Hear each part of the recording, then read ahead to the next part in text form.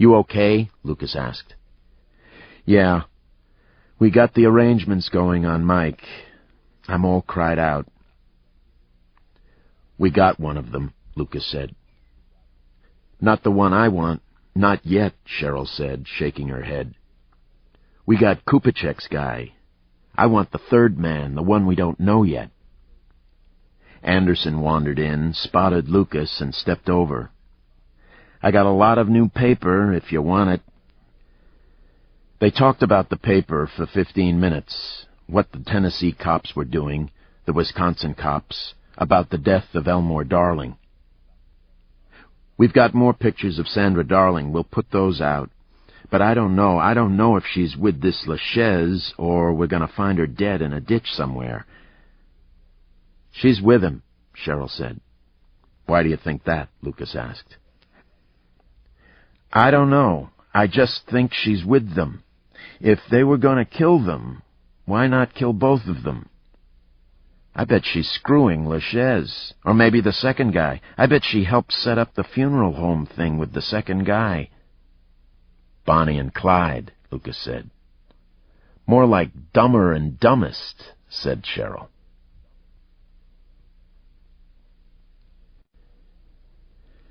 LaChaise, Martin, and Sandy Darling were riveted by the images on the television. The pictures came up from a winter street, with a woman in a long wool coat and fur hat talking into a microphone. "Rushed the wounded officer to the hospital, but he died seconds after arrival. As that was going on, Chief Davenport and Lieutenant Sell were seen laughing as they stood over the body of the attacker." Her voice rolled on over a videotape taken from a high angle.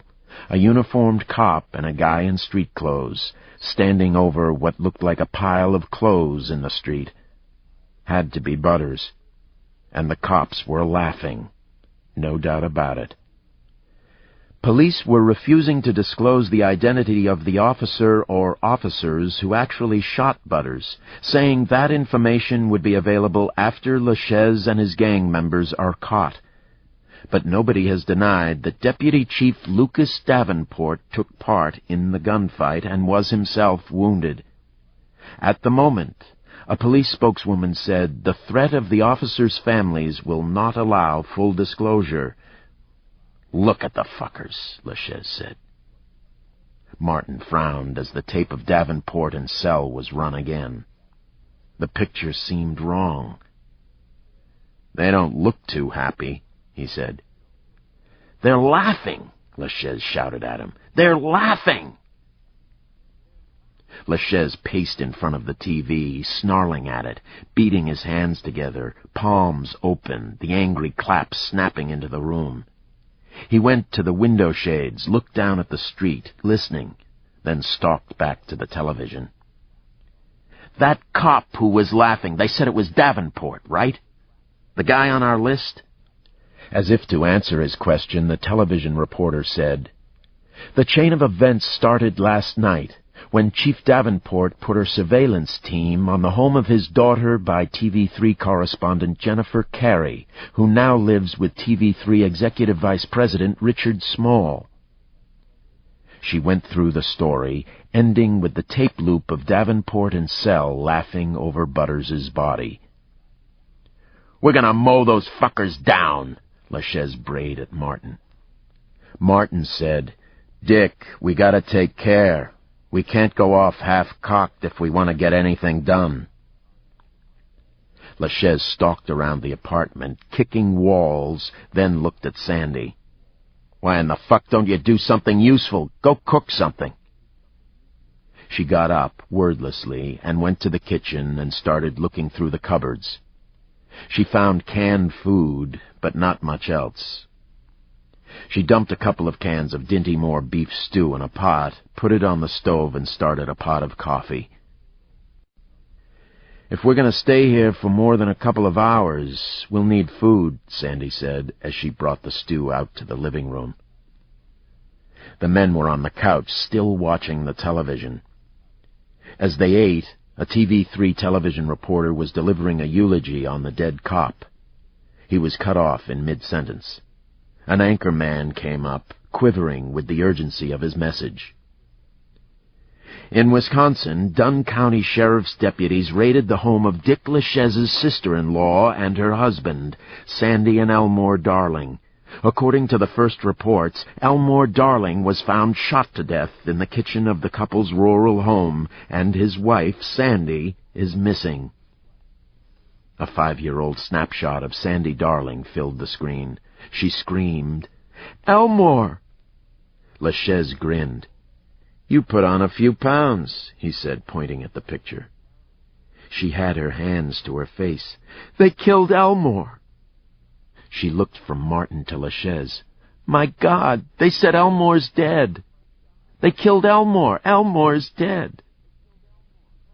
"Could be bullshit," Martin said, his voice even, almost uninterested. "They maybe got him in jail. Don't want anybody to know." "I don't think so," LaChaise said. The TV anchor was going on. Then Martin said, "Guess not." "No, no," Sandy said, riveted to the screen. "You didn't much like him anyway," LaChaise said. Tears started down her cheeks. "I didn't want him dead. He wasn't supposed to die." LaChaise shrugged. "Shit happens." "Martin, I wonder if the cops killed him." His voice was flat, with no real emotion. He was only curious. LaChaise thought for a minute, then said, "Must have. Who else would do it?" He looked at Sandy, who backed away from the TV and collapsed in a chair. "Nobody was going to kill Elmore," she said. And after a minute, "Who'd kill Elmore?"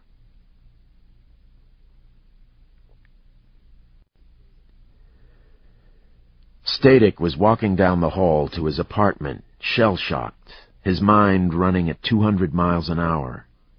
He was digging for his keys when the cell phone chirped at him.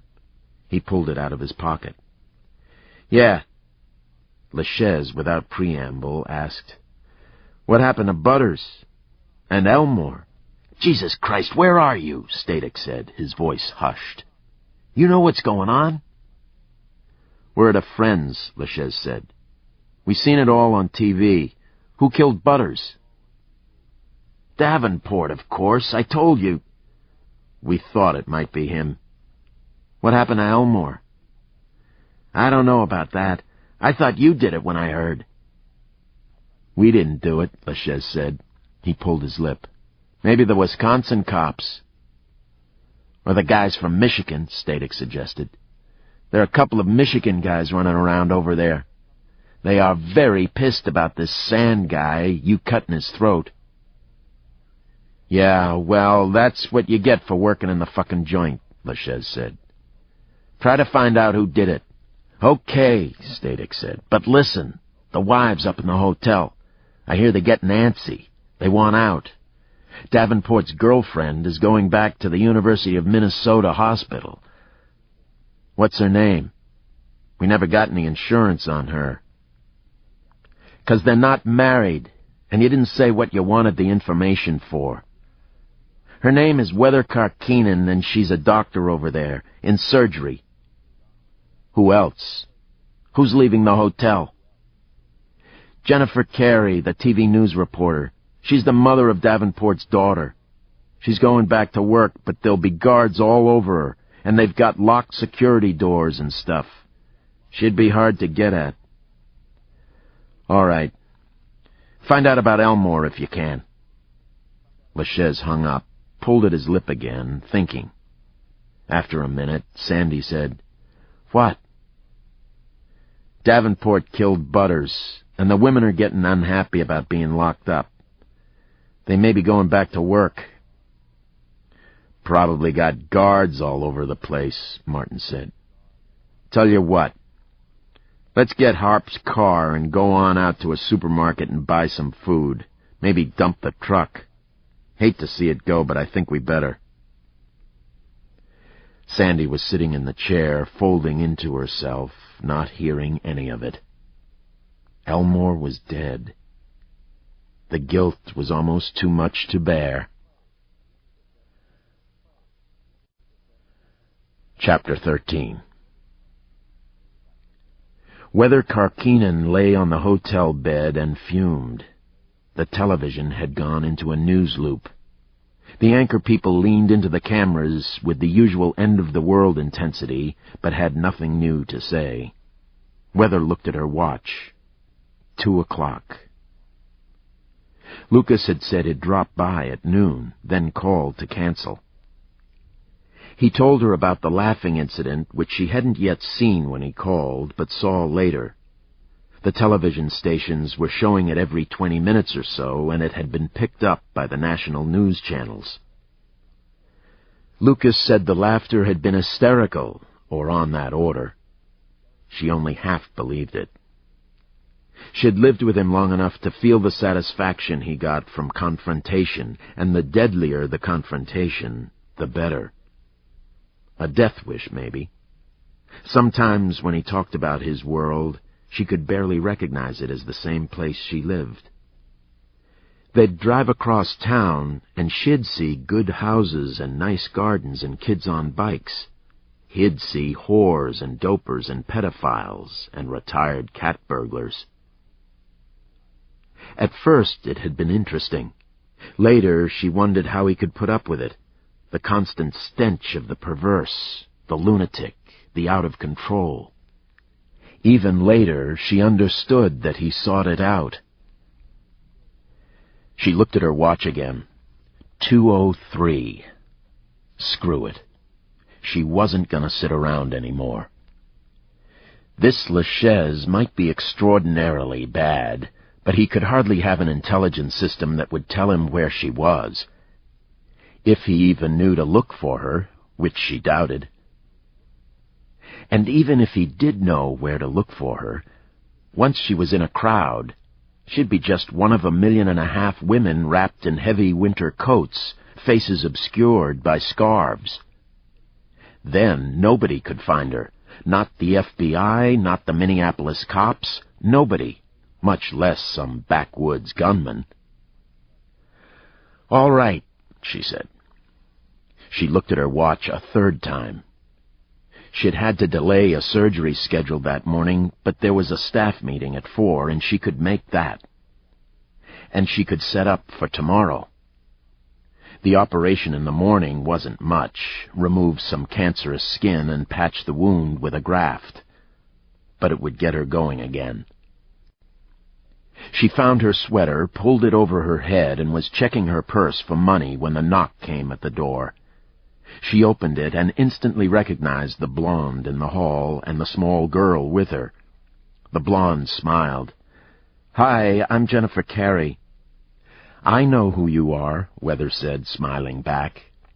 "Lucas has talked about you. Come in, and hi, Sarah." She and Sarah were old friends. Jennifer was tall, lanky, a surfer girl with degrees in economics and journalism. She noticed Weather's sweater. "Breaking out?" "Definitely. I can't stand it here anymore," Weather said. "I'm going crazy." "I'll give you a ride if you want one," Jennifer said. "Unless you've got a car." "Lucas brought me in. I'd like a ride. I understand you're working outside." "Yeah. Sloane's wife is here. She's taking care of Sarah for me. But there's no point in letting Lucas have all the fun, chasing around with his gun." "Daddy shot a man," Sarah said solemnly, looking up at Weather. Weather sat on the bed so her eyes were level with Sarah's. "I don't think so, honey. I talked to him a couple of hours ago, and he said another policeman did the shooting." "On TV they said he did," Sarah said. Her wide eyes were the same mild blue as Lucas's eyes. Weather said, "Well, I think they might be wrong on this one thing." Jennifer, moving moodily across the room, dropped into a desk chair. "I understand you and Lucas are getting married pretty soon." "That's the plan," Weather said. "Good luck," Jennifer said. She was looking out the window at the street. Well, we talked about it years ago. It wouldn't have worked, though. I hope it works with you guys. He's a good guy under all the macho bullshit, and I would like to see him happy." "That's interesting," Weather said. "Do you think that might be a problem? Happiness?" Jennifer shook her head and turned back to Weather. "He has a very dark streak, a Catholic dark streak. And his job, I don't know how he stands it. I know what he does because I've covered it, but I've got some distance.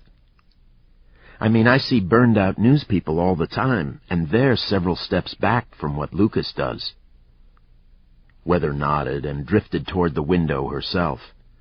The sky and the day had the cold midwinter pre-storm look, a brooding somberness.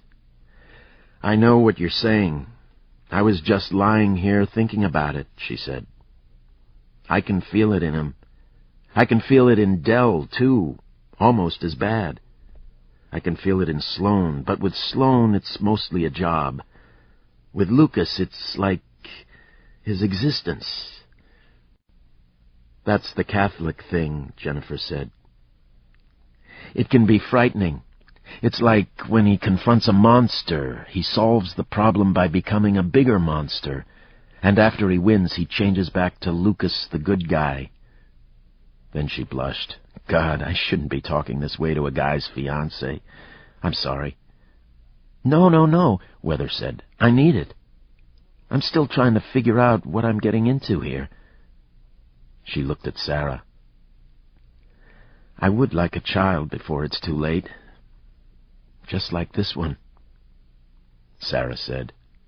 "I'm going to be a TV reporter," Jennifer said. "Over my dead body. You should be a surgeon like Dr. Karkinen."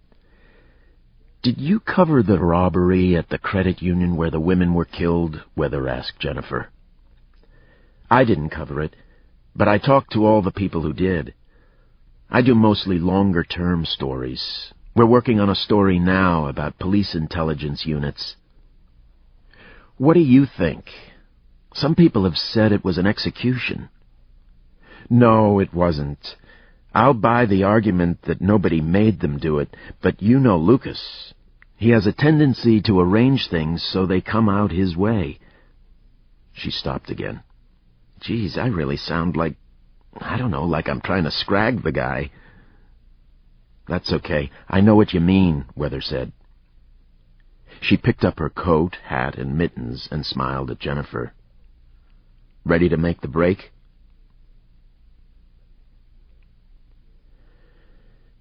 Lucas was infuriated when he heard that Weather had left the hotel and Jennifer had taken her out. He tried to call the university, but was told Weather was in a meeting and couldn't be disturbed. He got Jennifer at TV3, shouted at her, and she hung up. He called back, got her again, asked about Sarah. "She's with Sloane's wife," Jennifer said. "She's fine. She's watching HBO and eating pizza." "Listen, I want Weather back in that fucking hotel." "Hey, Lucas, you don't own her. If you call her with this attitude, you're going to get the same answer from her as you're getting from me. Fuck you. Go away." And she hung up.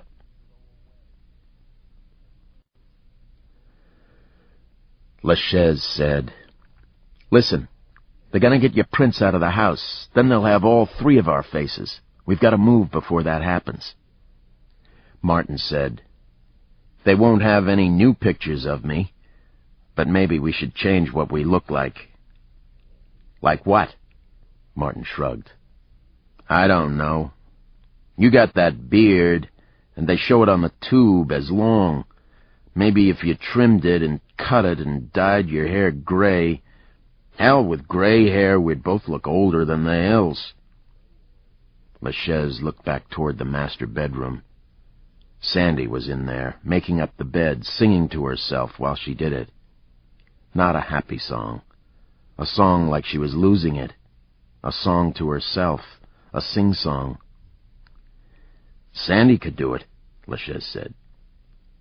"I think it'd be a good move," Martin said. "We could get out and scout around." Then let's do it, LaChaise nodded.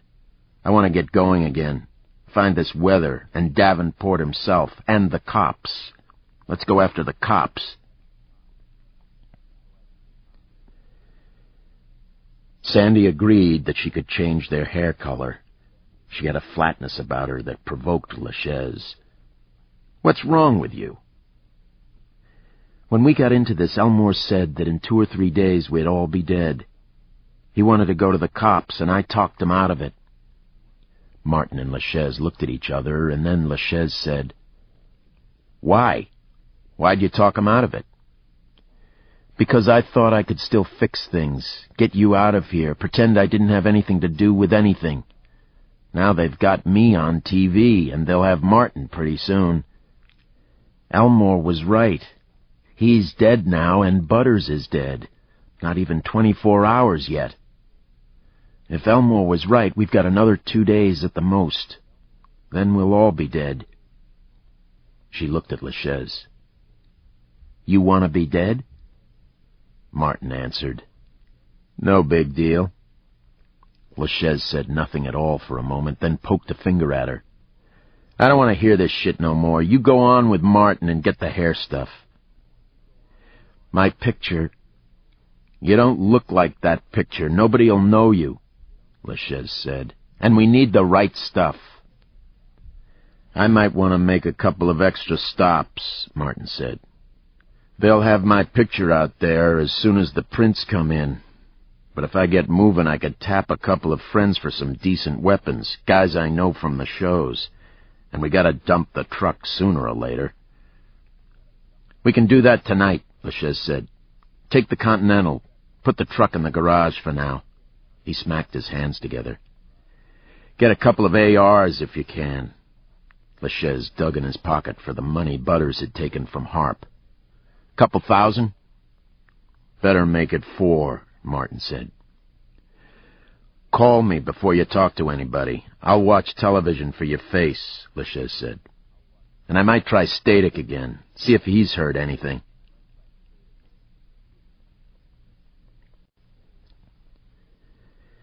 They went to a Snyder's drugstore, Martin sticking close to her. Sandy already knew she was going to run for it, given the smallest opening, but Martin knew it too, she thought. They went through the store and got bleach and coloring. Martin poked through a large industrial first aid kit and finally took it off the shelf. Gonna have to change Dick's bandage sooner or later, he said in a low voice. Just short of the cash register line, he bumped into a rack of commercial trail food and twirled it. He'd always kept some of the stuff around. As he was looking at the varieties, Sandy noticed a telephone by the pharmacy desk. Got a quarter? I'll call Dick.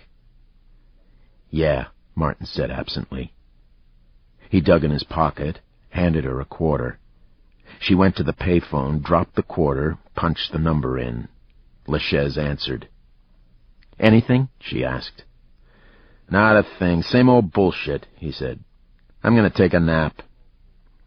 She hung up and saw the note at the bottom of the machine. 911, no charge. She looked at Martin. He'd just stepped into the cash register line and his back was to her. She picked up the phone again, bit her lip, and punched in the number. A woman answered immediately. Is this an emergency? Yes, I need to talk to Detective Davenport. I'm sorry, but this... Please, I've got to talk to him or they'll kill me. Are you in immediate danger? No, yes, I don't know. Just a minute, please.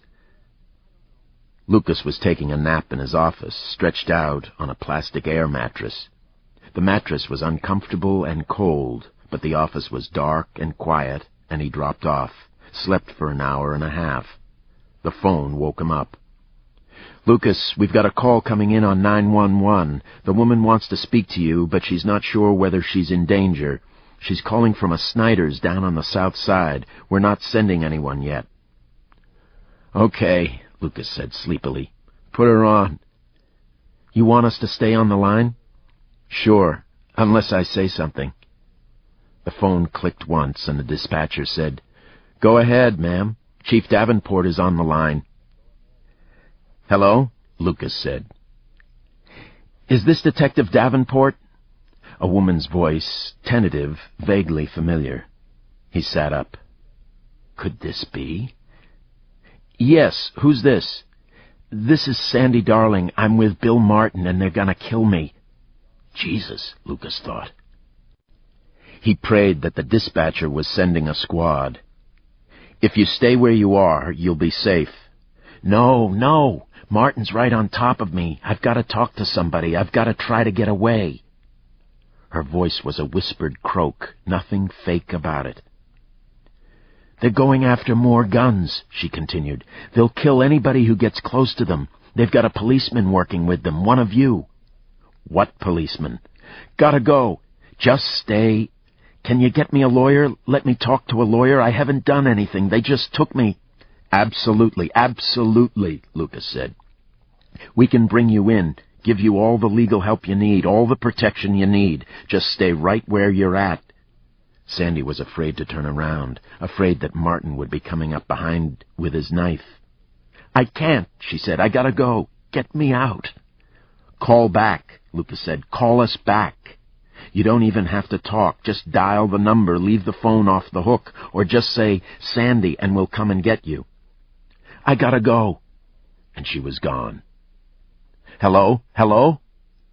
The dispatcher. "She's gone, Lucas. I've got 3 cars coming in. We started them as soon as she said her name, but they're at least 3 or 4 minutes away." Ah, Christ. "Listen, warn the squads that we took automatic weapons off Butters this morning, if they haven't already heard. They know. Get everything else you can. Scramble it down there in case we get a chase going. How many people down in your office there know about this?" "Just 2. Keep it that way. If we don't pick her up and word gets around, she's dead." "Gotcha. Are you going to talk to Chief Rue about the cop thing?" "Yeah, I'll talk to her." Lucas hung up, rounded his desk, and headed for the door, which almost hit him, opening inward. Anderson said, "Whoop." "I'm running," Lucas said. "Only need 1/10 of a second," Anderson said. "You know a guy named Buster Brown, like in the shoes?" Lucas tried to focus on the name. "Buster? Yeah, I do. He's trying to get you. Says it's urgent, life and death about LaChaise." He handed Lucas a post-it with a number on it. "He says he'll be there." All right." Lucas turned back to his desk, snatched up the phone, and began punching in numbers. "We've got some heavy stuff coming down," he said to Anderson. "Go get Lester. Tell him to meet me at the chief's office. Right now. And, hey, you got any gum? My mouth tastes like it's had a bird in it." "No, but Lester's got some toothpaste in his desk drawer." "I'll be up," Lucas said. The phone was answered on the first ring. "Hey, Buster?" "Lucas." Reginald Brown was a scanner freak, a terminal diabetic, blind, a double amputee. He could be a pain in the ass, but sometimes he came up with nuggets of information.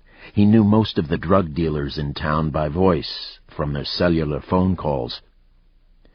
"Boy, do I have something for you, I think," Buster said. "What happened?" Lucas asked. "I heard some guys talking about you.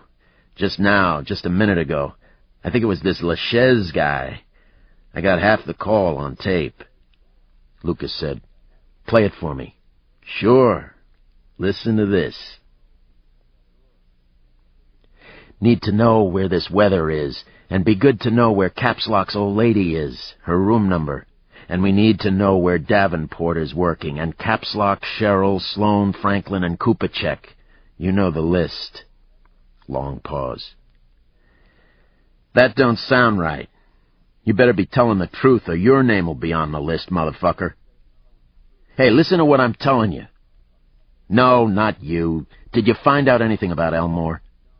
Another pause. "That's what we thought. We'll look those boys up when we're done here. Now listen, we need that shit and we need it right now. We'll call back in 2 hours. 2 hours, got it?" Pause. "I don't know. And you let us worry about getting back to you. You might be pulling some bullshit. And if you are, you better think twice. Pause. Yeah, 2 hours. Lucas told him to play it again. I knew the names, Buster said when it was done. A cellular call. Yeah, my end of it anyway. Couldn't tell about the other end. Okay. Did you hear anything before what was on the tape? Well, yeah, something about how your girlfriend wasn't on the insurance. What? That's what they said. I'm sending a squad over, Lucas said. They'll bring you down here. I need to talk to you face to face. Bring the tape with you. There'll be a payday in it. You bet, Chief, Buster said. He hung up, thought a moment. Had to be a cop, or a civilian employee. If they'd gotten their information from insurance forms, they had to have access to inside computers. And the insurance did make sense. It would explain how they had located the spouses, which had been hard to figure. He picked up the phone and called Rue. I understand you're on your way down here. Something good? She asked. Not exactly. You might want to bring in the mayor. He called dispatch. What happened? We've got 2 squads at Snyder's. Nobody there. They remember her, though. They just missed them. Anybody get their vehicle? No. We just got there. The guys are checking around. Martin and Sandy got back in the Continental, and Martin said, What did Dick have to say? He hasn't seen anything on the TV. He said he's going to take a nap. Getting shot can take it out of you, Martin said as he eased the car into the street. The mayor leaned on the windowsill, hands in the pockets of his sport jacket, fists clenched, head down. Lester lounged in a side chair, looking almost as though he were sleeping. Rue turned back and forth in her swivel chair, her eyes on Lucas. Does anybody else know? The mayor asked. Just Anderson. I told him the whole story and asked him to check the computers, see if he could tell if anybody was messing with the insurance records. And he's running this Bill Martin name to see if it pans out. We gotta keep this one thing quiet, this insurance thing, the mayor said, shaking his finger at Rue and Lucas. We gotta find this guy, if he exists, and nail him before anybody else knows.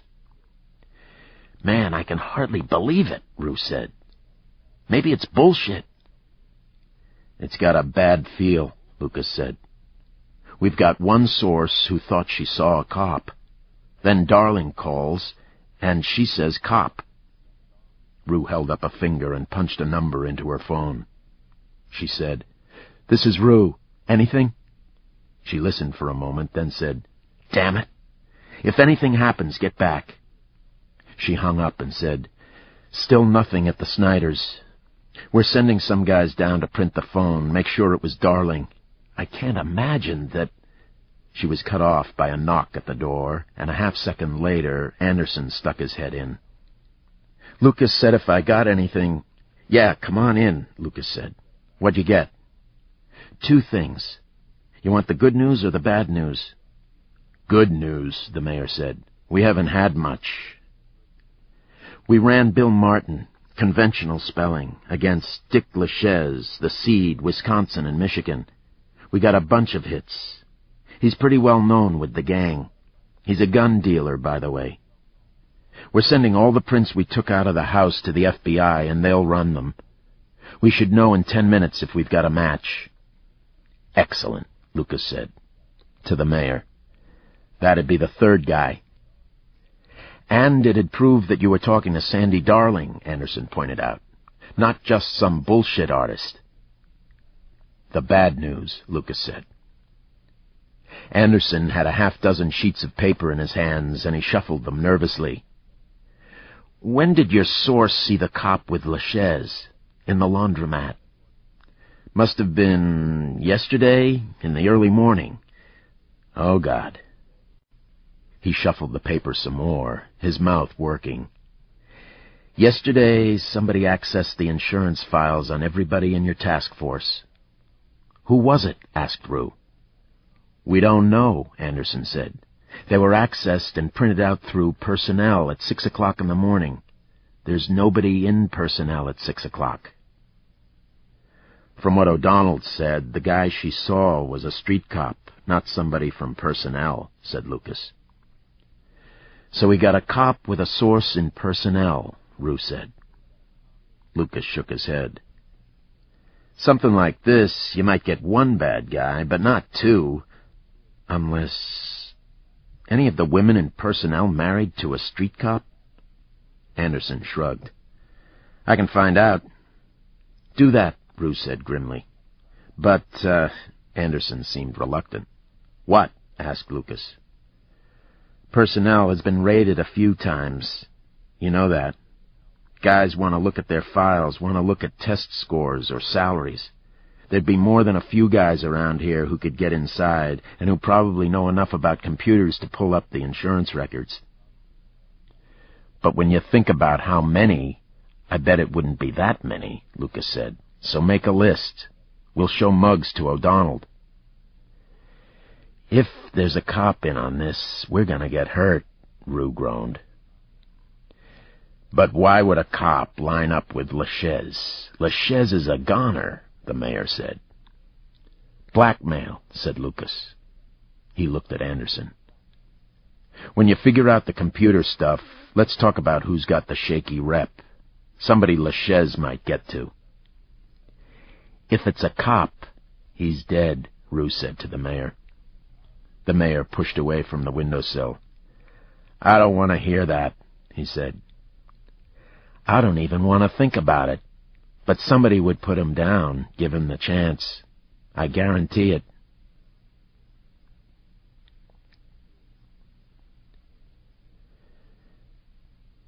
The chief of surgery took Weather aside and asked, Are you going to be okay?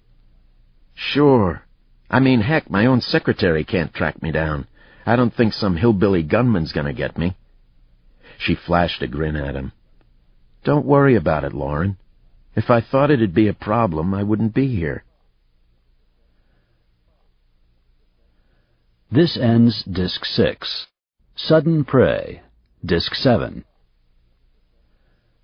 Chapter 14.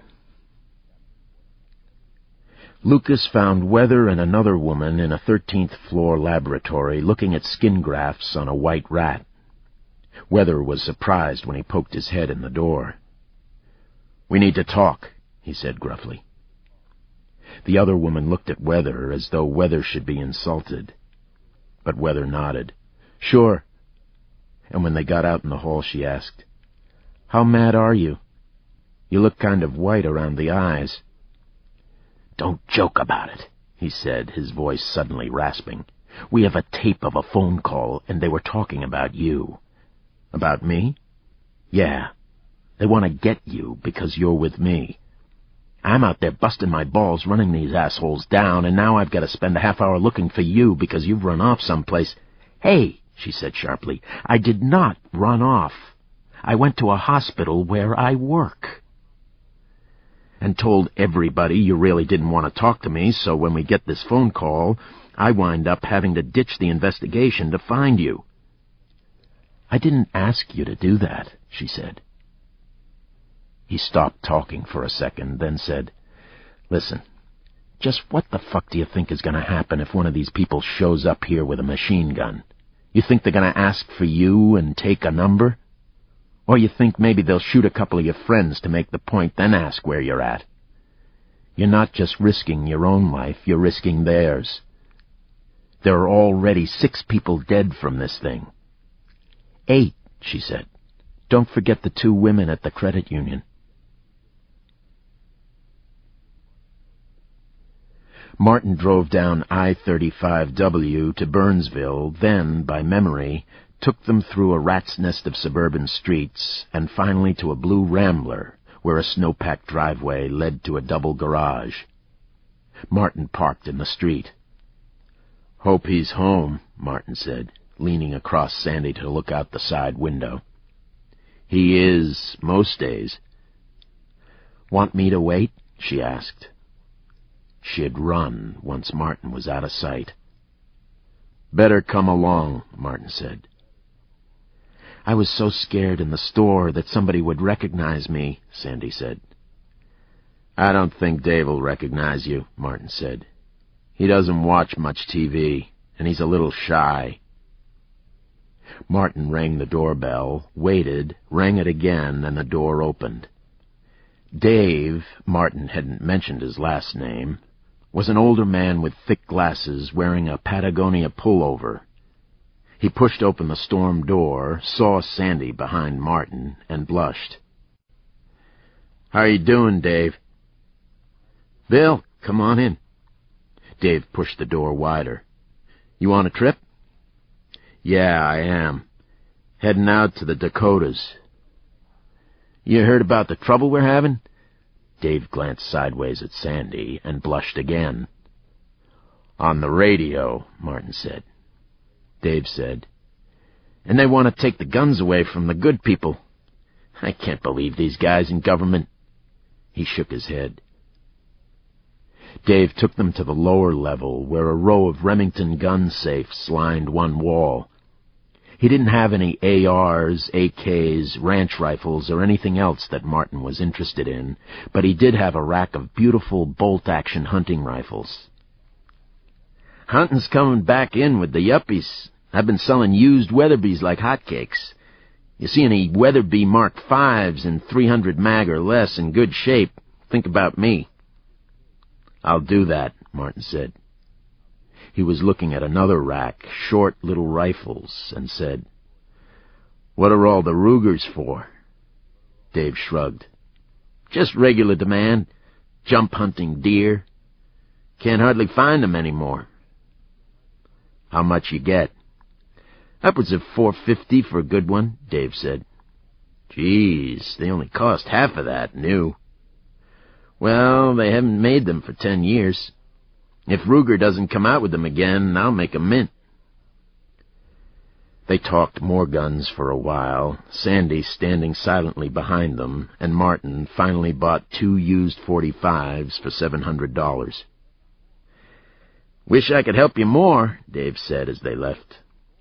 To Sandy, Martin said, 2 more stops." At the first stop, a sporting goods store, he bought 4 green and yellow boxes of .45 ammo, a Browning Mantis bow, 2 dozen Easton aluminum arrows, 2 dozen Thunderhead broadheads, an arrow rest, a fiber optic sight, a release, and a foam target like the one they'd left in the Frogtown house.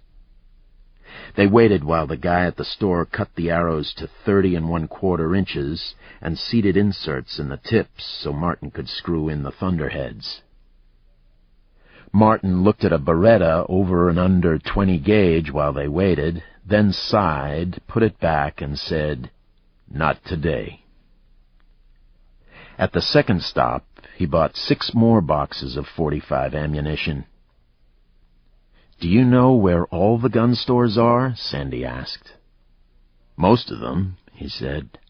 "Most of them from the Appalachians to the Rockies, and Salt Lake and Vegas and Reno. I don't know the coasts.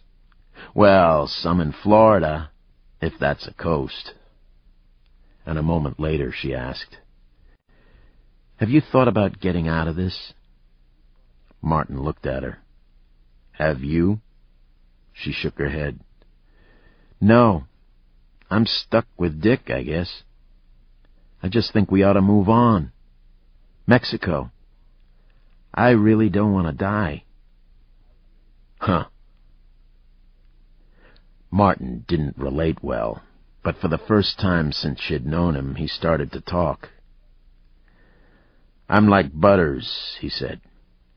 "Running out of time. All the people like us are. They're coming to get us. There's no way we can win. We just make a stand and go." "Who's they?" He shrugged. "The government. All of the government. The cops, the game wardens, the FBI, the ATF, all of them. And the media, the banks, liberals, whatever you want to call them. The Jews, they're all in it together, city people. They don't all want to do us harm. They just do. The blacks? The blacks are more like poker chips, Martin said. The government's just playing a game with the blacks. I mean, they might use the blacks to get us, but the blacks themselves won't get anything out of it. Never have, never will. That's pretty bleak, Sandy said. Yeah, well, you know, the people who run things, they want power. And they get power by writing laws and making you depend on them. They can do anything they want to old people, because old people gotta have Social Security and Medicare and all that. And if you try to be independent, they get you with laws, like Dick. No way he was ever gonna be able to run that bike shop. He screwed up one time with his taxes, and they came after him forever. Never let him go. Makes a man crazy. You think Dick is crazy? He grinned and said, We're all crazy. You can't help it. I was thinking about it the other day. You know how you used to burn leaves in the fall in all the small towns, and how good it smelled, burning leaves in the air? Can't burn leaves anymore because they won't let you. No reason for it, in the small towns anyway. You ain't polluting nothing. They just make the law to train you. I mean, it starts with the small stuff, and it goes all the way up to the big stuff, like letting the Mexicans in, so people like us can't get good jobs no more. Sandy nodded. Okay. I used to love the smell of burning leaves in the autumn, Martin said, looking out the window at the snow. Sandy got interested in the disguises. She got LaChaise to sit on a stool in the bathroom, ran her fingers through his thick, stiff hair. Can't just lay her over your natural color 'cause it's too dark, she said, half to herself. She got the bleach, and LaChaise said, You sure about this? I seen it done all the time up at Pearl's, she said, and she started working the bleach in. When she was done with his hair, she said, The bleach might be too harsh for your face. Maybe you ought to shave. Try it, he said. She worked it in. The fumes were bad, but LaChaise, eyes closed, sat it out. When she was finished, bleach had turned LaChaise's normally dark hair and beard to a thin, watery yellow, the color of corn silk. The delicate color contrasted oddly with the harsh contours of his face. Holy shit, I look like some kind of fag, he said, staring at himself in the bathroom mirror. Maybe I ought to leave it like this. Too weird, Martin said. You want people to look away from you, not stare at you. They did the color next, and when he looked again, LaChaise was impressed. With the gray beard, he looked as though he might be 70. Get your back, Hump. Nobody'll give you a second look, Martin said. LaChaise looked at Sandy. You done really good, he said. Sandy had been enjoying herself. Now it went away, and under her breath, as she turned away, she said, Fuck you. LaChaise said to Martin, Your turn. Anderson had photos of Bill Martin. We'll put them out at the afternoon press conference, he said. We've got a line on his truck and license tag, and we're putting that on the street right now. All right. Have you seen Static? Yeah, he was through here. We sent him home. I think he's kind of messed up. He's never shot anyone before, Lucas said. He yawned and said, He saved my bacon this morning. Jesus, I gotta get some sleep. Go get it, Anderson said. There's nothing going on. What happened with Weather and Jennifer? Jen should be okay. They've got armed security at the station and the kids are gone. But I want to find a couple of cops who'll stick by Weather on an off-duty basis. I'll pay them. She's getting bitchy. She won't stay put. You should have got her some knitting stuff, Anderson said. You know, so she'd have something to do over there at the hotel. I don't think, Lucas started. Then he looked at Anderson, whose face was resolutely stuck in neutral. I just don't want them hurt, that's all, Lucas said. Yeah, I know. You don't want them to take the risks you're taking. As much fun as they are. Lucas looked sideways at him. Whose side are you on? Anderson shrugged. Theirs? A traitor to his sex, Lucas said. Then he yawned again. Listen, I'm going to grab a few hours. If you need me, I'm at home. We'll call, Anderson said. Lucas said, Goddamn women. LaChaise started laughing when he saw Martin, and made Martin link arms with him and shuffle around the apartment. Martin joined in, almost as though he'd stepped outside his door personality. Don't quite look old, Sandy said. You look old, but you move young. We need some practice, LaChaise said. And then, a spark in his eyes.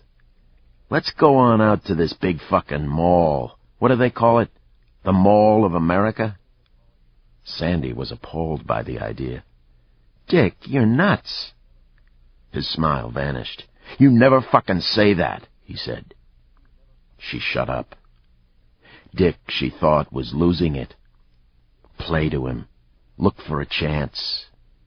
Try not to be in the way when the shooting started.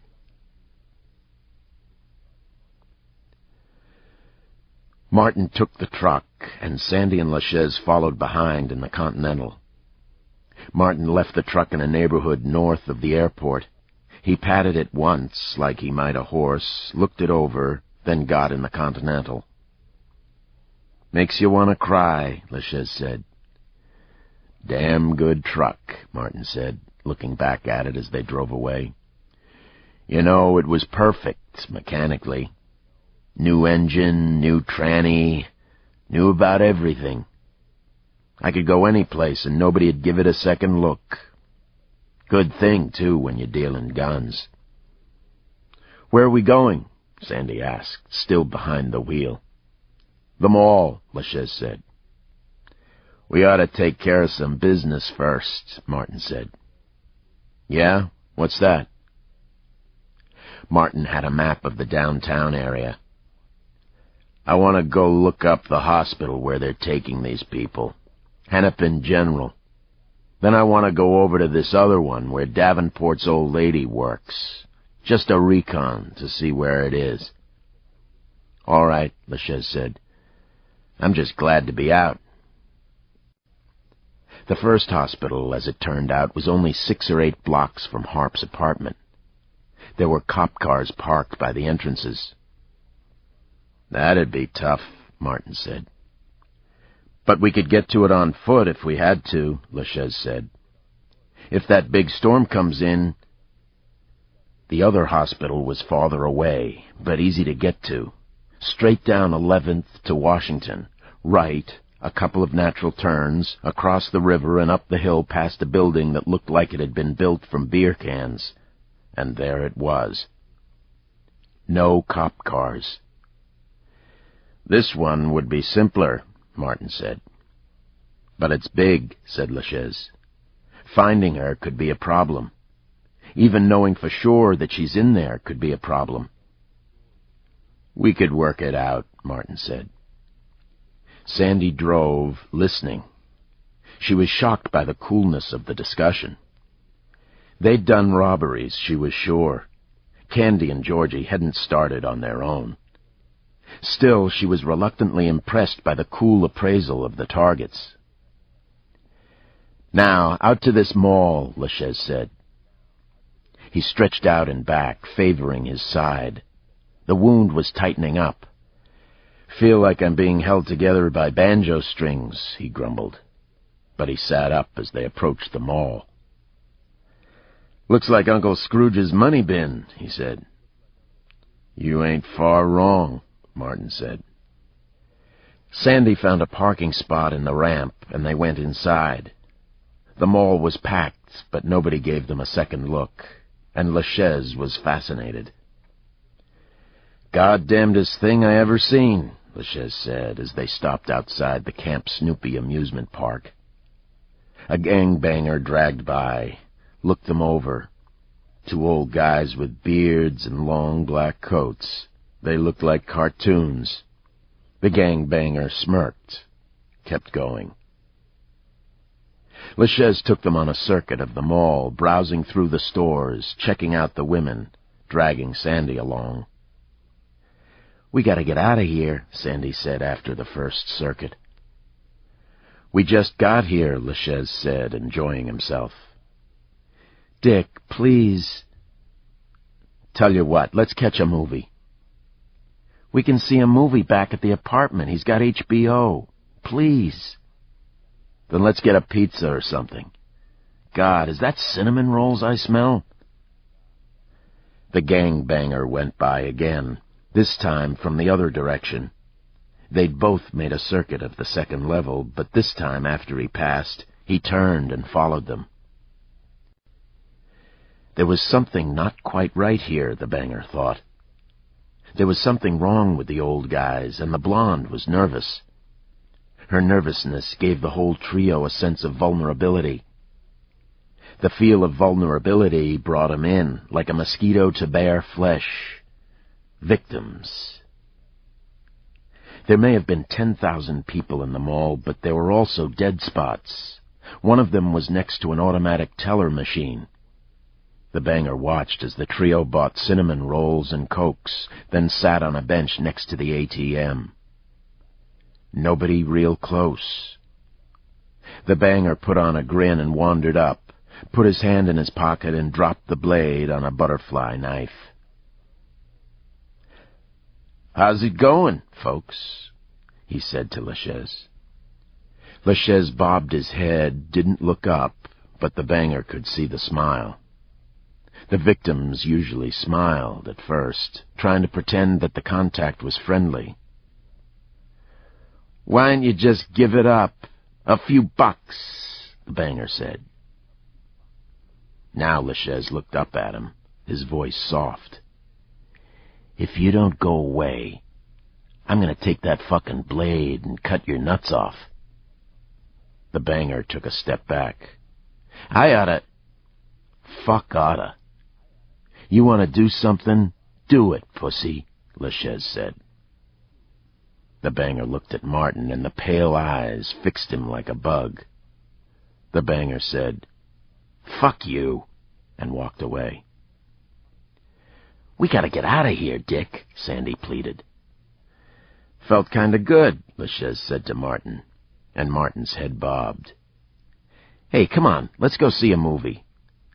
"Dick, please." LaChaise pulled her close. "You shut up, huh? Quit whining. I haven't been outside in years, and goddammit, I'm gonna enjoy myself one afternoon. Just one fucking afternoon, and you're coming along, so shut up."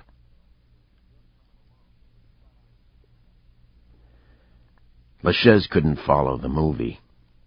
Buildings blew up, cars got wrecked, and the cops seemed to have anti-tank missiles. All bullshit.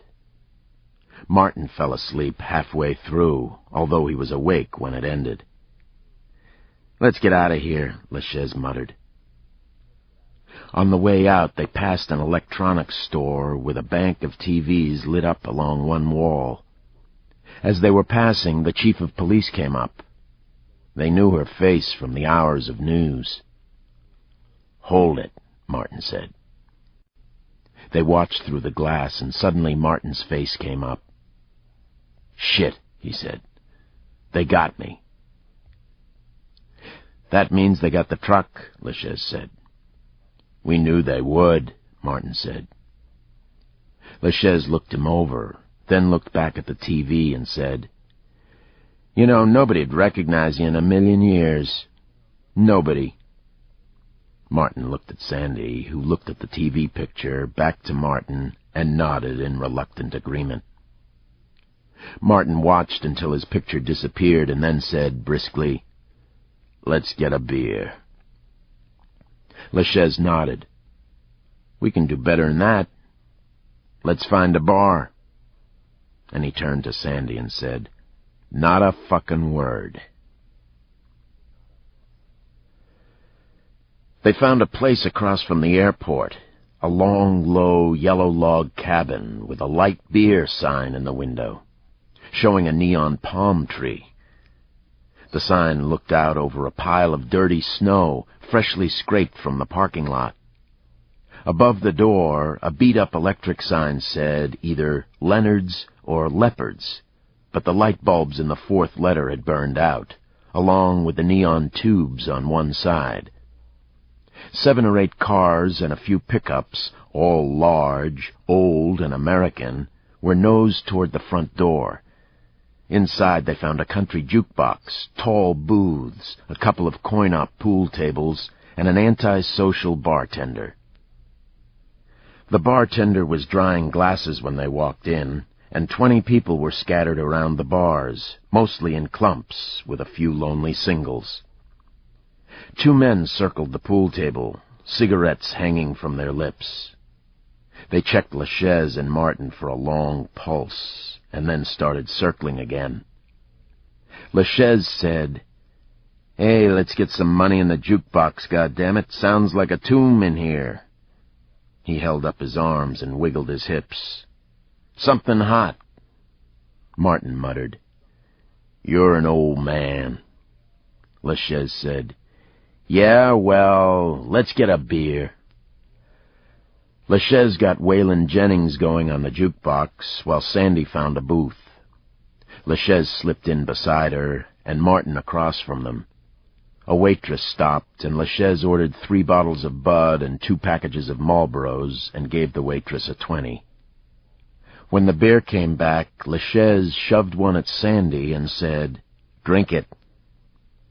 She didn't care for beer, but she took it and looked out of the booth, thinking, most ladies' rooms had telephones nearby.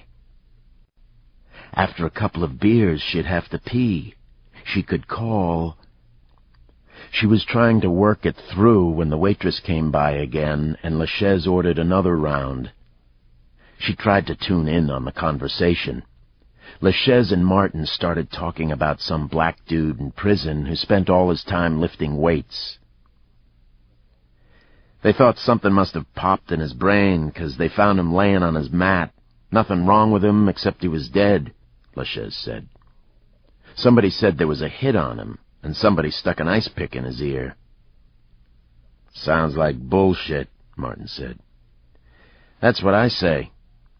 How you gonna stick an ice pick in the ear of a guy who can press 400 pounds or whatever it was? I mean, and not make a mess out of it?" Martin thought it over. "Well, you could spot for him, maybe. You're right there by his head if he's doing presses, and when he finishes, he sits up, and you're right there." LaChaise nodded. "Okay, that gets it in his ear, but how come there's no blood? That's the thing." Sandy closed her eyes. She was in a booth with 2 men trying to work out a way to kill a guy who'd wring your head off if the attempt failed, and how you'd do it with a weapon you'd have to sneak into the weight room. Martin was tapping the table with the Bud bottle. "The suspicious thing is, he was found alone. How many times do you see the weight room empty?" "Well..." When she opened her eyes, she found herself looking into the face of a cowboy-looking guy sitting with 3 friends in a booth across the room. He was about her age. She glanced away, but a moment later looked back. They made eye contact a couple of times, and she saw him say something to one of his friends, who glanced at Sandy and then said something back, and they both laughed. Nice laughs, more or less. Nothing too dirty. Sandy looked away and thought about Elmore. Dead somewhere. She should be making funeral arrangements. Sandy didn't cry, as a matter of principle. Now a tear trickled down her cheek, and she turned away from the men to wipe it away. If I absolutely had to do one of those guys, I might think about getting a piece of steel cable, like a piece of that cable off the come-alongs in the welding shop. She made eye contact with the cowboy-looking guy again, and he winked, and she blushed and turned back to Martin, who was saying, 200-grain Federal soft points. Busted right through its shoulder and took out a piece of the lung. Talking about hunting now. More beer came, and LaChaise was getting louder as Martin slipped into a permanent silent grin. "Let's dance," LaChaise said suddenly, pushing at her with an elbow. She'd had 3 beers, the 2 men maybe 6 each. She flinched away. "Dick, I don't think—" LaChaise turned back to Martin and said, "You know, goddammit, this is what I missed, sitting around in that fucking place. I miss going out to the cowboy joints." LaChaise trailed off and looked up. The cowboy-looking guy, a Pabst in his hand, was leaning against the back of Martin's seat, looking at LaChaise. "Mind if I take the lady out for a dance?" LaChaise looked at him for a minute, then at the beer bottle in front of him. "Better not," he said. Sandy smiled at the cowboy and said, "We're sort of having a talk here." "Ain't that. I just don't want 'em dancing with you," LaChaise said. "Hey, no problem," the cowboy said, straightening up. Sandy realized he was as drunk as LaChaise, his long, straw-colored hair falling over his forehead, his eyes vague and blue. "Wasn't looking for trouble, just looking for a dance." "Look someplace else," LaChaise grunted. "Well, I will," the cowboy said. "But it'd be a goddamn pleasanter thing if you were 1 fucking inch polite about it." LaChaise looked up now and smiled. "I don't feel like I gotta be polite with trash." Talk in the bar suddenly turned off. Martin moved just an inch or 2, and Sandy froze, realizing that he was clearing his gun hand. The cowboy stepped back to give LaChaise room to get out of the booth. "Come out here and say that, you ugly old dipshit," the cowboy said. The bartender yelled, "Hey, none of that! None of that in here!" LaChaise spoke quietly to Martin, barely turning his head. "Barkeep." "Yeah." Then LaChaise slipped out of the booth, uncoiling, keeping his distance from the cowboy. Sandy said, "Dick, goddammit!" And LaChaise turned and pointed a finger at her, and she shut up. The cowboy said, "Here you are, old man, what do you got?" The bartender yelled, "Not in here, goddammit! I'll have the cops on you!" LaChaise said to the cowboy, "Fuck you, faggot motherfucker, you faggot cowboy boots!" The cowboy took a poke at him. He coiled his arm, pulled his shoulder back, uncoiled his arm. To LaChaise, the punch seemed to take 100 years to get going. LaChaise brushed it with the back of his left hand, stepped inside, and with the heel of his right palm smashed the cowboy under his nose. The cowboy went down and rolled, struggled to his hands and knees. Sandy called, "Dick, stop now!" The bartender yelled, "That's all! I'm calling the cops!" Martin was out of the booth, and he stepped toward the bartender as LaChaise circled to the right and kicked the cowboy in the ribs, nearly lifting him from the floor. The cowboy collapsed, groaning, and blood poured from his face. The other patrons were on their feet, and an older man yelled, "Hey, that's enough!" Sandy was out of the booth. "Dick!" she wailed. LaChaise looked at the old man and said, "Fuck you!" The cowboy was crawling on his stomach, a kind of military low crawl, leaving a snail's track of purple blood, and LaChaise walked around and kicked him in the side of the head, and the cowboy stopped crawling. "Jesus Christ, you're gonna kill him!" the old man yelled, and a few other men yelled, "Yeah!" The bartender picked up the phone, and Martin was suddenly there with his pistol. "Don't touch that dial." LaChaise was walking around the cowboy, and the old man yelled, "Give him a break, for Christ's sake!" And LaChaise pointed at him and said, "If you don't shut up, I'm going to kick your ass." And moving behind the cowboy, he kicked him in the crotch. Sandy caught his shirt sleeve. "Dick, come on, no more. Dick, please, please, let's go. He's hurt." "Get the fuck away from me," LaChaise growled. Martin, his gun now hanging by his side, said, "She's right, man. We better get going." The cowboy was not moving. He lay with one hand under his chest, the other thrown to the side. LaChaise said, "All right," and picked up one booted foot and stomped on the outstretched hand, the bones audibly crunching in the silent room. "Let's go."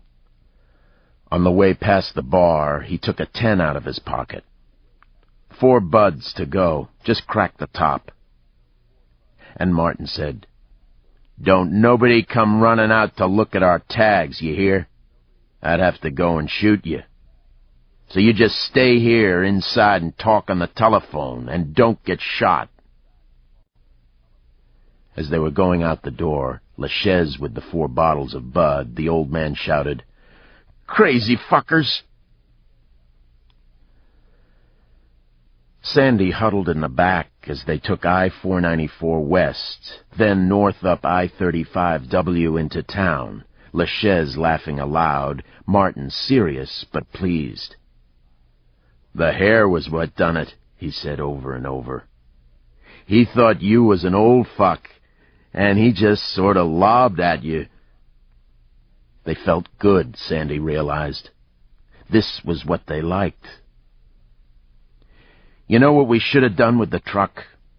We should have driven it over to this Davenport's place, his house, and drove it right through the front of the place, up the porch and right through the front, and left it there." "Might be a lot of cops hanging around," Martin said, now a bit more sober. "And they could pick us up on the way." "Well, shit. We ought to do something." Sandy said, "You ought to take the car and start driving. If you're careful, you could be in Mexico the day after tomorrow." LaChaise said, "You know what? I bet if we tore up that apartment, I bet we'd find some more cash. I bet he's got a stash around somewhere. I can't believe a dealer wouldn't." "Maybe in the car," Martin said, and they started talking about money. Sandy sank back into her seat. At least they weren't talking about Davenport anymore. A minute later, LaChaise said, "I think I got a leak in my side." Sandy sat up. "What?" "It was itching, so I just reached in there to move the bandage and got a little blood." "Probably pulled a stitch in the fight," Martin said. "So let's get back and take a look," LaChaise said. The ebullience left him, and, deflated, he stared morosely out the window. "Fucking place," he said. Chapter 15.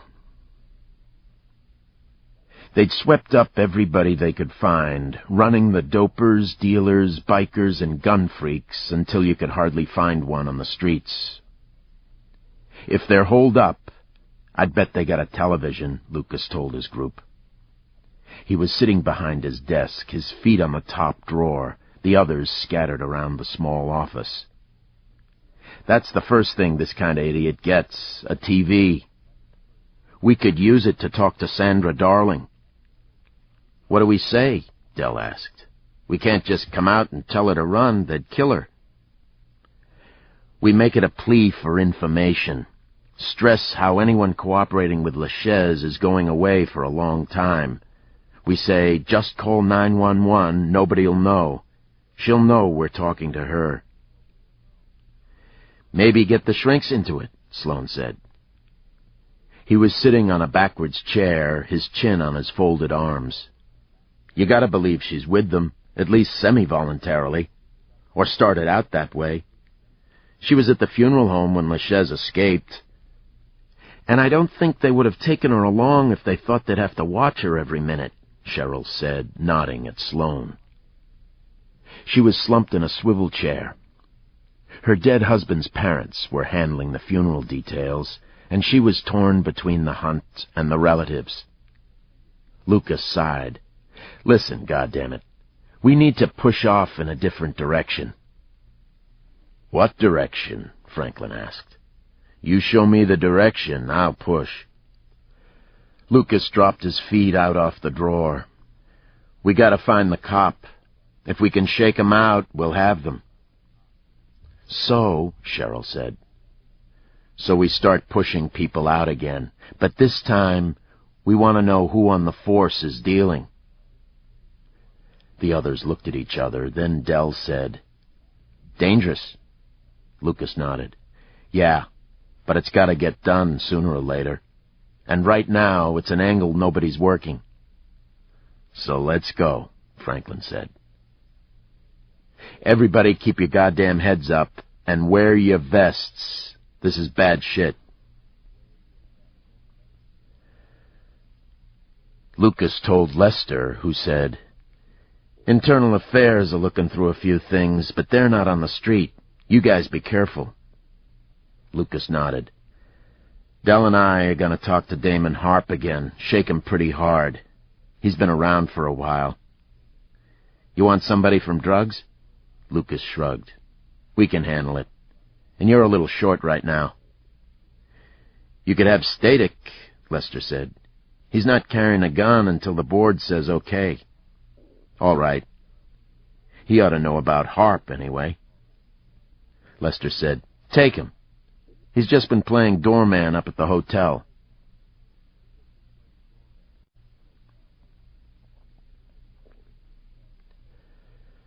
When Static saw Lucas and Dell walking toward the front of the hotel, he caught the way their eyes picked him up and held him, and he thought, They got me. He took a step backwards, but realized he didn't have any place to run. Lucas came up and asked, How's it going? Quiet, Static said, the way I like it. To Lucas, he said, Your old lady came through again. Yeah.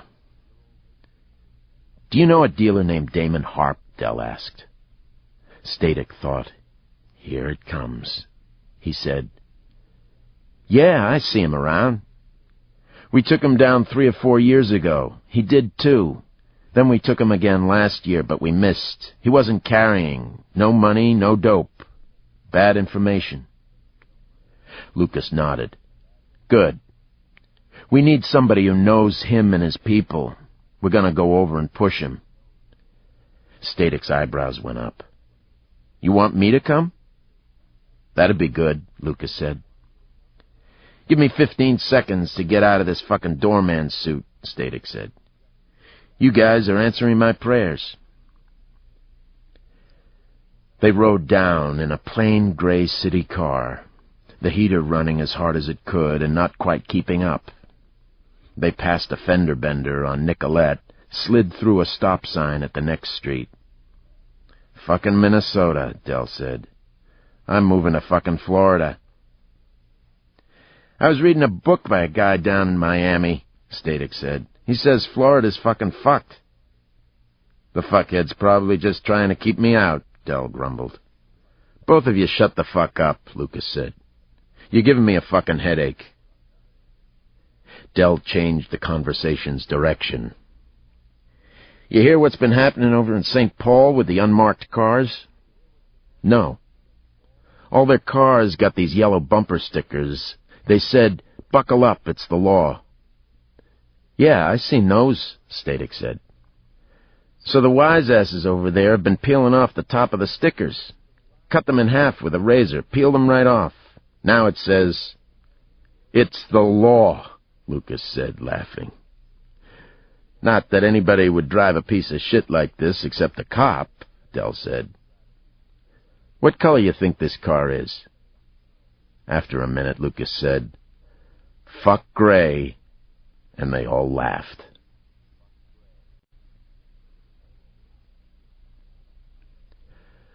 All of Sandy's stitches were intact, but LaChaise's wound showed some pink at the edges and was leaking at one corner.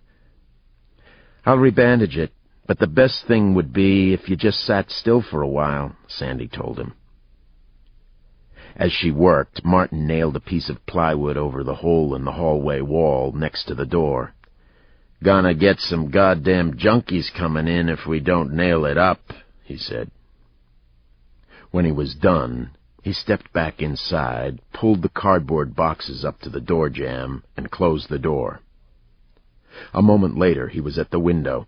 He saw the car pull up across from the laundromat. Cops, he said. Sandy stood up, hand to her mouth. LaChaise rolled to his feet, started toward the window, but Martin waved him back. Don't touch the curtain. They might look up. LaChaise slowed, stepped carefully up to a narrow slot in the curtains, and saw the three men getting out of the car. All he could see was hats and coats, but the plain gray car was the key. They were cops, all right. They started across the street, talking, and the thin one laughed. They're laughing. They may be coming, but they don't know we're here, LaChaise said. He stepped quickly across the floor and killed the TV. Down the back stairs. We can go out through the garage. No, Martin said, shaking his head. We can't see out the back until we open the garage. If there are cops out there, they'd have us cold. He glanced at the window. Man, I don't think they know we're here. But I don't think we can risk running either. So let's set up and take them, LaChaise said. Back to the stairs. Then we got a chance to run anyway. They padded quietly down the long central hallway, pushing Sandy in front of them. Sandy went to the bottom of the stairs in the garage, while LaChaise and Martin stopped just below the level of the top steps. Martin crouched, and LaChaise stood on the step below him, LaChaise with his dog and Martin with a .45 in each hand. If they know we're here, an entry team will try the garage door, LaChaise whispered. The garage door opener was plugged into an overhead outlet. LaChaise pointed at it with the gun barrel and said to Sandy, Pull the plug. Sandy pulled the plug. Let 'em get in a few feet. We want all of them in, Martin said. If they don't know we're here, we have to take them all. Dell went around back to watch the garage door. Lucas led Static up the stairs. Bunch of boxes at the top, Lucas said. Supposed to be some sort of barrier to keep the door from being rushed. Static said, I've seen that in a couple places. Whatever works. At the top, they moved the cardboard boxes out of the way. On the right side of the door, a piece of plywood was crudely nailed onto the wall. Wonder what that is, Lucas asked, looking at the board. Probably an extra barrier to keep people from busting through the wall, Static said. The guy ain't taking any chances. Lucas banged on the door. Harp, open up. Nothing. Awful quiet, Static said. Lucas banged again. Huh. Wonder if he booked. The way things are going. Lucas banged a third time. They waited for a few more seconds. Lucas looked at the lock, said, No way. And they started back down the stairs.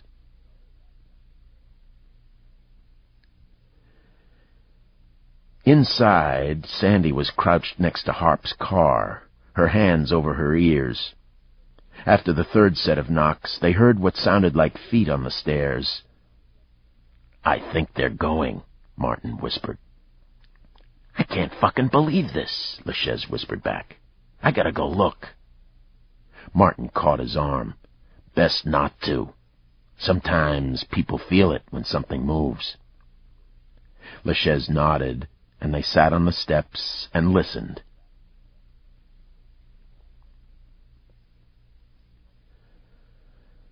On the street, Lucas and Static walked around the corner and yelled down at Dell. Dell had been leaning against the brick wall by the garage door, and he pushed away from the wall and slouched back toward them. "Nothing?" Lucas shook his head, and they crossed the street to the car. Static got in the back and saw Selmore Green walking down the street toward them. Selmore worked for Harp, but he didn't know Static. Static made a quick calculation, and as Lucas cranked the car, patted Lucas on the shoulder and said, "Whoa," and pointed. Lucas and Dell looked where Static was pointing. A thin black man in an old parka and black sneaks was scuffling along, oblivious of them. "That's Selmore Green," Static said. "He's one of Harp's dealers. Or he used to be." Lucas said, "So let's ask him where Harp is." They waited until Selmore was passing the car and then popped out, 3 doors opening at once, and Selmore turned sideways and thought about running, but then just stopped, hands in his pockets. "What for?" he asked. "How you doing?" Static asked. "Hungry," Selmore said. "Haven't ate in 2 days." Lucas dug in a pocket, took out a small clip of bills, and pulled out a 10. "Where's the boss?" Selmore licked his bottom lip. "Who?" "Damon, for Christ's sake," Lucas said. "Oh, Damon."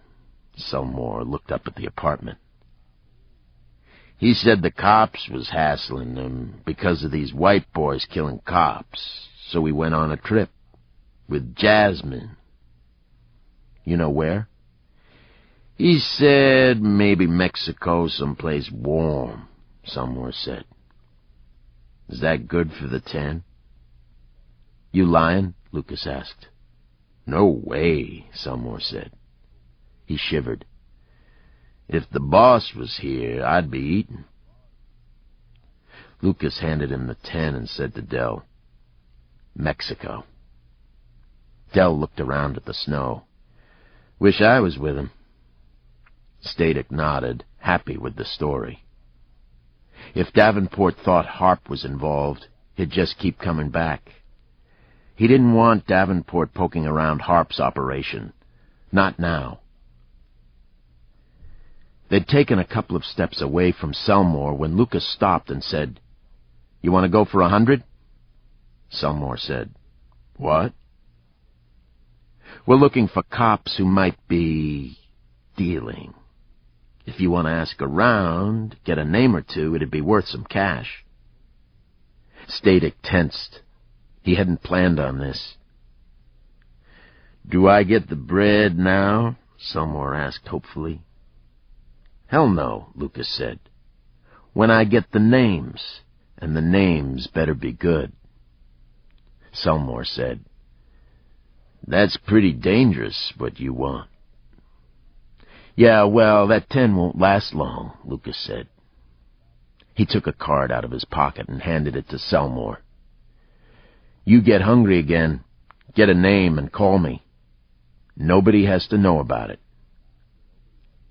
Selmore's eyes seemed to roll inward, and after a moment of silence he looked from Lucas to Dell to Static, and then he said, "I think I might know somebody."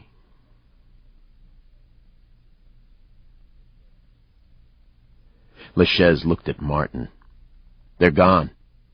Martin nodded. "Yep." "I can't believe it," LaChaise said.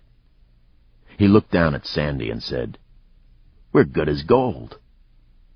Sandy nodded. She could still feel her heart thumping. The cops had hit the Frogtown house the day after the first shootings.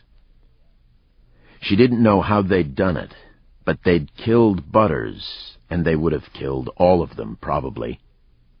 Now they were knocking on the door of the new place.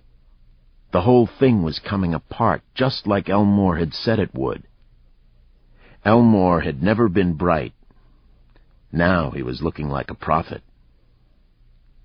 She didn't say any of that. Instead, she thought, telephone.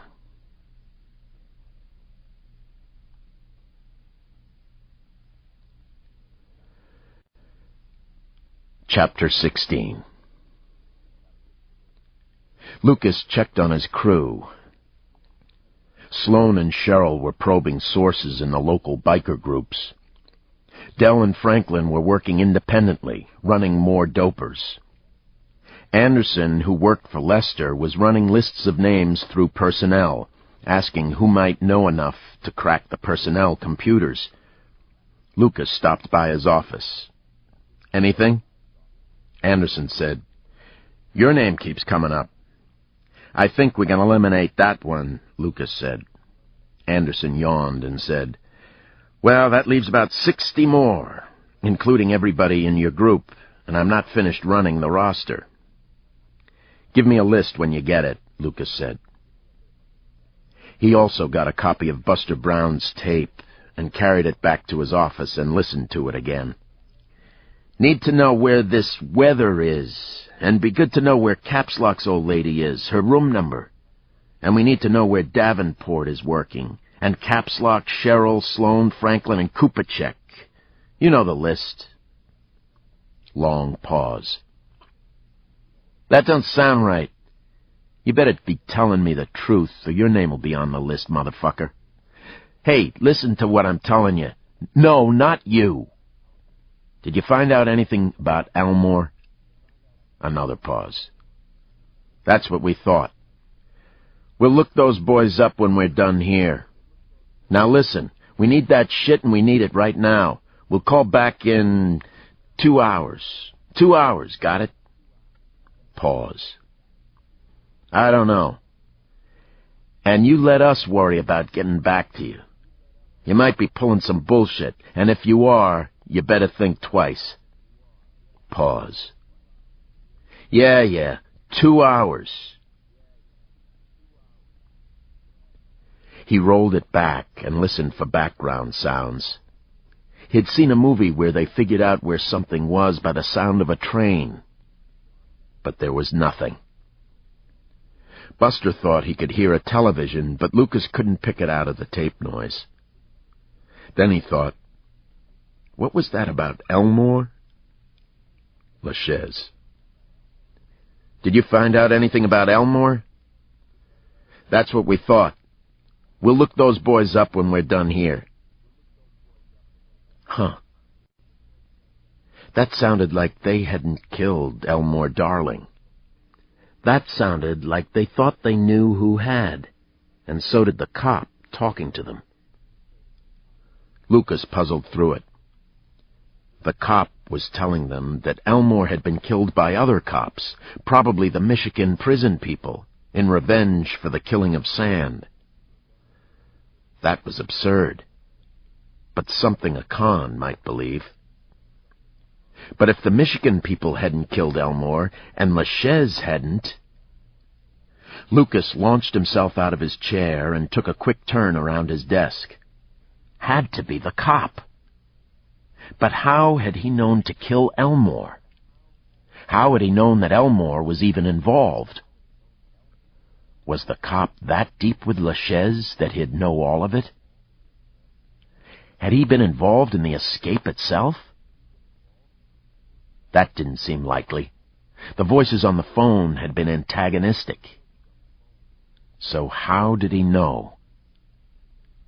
They had enough pieces of the picture that he should be able to put it together.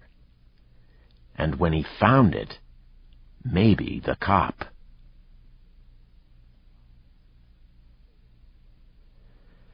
Static was frantically trying to locate Selmore. The junkie had said he might know somebody, and as one of Harp's dealers, he might. Harp and Static were careful in their rare meetings, always taking them well out of town. But money had to be moved. Information had to be worked through. Pictures had to be looked at. And with dopers, you could never tell. They were as likely to wake up in Chicago or Miami as at home, and somehow somebody might have seen him, and Harp, and put two and two together. Static hit all the spots, braced a few dealers with questions about cops as cover. Davenport would probably shit if he found out that Static was covering the same ground as his own people, but that couldn't be helped. Just after dark, he talked to a convenience store clerk who had sold Selmore a donut not 10 minutes earlier. Selmore was walking, the clerk said. Static crisscrossed the side streets, and 5 minutes later found Selmore wandering along a sidewalk, hands in his pockets, eyes glazed. Static pulled over, ran the window down. "Get in," he said. Selmore looked at him, then spoke slowly, a thin glimmer of intelligence. "I ain't got much." "We want to talk to you anyway," Static said, the car grinding through the lumpy ice at the edge of the road. "Get in." Selmore shuffled around the car, got in the passenger side, slumped, then leaned forward and rubbed his hands in the air from the car's heater. "Fucking hungry," he said. "You spent the money on dope?" "I am a dope," Selmore said. "What you want anyway?" "Where your gloves?" "Ain't got no gloves." "Where we going?" "Just gonna drive around a minute, keep the heat going," Static said. "What'd you find out?" Selmore shrugged. "My man said that Damon Harp's got a cop, 'cause every time somebody tries to edge in on Damon, they get busted the next day. He says everybody knows that." "That's it?" "Dude gotta be in narcotics," Selmore said. Though he was driving, Static closed his eyes for a moment. He felt the world slipping out of control, like one of those nightmares where something goes wrong and you can't ever get it quite right again. If a dumbass like Selmore could figure this out, then other people could figure it out too. He hadn't been given away by the name, but by the pattern. And if anyone looked at the pattern of arrests closely enough, they'd find Static's name. "Hey, man." The tone in Selmore's voice snapped his eyes open, and he found that he was drifting toward a parked Pontiac. He wrenched the car back to the middle of the street, missing the Pontiac by a foot. "You okay?" Selmore asked. "Tired," Static said. He steadied himself. One thing at a time. When Harp got back, Static would have to move him out of town. Kill him? Probably not. The thing was, Harp maybe had stashed Static's name somewhere as an insurance policy, the same way he'd taken those pictures. God damn him. Static slipped his hand inside his coat, found the cell phone. The cold lump of his pistol was next to it. "I need you to make a phone call," he said.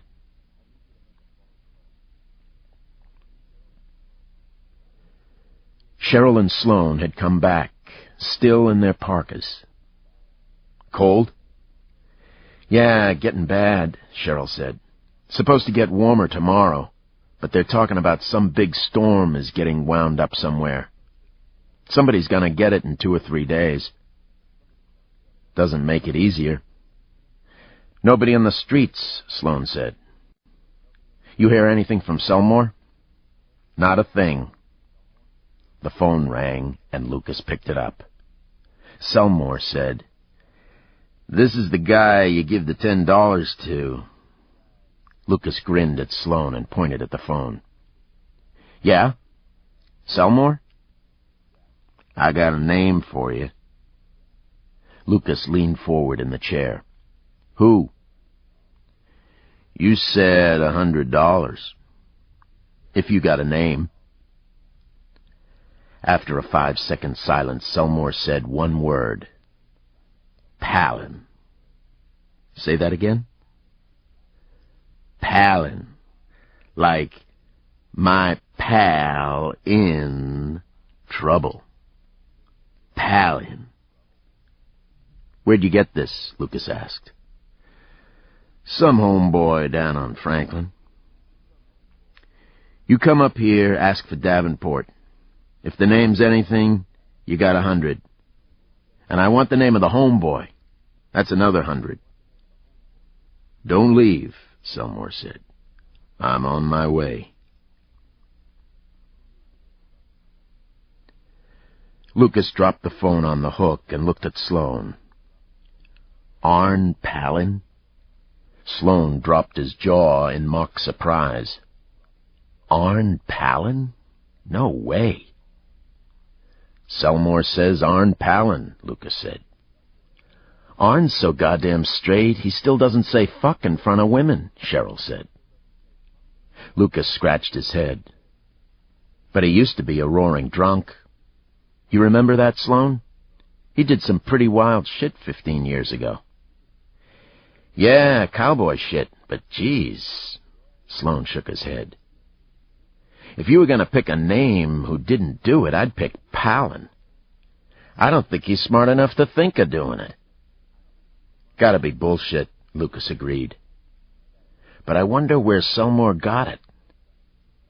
He picked up the phone and called Anderson. Is Arn Palin on your list? Anderson said. Yeah. He's trying to transfer into personnel. They had him up there a few days. You got something? Maybe.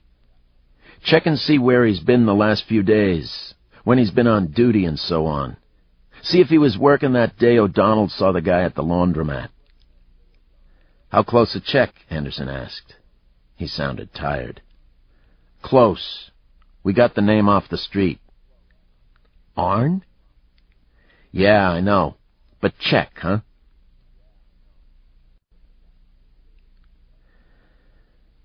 Static eased the car to the curb. Out, he said. And you keep your mouth shut. You keep your mouth shut until Harp gets back, and you won't have to worry about getting high. Not for a while. You be the man. The man, Selmore said, picking up on Static's fake jive. I be the man. That's right, Static said. He checked the rearview mirror. Nothing in sight. He'd picked the darkest piece of ice-clogged street he could find. You go on now. Selmore cracked the door and swiveled to clamber out. And get you some gloves. Your hands are gonna freeze, Static said.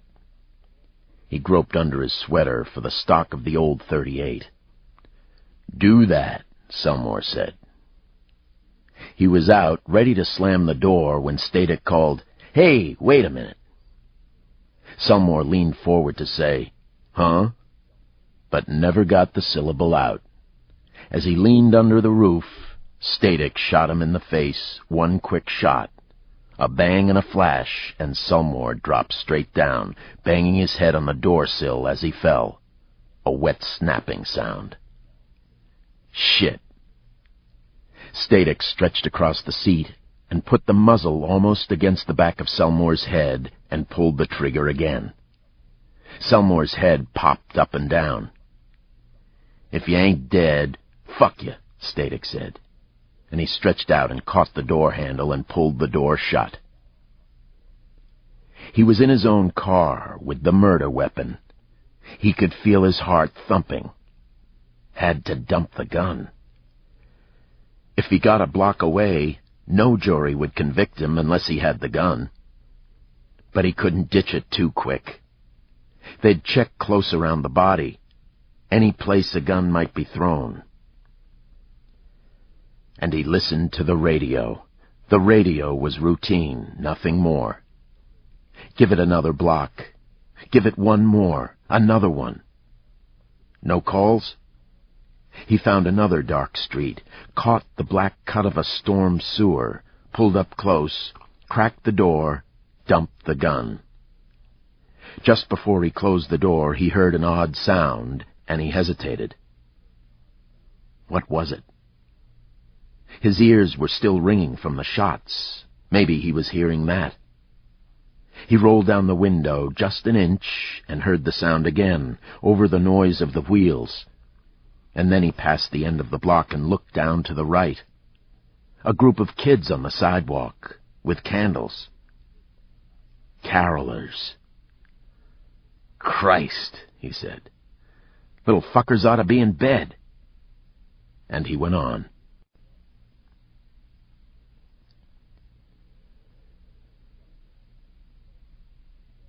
Selmore hadn't shown, and Dell had come and gone. He'd be at the hospital, he said. Cheryl had left for the funeral home. Visitation night. Lucas and Sloane said they'd be along. You don't have to come, Cheryl said. Of course we have to, Lucas said. He patted her on the shoulder. We'll be there. When she was gone, Sloane said, Why don't we pick up a burger and a beer before we go over? Lucas nodded. All right. He was locking the door when they heard running footsteps. Anderson, white-faced, came around the corner. It's Palin, he blurted. What? Lucas looked at Sloane, then back to Anderson. I had Gina down at dispatch running tapes to nail down where Palin was when he was on duty. And night before last, he called in a Wisconsin plate. You won't believe... Elmore Darling, Lucas said, snapping his fingers. That's how he found Darling. Took the numbers off the plate when he talked to LaChaise, ran them, went over there and killed Darling. I think so, Anderson said, his oversized Adam's apple bobbing in his thin neck. We never would have caught him if we hadn't run those old tapes. Arn Palin, Sloane said, shaking his head. Let's take him, Lucas said. This ends Disc 7. Sudden Prey, Disc 8. Chapter 17. Lucas met quickly with Rue and Lester got the emergency response unit moving. Palin was at home. His precinct boss called him about emergency overtime. Palin said he'd be happy to work and was told to stay close to the phone while they figured out a new schedule. LaChaise isn't with him. He couldn't be that far gone, Lucas said to Rue and Lester as they walked out toward the doorway. We can't take the chance. We don't want anyone else killed. Let the ERU do the entry, Lester said. If LaChaise isn't there, you get in there and see if you can crack Palin in a hurry. Maybe we can get LaChaise's location before he figures out that we've got Palin. Sloane's here. He can help with the interrogation, Lucas said. They turned a corner and saw Sloane waiting by the door, talking with Franklin. As they walked up, Static came in, stamped snow off his feet. You want to come? Lucas asked Franklin. If you need the weight, Franklin said. He nodded at Static, who nodded back. I'm trying to sneak back to my house and pick up some clothes for my old lady. Do this one thing first, Lucas said. He turned to Static. How about you? You look kind of fucked up. Yeah, I am, Static said, shaking his head. All right, Lucas said. He stuck a finger in Static's gut. Get some sleep. But what's happening? Static asked. We think one of our guys is talking to LaChaise, Lester said grimly. Static's eyelids fluttered and he said, No way! And then, Who? Lucas, Sloane, and Franklin were already pushing through the door into the snow. Arn Palin, Rue said to Static behind them. No way, Static said again. I gotta think he's right, Franklin said as they stepped out into the snow and the door closed. He looked up at the miserable sky, which was so close that he almost felt he could touch it. "I can't believe it's on Palin."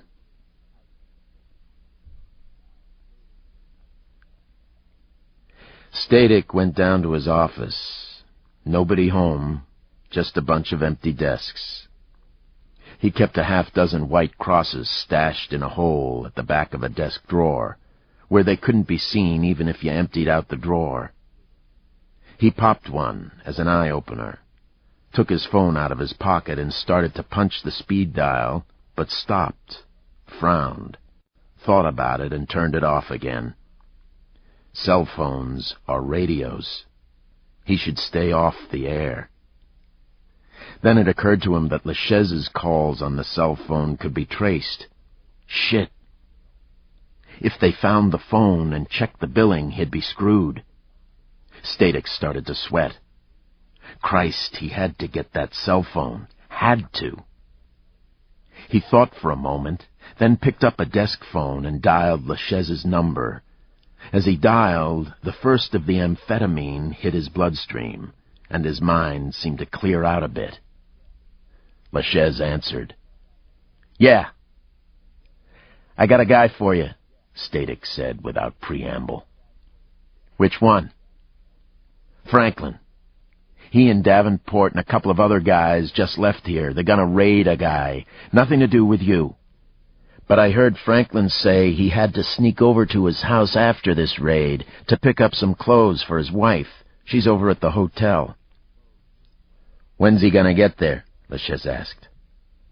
"This raid won't take long," Static said. "They'll probably hit this house in 20 minutes or so, and Franklin doesn't live too far away. I'd say half hour to an hour, depending on what happens with the raid." "Anybody watching his house?" "No." "Give me the address," LaChaise said. After he hung up, Static worked it through his quickening brain. Wait in the snow across the street. If he saw LaChaise and Martin arrive, that was fine. If he didn't, he'd wait until Franklin showed. Franklin would pull out the other two, and when they moved in on him, to kill him, Static could come up from behind and take them out. Just as he'd planned it at the other house, but with one less guy to worry about. Had to get that cell phone, though. Leaving the office, locking the door, he heard voices in the hall, and then Lester came around the corner with Lou Harron, a homicide guy. He heard Lester say, "There's Static. Let's get him." And then Lester called, "Hey, Andy." Static turned as they came up. "Yeah?" "We got a homicide down on 33rd. Somebody ran over a guy laying in the street. The uniforms checked it out. Say it looks like he was already dead. Couple of bullets in the head. Run down there with Lou, see what's going on." "Listen, I'm totally fucked," Static began. "Yeah, I know," Lester said. "We're all fried. We can't put you out front because you don't have a gun, but you can do this. This is just bullshit interviewing. Anyway, we hear the guy's a doper. Maybe you'll know him." "Man, my head." "I don't want to hear it," Lester said. "Get your ass down there."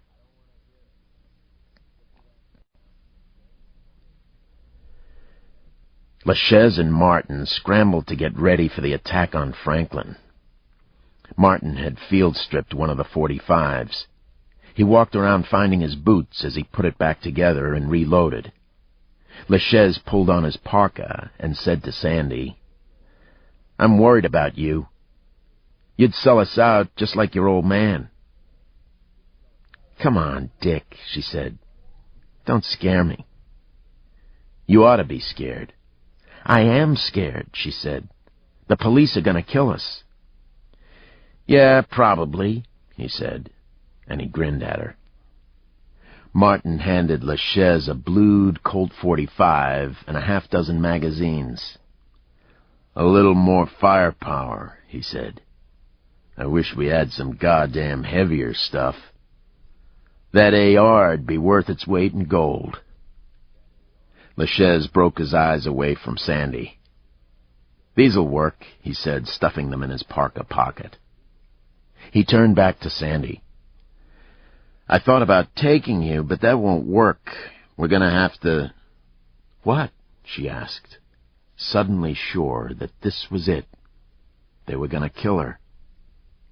LaChaise grinned at her. "Gonna have to tie up a little." "Dick, come on, I'm not going anywhere. I can't—" "Bill and I have been talking. We think you will." She looked at Martin, who nodded. "You will," he said. "Down the garage," LaChaise said.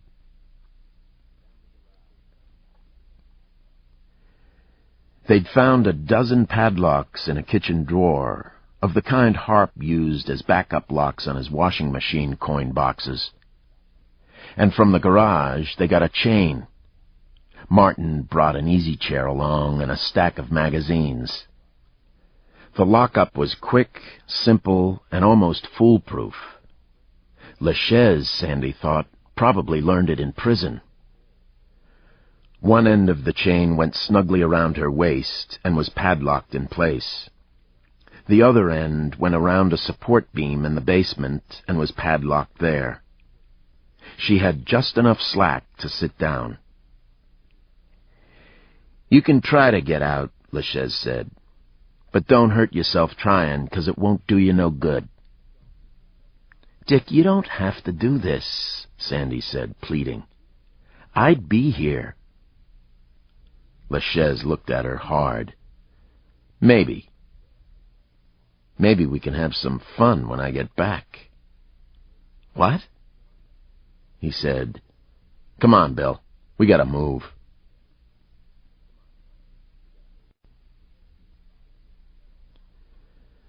Lucas knew 5 minutes after they took Arn Palin that they'd made a mistake. They'd set up a few blocks away, pulled on the vests, ready for anything. The entry team went to the front door, knocked, and when Palin opened, pushed him back. Another team went through the back door at the same moment, breaking the lock. Palin, sputtering, stuttering, his wife screaming, watched as the team flowed through the house, from bedrooms to basement. Lucas, Sloane, and Franklin moved in right behind the entry team. Palin had been patted down and pushed back on the couch with his wife. Palin was sputtering, angry, then dumbfounded. "Nothing here," Franklin said. "Can I split?" "Yeah, take off," Lucas said. "You coming back to the office?" "Soon as I get the stuff to my old lady," Franklin said. He nodded at Palin. "Arn," he said. And he was gone. "What the hell?" Palin asked Lucas. "What the hell?" "Last night you called in a routine make on a Wisconsin pickup that belonged to an Elmore and Sandy Darling. Why'd you do that?" Palin's wife looked at him, and Palin's mouth opened and shut, and then he turned his head, thought for a moment, then looked up at Lucas and said, "I never did that." "We got you on tape, Arn." "I never," Palin protested. "Elmore Darling was shot to death last night, and Sandy Darling is running, maybe, with LaChaise and these other nuts. We know you ran their tags." "You want to fucking listen to me?" Palin screamed. He started to stand up, but Lucas held a hand out toward his chest. He sat down again, shouted, "I didn't run no Wisconsin plates, and you ain't got it on tape, 'cause I never did it." Sloane said, his soft act, "Arn, you might want to get a lawyer." "I don't need no fucking lawyer," Palin shouted, bouncing on the couch. "Bring the fucking tapes in here! Bring the fucking tapes in here!" Lucas looked at him for a long beat, then at his wife, who was weeping. "All right," he said. "Why don't you get your coat on? Let's go downtown and listen to the tapes and see if we can figure out what's going on." "I want to come too," Palin's wife said. Lucas nodded. Sure, that'd be fine. He'd been about to tell her to get her coat as well. He didn't want anyone left behind. if they were talking to LaChaise.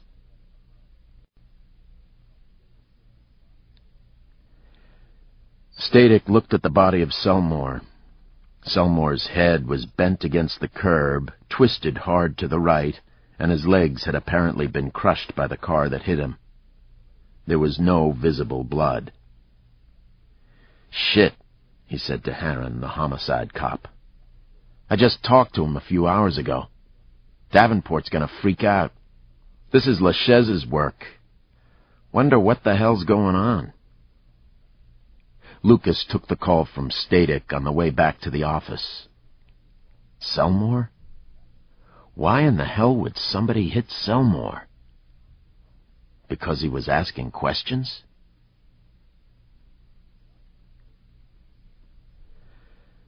Franklin lived in North Minneapolis, in a single-story rambler in a neighborhood of mixed housing styles and ages.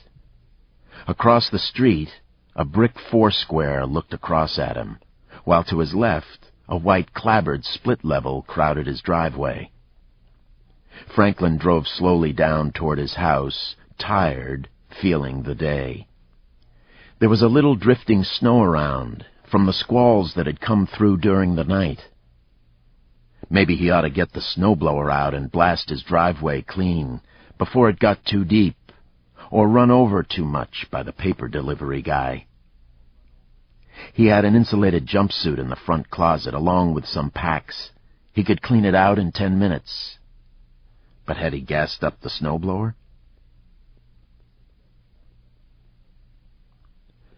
LaChaise and Martin had cruised Franklin's house, then the side streets. "If there's anybody around, they sure gotta be inside," Martin said. "Can't see shit out here." "I've been thinking about it," LaChaise said. "No point in both of us taking them on. So you drop me up the block, where I can walk back. Then you find a place to park. You see that streetlight?" LaChaise pointed at a streetlight on the corner 2 houses up from Franklin's. "Yeah?" "You park where you can see the light. If you can see it, then you can see his car lights when he shows up. As soon as you see him turn in, you come on down. I'll take him as soon as he gets out of his car." "What if he goes in the garage, stays in the car, drops the door without getting out?" "Then I'll go right up next to his car window and fill him up from there," LaChaise said. "That might even be easier." "Wish we had a goddamn AR, Martin said again. "The dog'll do, and the .45. "You'll freeze out there." "Not that cold," LaChaise said. "We'll wait for an hour. I can stand an hour." They'd been waiting 20 minutes when Franklin showed. Martin, a block and a half down the street, LaChaise ditched behind a fir tree across the street from the mouth of Franklin's driveway. 4 cars had passed in that time, and a woman in a parka and snow pants, walking, carrying a plastic grocery bag. She passed within 6 feet of LaChaise and never suspected him. As she passed, LaChaise pointed the dog at the back of her head and said to himself, "Pop!" He had 6 shots in the dog. He thought about that for a minute. Martin had given him one of the .45s he'd bought from Dave. Now he took it out of his pocket, racked the slide to load, and cocked it and flipped the safety up.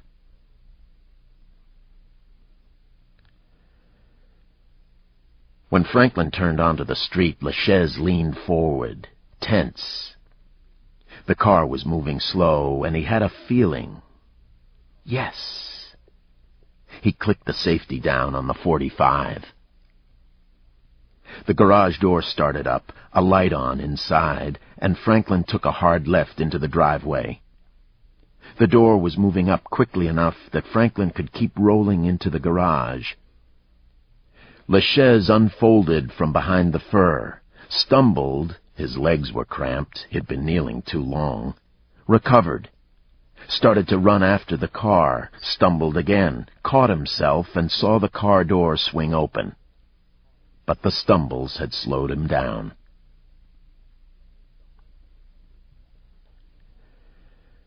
Franklin was a big man, but agile. He swung his feet out of the car and stood up, still thinking about the snowblower, and at that moment saw LaChaise running up the drive, knew who it was, and said, "Shit." LaChaise saw the big man turn toward him and saw his hand drop, and he flashed on caps lock, making the same quick move. He was ready this time, and he pulled up and fired the first shot with the dog, into Franklin's chest from 20 feet, saw Franklin stagger back. He closed, walking, fired again at 15 feet, then a third, a quick bang, bang, bang, and then Franklin's hand came up, and LaChaise jerked off a fourth shot and knew that it had gone wide to his right. And then Franklin's gun was up, and LaChaise saw the muzzle flash, and he fired once with the .45 with his offhand. Missed, he thought. Franklin fired again, and LaChaise thought he felt the bullet zip through his beard, and he was firing, and Franklin fell down, but he was still firing, and LaChaise turned and ran. Martin was there, skidding to a stop, the door opening.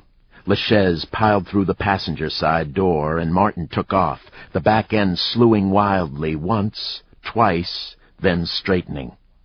LaChaise caught the door and slammed it, and looking back saw Franklin on the floor of the garage. "Got him," Martin said. "I don't know," LaChaise said uncertainly.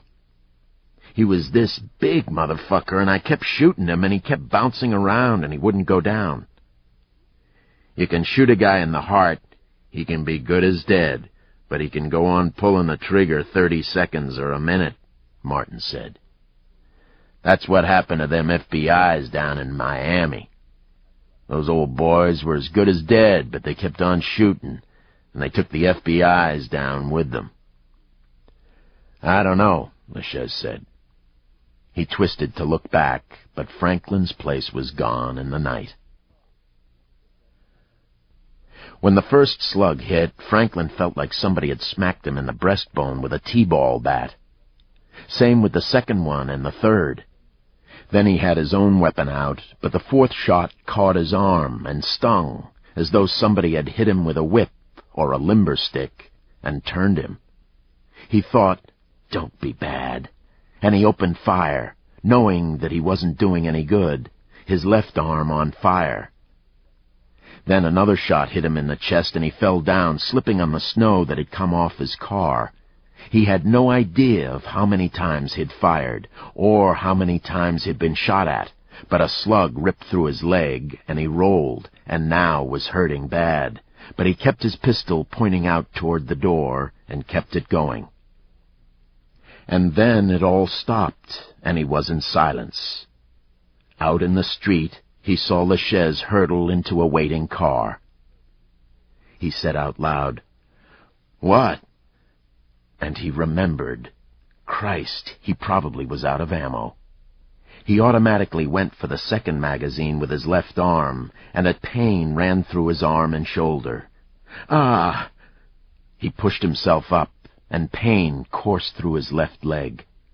He looked down and saw blood pooling on the floor. Pushing with his right leg, he managed to flop across the driver's seat and grabbed the radio with his good hand. "Help me," he groaned.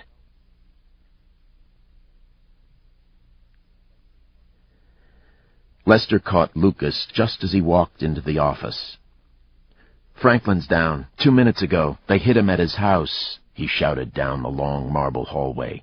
"They're taking him to Hennepin." "On the way," Lucas shouted back. "They're bringing in Palin. Talk to him." Lucas ran through the snow to the medical center, down the street to the emergency entrance. No cops. A doctor was standing just inside the entrance. A couple of nurses were wrestling with a gurney. "I'm a cop," Lucas said. "You gotta—" "Yeah, you're Davenport. I've seen you on TV." "He's on the way," the doctor interrupted. "The paramedics got him. They're working on him." "How bad?" He's shot in the arm and the leg. Sounds bad enough, but not critical. They say he took 4 rounds right in the middle of his vest." Lucas flashed back to the street where they'd stopped to pull on the vests, so they could charge in on simple old Arn Palin. How did LaChaise, it had to be LaChaise, know to wait for Franklin? Then he heard the sirens, and he and the doctor went out to meet the paramedics, and he stopped thinking about it.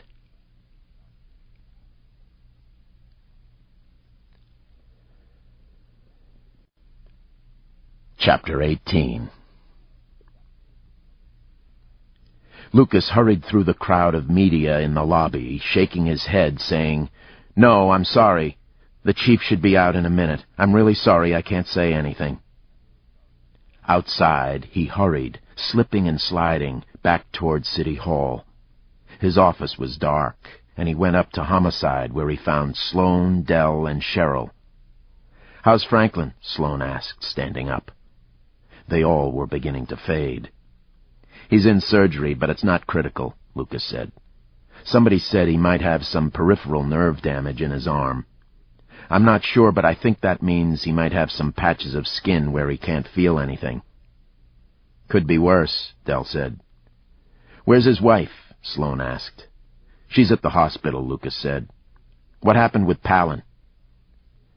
"We're keeping him around in case you or the chief wants to talk to him, but it's not him," Sloane said. "Tell me," Lucas said. "Have you heard the tapes?" "No." "Well, if it's him," Sloane said, "he's disguising his voice." "But why is he disguising his voice when he gives his squad number? And even if you figure it's disguised, it sounds too much not like him." "Huh," Lucas nodded. "What was he doing earlier on the tape?" "That's the other thing," Cheryl said. "I went down and listened to them, and he and Dobie Martinez cleared out a burglary report and then said they were going to stop for a cup of coffee, and they went off the air. Then 10 minutes later, there's the request on the Darling car. Then 10 minutes after that, they come back on the air again, ready to go back to work." "Shit," Lucas said. "Did you talk to Martinez?" "Yeah. He remembers clearing the burglary, then stopping at Barney's.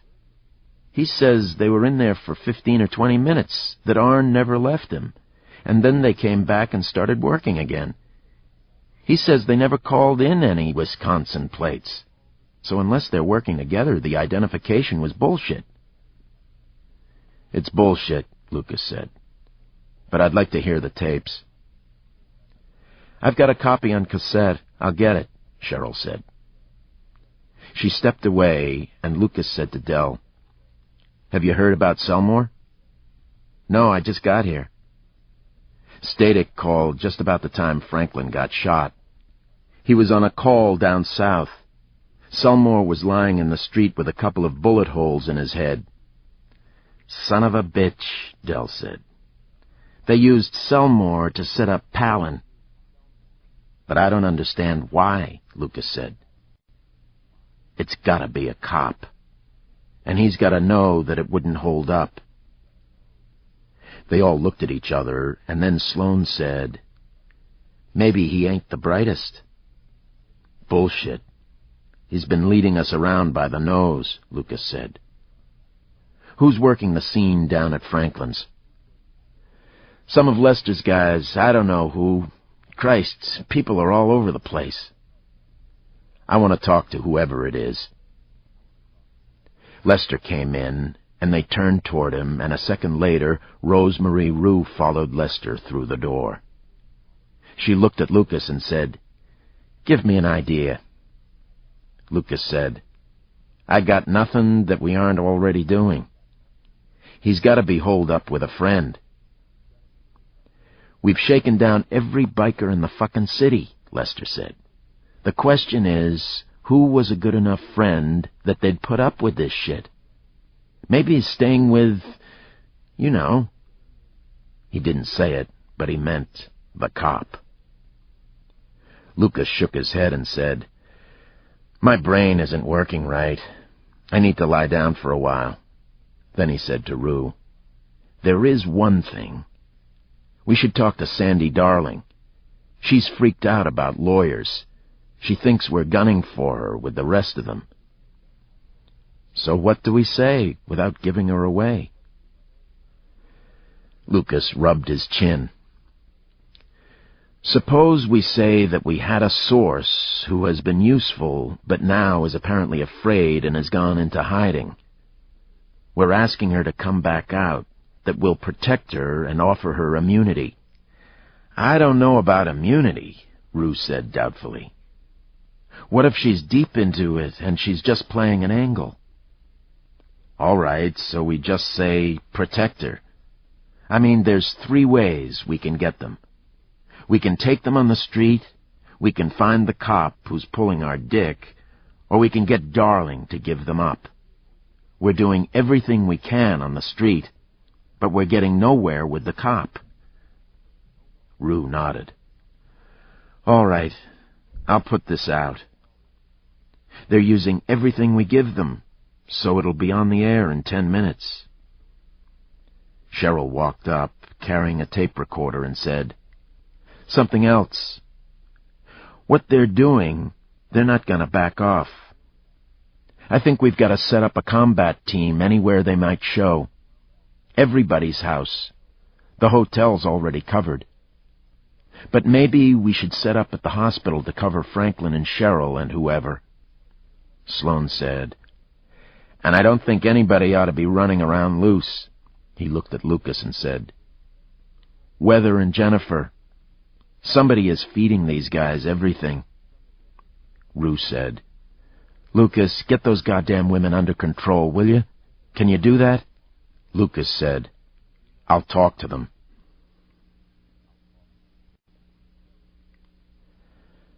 Cheryl played the tape and Lucas listened, eyes closed. The voice wasn't right, too smooth, too high-pitched, faked. Whoever it was would have fooled the dispatch people because the unit number was right and the request was routine. I can't swear to it, but I think that's the guy who called me and warned me that Butters was cruising Jennifer and Sarah, Lucas said. Why? I'll tell you why, Lucas said. Because that fucking LaChaise is blackmailing him, and he figures that if we take them alive, they'll deal him, and they probably will. So he's got to have them dead. Lucas headed out to TV3 in a city car, monitoring the radio, his cell phone in his pocket. This was like nothing he'd ever heard of. This was like a war.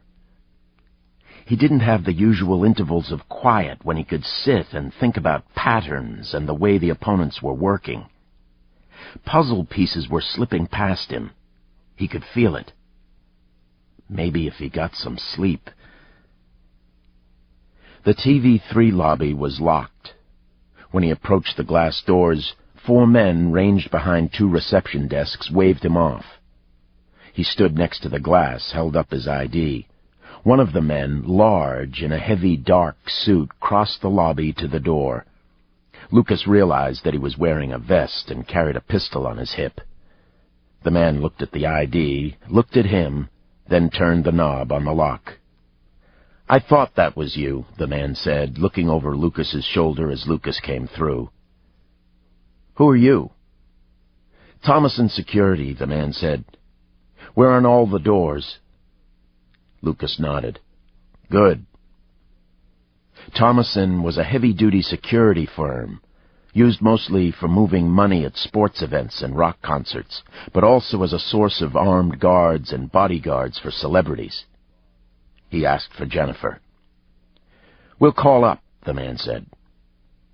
Lucas waited, leaning on a countertop. As the man called, he noticed that the other guard on his side of the lobby had a Winchester Defender 12-gauge at his feet. Even better. The first guard turned to Lucas and said, Go on up. You know the way? Yeah. Jennifer met him at the elevators. What's going on? We've decided that we've got to pull everybody in tight back at the hotel, Lucas said. These guys are suicidal. Jennifer shook her head. I know, but you saw security. There's no way they can get at me. I'm as safe here as I'd be at the hotel. I've got to work. I'm on camera 4 hours a day. This is the biggest story of my life. Look, goddammit, we know they were coming after you guys. That's all taken care of. They can't find out where the kids are because nobody knows but you and me and Richard, and I'm safe in here, she said. I'm sorry, but we figured the risks. I'm staying here. He gave up. All right, but I want to talk to Small. I want to make goddamn sure that you've got a tight communications link between here and City Hall, and the second something happens... Weather was worse. When Lucas walked into the suite, Weather was talking with Sarah. When Lucas began the pitch, she picked Sarah up and held her on her lap. Listen, Weather. Sarah blocked Weather off like some kind of psychic barricade. He couldn't operate with Sarah looking at him with his own blue eyes. Couldn't sell. He couldn't touch Weather, and he needed to touch her to convince her, he thought. Lucas, she said, exasperated when he finished. Nobody can find me at the hospital. Nobody. People who work there can't find me unless they have my schedule, and half the time they can't find me then. I've got jobs lined up all week. I just can't skip them because there are some lunatics running around out there. The problem is you're a lure, Lucas said. You could bring a hell of a lot of trouble down on the heads of everybody around you. And now we know they've got a cop feeding them information. Look, she said, let's do this. Let's tell everybody, including the police, that I'm in the hotel. We can sneak me in at night, and I'll go around and complain about being stuck there so everybody knows I'm around. Then we'll sneak me out in the morning, and nobody'll know but the two of us. Somebody'll know, Lucas said. 2 or 3 people. You can use guys you're sure of. Lucas said, how about if you were interviewed on TV tonight, 10 minutes from now, a half hour, in the hotel, about what it's like to be shut up here and wait, so it'll be on TV. She nodded. If that will keep me on the job, she said. I'll call Jen and see if she can set it up, Lucas said. He made a quick circle of the room, coming back to the pair of them, picked up Sarah and bounced her. Want to see your mom? She's breaking a major story, Sarah said solemnly. I think she could take a minute away to see her kid, Lucas said. Let's go talk to her. Chapter 19. LaChaise was manic. They'd shot the cop, he said, his face alight, as though he expected Sandy to have a celebration prepared. What do you think about that, huh? What do you think? Sandy, coldly furious, turned her face away until the chain came off, and then stalked up the stairs into the back bedroom, the one they said was hers, and slammed the door in LaChaise's face. She said not a word. She'd felt like a dog with the chain around her waist, and a mistreated dog at that. She lay on the stripped-off bed for half an hour, thinking about Elmore, thinking about horses, smelling the odd, lingering body odors of strangers. Horses. She got up, went out to the living room.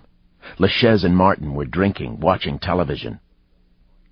I've got to call a guy to make sure he's feeding the stock, she said. LaChaise shrugged.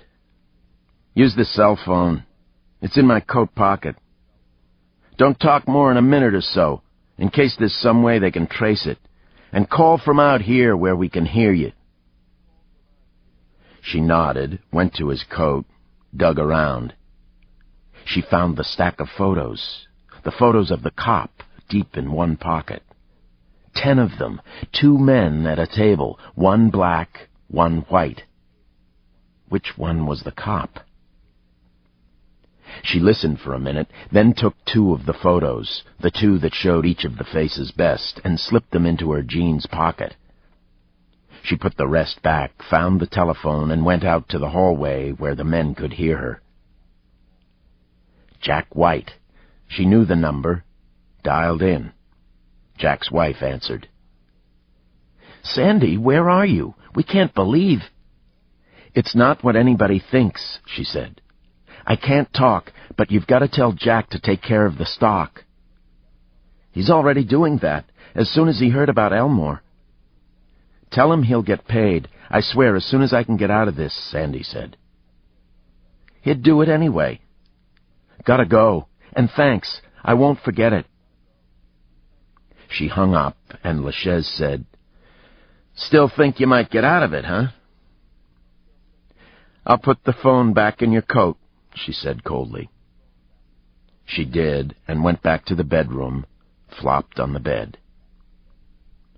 Tried to think. Got up after a while and poked around the room. This was a guest bedroom and had been used as storage. LaChaise had torn the place apart, looking for money, and found nothing of interest. She went to the window, lifted the blind, and looked out. The snow had quit, and distant streetlights seemed to sparkle in the suddenly clear air. Must be an inch of snow, she thought. She leaned forward to peer at the ledge, and thought, out the window. Bed sheets. But she didn't have any bed sheets. The bed had been folded and pushed against the wall when they got there. She could get sheets. There were sheets in a closet down the hall. That'd be natural enough. But that goddamn Martin would think about the sheets and the window. She looked back out, then to her right. And the fire escape was there, one window down at the end of the long hall. 10 feet, no more. The ledge was a foot wide and snow-covered. The fall was 20 feet or more, enough to kill her. Still, the snow could be brushed away. The window had a swivel lock, and she twisted it. After some resistance, it went. She tried the window. Didn't budge. She looked closely at it, but it didn't seem to be painted shut. She tried again, squatting to push up with stiff arms, and it gave. Just an inch. But it'd go. She looked back at the door. This would be a bad time with both of the men drinking, both of them awake. As she thought it, LaChaise screamed from the front room, "Motherfucker!" The police? Sandy pulled the window back down, locked it, pulled the shade, and then quickly tiptoed to the door. Then she opened it and peered down the hall. "Can't get it right!" LaChaise roared. "Why'd he wear a vest to go home?" The television brought the news that Franklin wasn't dead, that he wasn't even in particularly dangerous condition, that he'd been saved by a bulletproof vest. "What do I gotta do?" LaChaise shouted at Martin. "What the fuck do I gotta do?" "You did right," Martin said. "You hit him 4 times in the chest, is what the news says." But Martin's efforts to calm him down only made LaChaise angrier. Already full of beer, he got Harp's Johnny Walker and started drinking it off, carrying a water tumbler full of ice cubes, pouring the whiskey over them, gulping it down like Coca-Cola. He paced as he drank, watching the television. A blonde newscaster from TV3, she's the one we want to get, Martin said, Davenport's woman, reported that police are searching for an informant who provided critical information earlier this week, but who has disappeared. They ask that you call the department on the 911 line, as you did the last time, or any police line, and ask for Chief Lucas Davenport. Police said they would offer the informant absolute protection from retaliation from Richard LaChaise or any of his accomplices. "Yeah? How you gonna do that?" LaChaise brayed at the screen. Then, "I'd like to fuck her." And then, "Who could be talking to them?" "We don't know anybody." Sandy shrank back. She knew. Probably whoever told them about the house we was in, Martin said. Ansel had to ask around, talking to a bunch of dopers. Somebody probably gave him up. Yeah, goddamn, old Ansel. I miss that son of a bitch. LaChaise's face crinkled, and Sandy thought he'd begun to weep. He turned abruptly, marched down the hall into Harp's stereo room, and began tearing the vinyl record albums out of their covers and smashing them, 3 and 4 at a time. Martin looked at Sandy, but showed no sign of disapproval, or approval either. He showed nothing, she thought. To the sound of the breaking records, Sandy went back to the bedroom and shut the door. Martin was nuts, but he was controlled. But the booze had pushed LaChaise over the edge, and the very air of the apartment carried the smell and taste of insanity, of the expectation that something crazy was about to happen. She had to get out. A moment later, she heard Martin's arrows start to whack into the target outside her door. Martin had put the target next to the window at the end of the main hall. If he pulled an arrow to the right, she thought, it'd go right through the window shade and glass, out over the fire escape and into the roof of the next building. She was sitting on the bed when LaChaise stopped breaking records. A moment later, LaChaise and Martin were shouting at each other, and she heard the thumping of heavy bodies colliding in the front room. She ran to the door and down the hall again and found Martin on the floor, on top of LaChaise with a heavy arm around LaChaise's neck. LaChaise was face down and trying to get to his hands and knees. "Let me up, you motherfucker!" LaChaise roared. Can't do that, Martin was saying urgently. "We need the goddamn TV." He saw Sandy and said, "Tried to kick in the TV. Fuckers don't do nothing but lie," LaChaise said, but he sounded calmer. "But we need to see what they're saying, and what happens with the cops," Martin said. After a moment of silence, LaChaise said, "Let me up. I won't kick it." Martin nodded. "All right." Martin stood up between LaChaise and the television, and LaChaise grunted as he stood up, a tight grin. "You kicked my ass." "You're drunk as a skunk." "Well, that's true," LaChaise said. "But you're pretty fucking drunk yourself." Sandy moved away, stepping back toward the bedroom, but LaChaise turned and saw her and said, "What are you looking at?" And then, "Hey, wait a minute."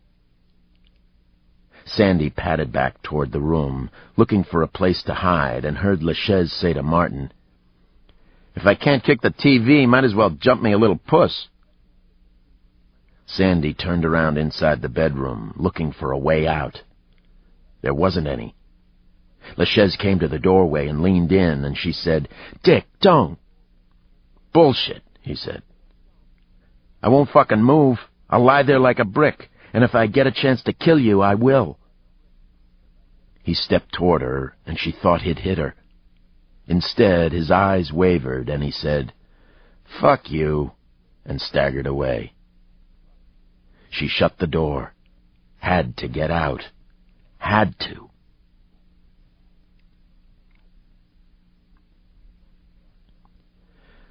Lucas and Sloane brought Weather into the back of the hotel, while Cheryl and Dell brought in Jennifer and a TV3 crew. Weather went to fix her hair and check makeup, and Jennifer, standing aside with Lucas, muttered, "I wouldn't let Weather look at this Cheryl chick too long." "What?" "Give me a break, Davenport. Never in your life would you fail to appreciate the young woman's qualities." "Well, I do appreciate them," Lucas said stiffly. He suddenly felt like an asshole, broke down, and grinned. "But I'd never do anything about it." Jennifer looked at him in an appraising way and said, "Maybe you really have changed." "Yeah, well..."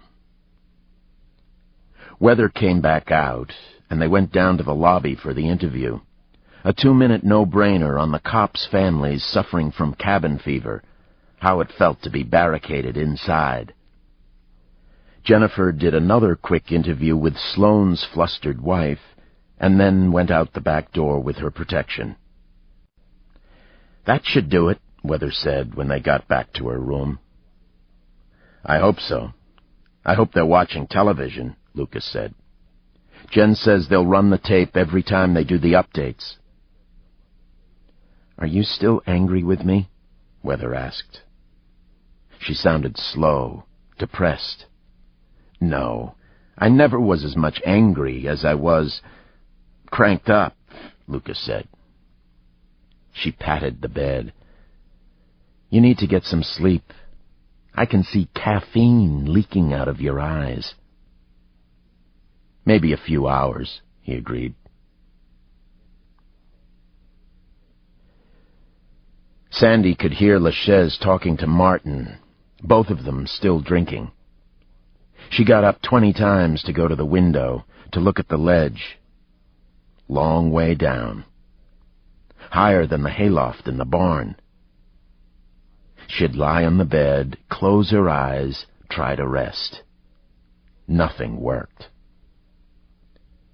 Eventually the talk in the living room stopped, and the television was turned off. She went to the window, looked out again. Then a sudden thumb whack outside her door. Martin was at it again, shooting the bow down the hall. He fired it 20 times, then quit. The apartment was quiet for a half hour, an hour, the hands creeping around her watch. She went back to the door, listened, cracked it, looked out. If she could get sheets, or if she could just get out the door, for that matter. The men had been very drunk. The hall light was on, and one more in the living room. A half-dozen arrows stuck out of the target at the end of the hall, 5 feet away, but nobody was moving. She went down the hall on her tiptoes. The door to the master bedroom was open, and in the half-light she could see LaChaise sprawled across the king-sized bed. Martin was wrapped in a blanket lying on the floor by the front door. She tiptoed down toward him and whispered, "Bill?" He stirred, but his breathing remained even. She looked back down the hall toward the basement door. Martin's voice, thick with sleep, said, "The door's locked. I got the key in my pants." She jumped. It was as though he'd snatched her thought from midair. "I wasn't going to the door. I was just making sure that Dick's sleeping it off," she said. "Are you," she was going to ask, "all right?" Before the words could get out of her mouth, he had rolled and was pointing a pistol at her head. She stepped back and said, "Please." Drunk as he must be, he'd finished LaChaise's bottle of Johnny Walker and a half-dozen more beers. His hand seemed absolutely steady. "You're going to call the cops on us, aren't you?" "No, honest to God." She looked back at the bedroom. The black-and-white target loomed on the wall outside the door, next to the fire escape window. "Are you going to fuck him?" Now she thought they were getting to the important issues. She crossed her arms. "Not if I can help it," she said, looking at the hole in the end of the pistol. "If Dick does it to me, I'd have to be unconscious or dead." The hole at the end of the pistol seemed as large as a basketball hoop and held between her eyes. He kept it there, and she closed her eyes. "All right," he said. She opened her eyes, and the pistol was pointing at the ceiling. He grinned at her, a wet, sleepy, evil grin, she thought. "Hope nobody down in the laundry heard me and Dick wrestling around." My God, she thought. He's lying here thinking about it. Martin's turned on. Out loud, she said, "They'd have been here if anybody called the cops." Her eyes drifted toward the telephone. Pick it up. 911. Leave it off the hook. Wait 1 minute. Impossible. She could handle LaChaise, she thought, but Martin seemed to see everything.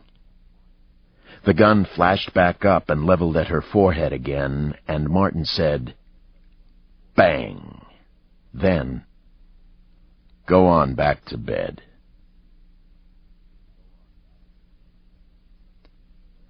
Lucas tried to sleep, snuggled against Weather. Though he felt as if he'd been awake for days, his internal clock still said it was too early. And the bed was wrong, not his, and the pillow was no good. It crooked his neck at a bad angle. But most of all, he couldn't stop his mind. He wasn't putting the puzzle together. He was simply reliving the whole long episode without profit. A few minutes after midnight, Weather finally spoke in the dark. "You're vibrating," she said. "Sorry." "You need the sleep." "I know," Lucas said. "My brain's all clogged up." She half rolled. Her voice was clear, and he realized she'd been lying awake. "How much longer before you get them?" "Probably tomorrow, unless they just hide out. If they move, we'll get them. Tomorrow or the next day, I'd say." "What if they're running?" "Their pictures have been on every TV in the country. They couldn't stop to get gas. They really can't go out in the open." After another moment of silence, Weather said, "You think they'll be taken alive?" "No." "You guys'll just shoot them?" "It's not that. If they called up and said they wanted to come in, and they told us where they were, and they came out with their hands over their heads, we'd take them. But it's not shaping up that way. The first guy, Butters, might as well have committed suicide. They figure they're dead. They've already written themselves off, and that's scarier than hell." "Gotta be their parents. You know, who made them like that." "Always is," Lucas said. "I've watched some kids grow up from little psychos into big psychos. It was always the parents that made them that way." "If you could intervene early enough." Lucas shook his head. "Never work. Nobody spends as much time with the kids as their parents, even if their parents don't want them. And usually nobody knows anything is wrong until the kid's already bent.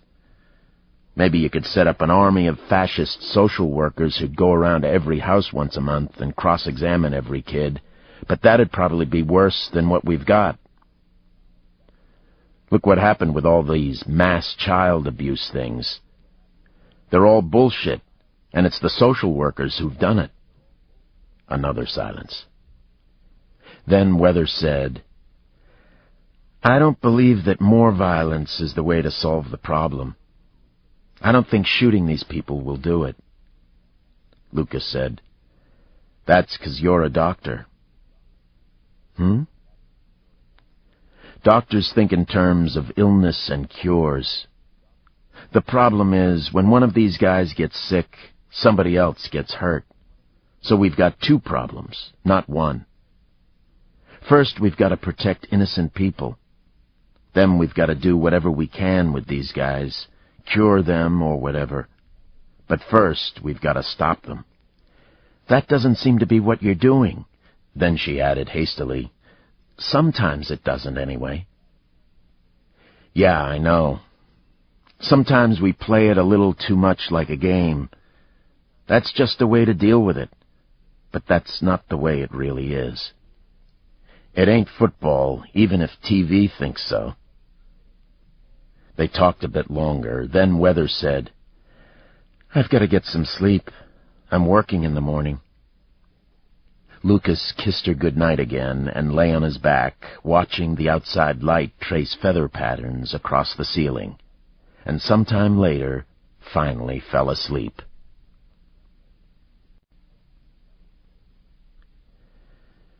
Sandy moved the window an inch at a time, and the cold air flooded in. That was a problem. Once she committed herself, she could hardly go back. The room would be cold, and if Martin or LaChaise came in, they'd know. But she pushed the window up anyway. Then leaned out, brushed the snow off the ledge with her hand. The ledge didn't seem too slippery, but she wouldn't be able to walk it with boots. She dropped to the bed, took off her boots and socks, put the socks in the boots, and the boots in her parka pockets, the heels sticking out. Couldn't drop those. She looked down. I'm going to kill myself. She took a breath and stepped out on the ledge, and the shock of the cold on her feet almost pitched her off. She held to the inside of the window frame, then edged to her right. The ledge was plenty wide, almost as though it had been designed to get her to the fire escape. Probably had been, she thought. She slid another step, and then another, refusing to look down again. She let go of the edge of the window frame and now was balanced on nothing but her painfully chilled feet, the outside wall pushing against her back. She looked straight out, feeling more balanced that way. 2 more steps. 2 more. Reaching out with her right hand, she groped for the steel of the fire escape. Another step. Christ, she was afraid to look to her right. Another step. Groping. And she felt it. Now she turned her head, saw it, grabbed the railing, and stepped over to it. She stopped to check the window above the fire escape. The shade was down, but there was a crack at the bottom between the shade and window frame, and she could see down the hall. In the semi-dark, Martin looked like an enormous cocoon, rolled up on the floor at the end of the hall. She stepped over the railing onto the fire escape, breathing hard. She was excited and frightened to death. She took 2 steps down onto the drop platform and bounced gently to see if that was enough to make it drop. It didn't move. She tried again, harder. Nothing. Hard this time. There was a metallic clank to the left, but the platform stayed up. This wasn't the way it was supposed to work. But in the dark, she couldn't see why the platform wasn't dropping. Something was stuck somewhere. She thought about hanging from the bottom and dropping, but even with a 2-step platform drop and the 6 feet she'd get by hanging, it'd be a 12 or 13-foot drop onto an uncertain alley surface. She'd break a leg. But she thought about it, the cold in her feet growing to pain.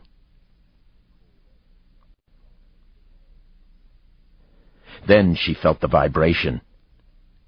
She didn't know what it was, but she went to her knees under the window and put her eye to the crack under the shade. Martin was on his feet, walking down the hall toward her room. He stopped at LaChaise's room, looked in, then went into the bathroom. Sandy took a breath. But Martin was back in 3 or 4 seconds, and now he was moving softly down the hall toward Sandy's door. He stopped at her door, and she ducked, unable to watch, afraid he'd sense her eyes. She waited, then forced herself to look. Martin was at her door, one hand on her doorknob, unmoving, listening. Sandy's feet were burning. She had to move them, but she couldn't. She was afraid that he'd sense anything, any movement. Then Martin left her door, came down the hall to the fire escape window, pulled arrows out of his target. Then he turned and went back down the hall, looked around once, put the arrows on a shelf, and dropped back on the sleeping bag. Sandy, still holding her breath, ducked below the window again, sat, lifted her feet off the fire escape, and cradled them. They hurt, and for a while there was nothing in her world but her heartbeat and her feet. Had to move. She looked through the crack again. Martin was on the sleeping bag again, but awake, twitching. Twitching? She watched. Jesus, he was masturbating. Now Sandy was breathing like a locomotive, great gouts of steam puffing out into the cold night air. Her feet were freezing, the pain excruciating. She looked at the drop, looked at the ledge, and painfully stepped back over the rail onto the ledge. Back to the bedroom. She moved faster, going back, the pain pushing her. She caught the window ledge and crawled back through. Her feet felt as though she were walking on broken bottles, but she ignored them for the moment and focused on closing the window, carefully, not making a sound. All right. The room was cold, but there was nothing she could do about that, not right away. She couldn't open the door. Martin might catch a draft. She pulled off her coat, took the boots out, sat on the bare bed, and used the inside of her coat sleeves to wipe her feet. When they were dry, she touched them, ran her fingers along the soles. No feeling, but no blood either. She put on her socks and lay back. If she were quiet... Wait. She got on her hands and knees, crawled around the perimeter of the room, and found a hot air register. Open? Closed? There was no heat coming out. She looked at the light, decided to risk it. She turned it on just for a second, looked at the register, closed, and turned it off. Went back to the register in the dark and opened it as wide as the adjustment level allowed. Still no heat. The furnace wasn't running at the moment. What else? The lock. She stepped to the window, twisted the lock, pulled the shade. The window ledge and fire escape would have footprints. Nothing she could do about it. Hope for some wind. She dropped back on the bed, wrapped herself in her parka, and tried to feel her feet, and tried to stave off the disappointment. 20 feet. Maybe she should have gone for it. 20 feet. Nude, except for the white tape wrap on his wound, LaChaise walked out to the living room, looked at the TV, yawned, scratched himself, and said, "What's on?" Martin wouldn't look at him.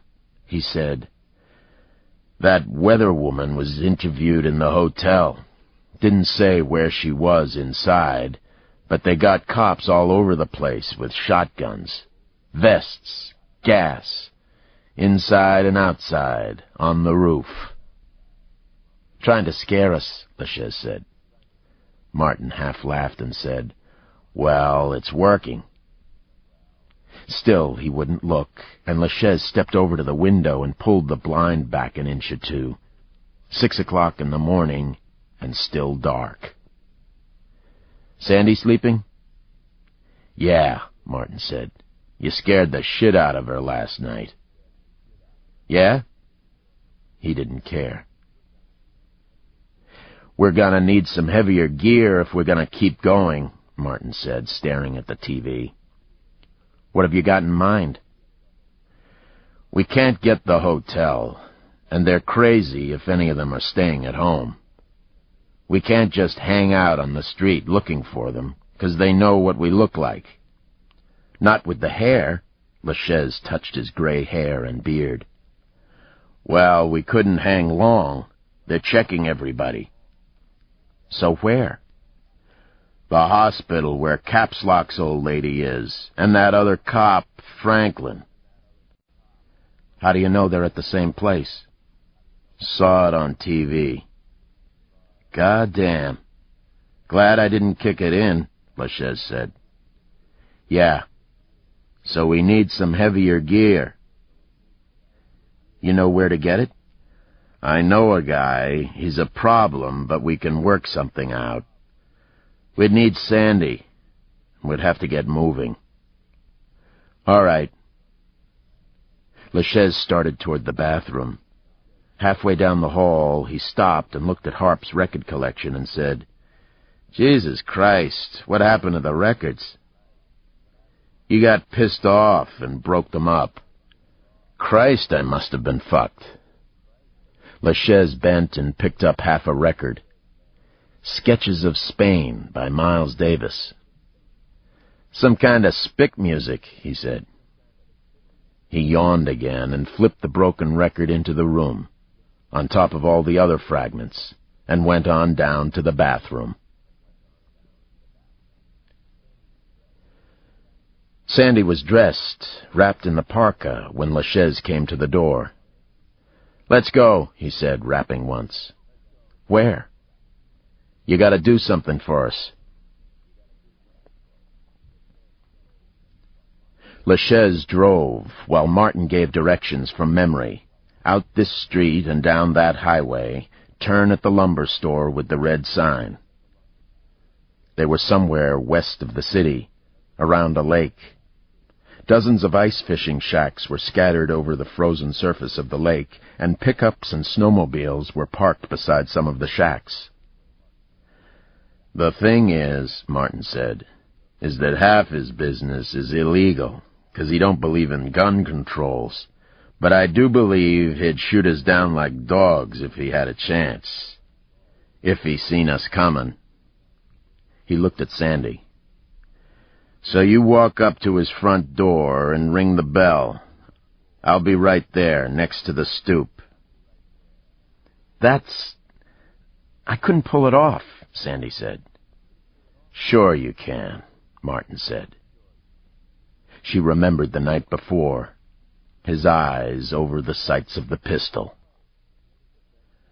The house was a brown-shingled rambler on a quiet, curving street.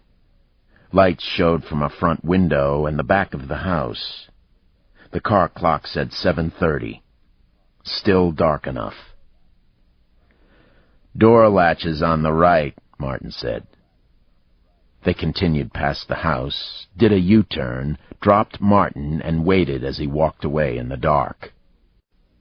After a minute or so, they started back toward the house. "Quick beep. All the lights.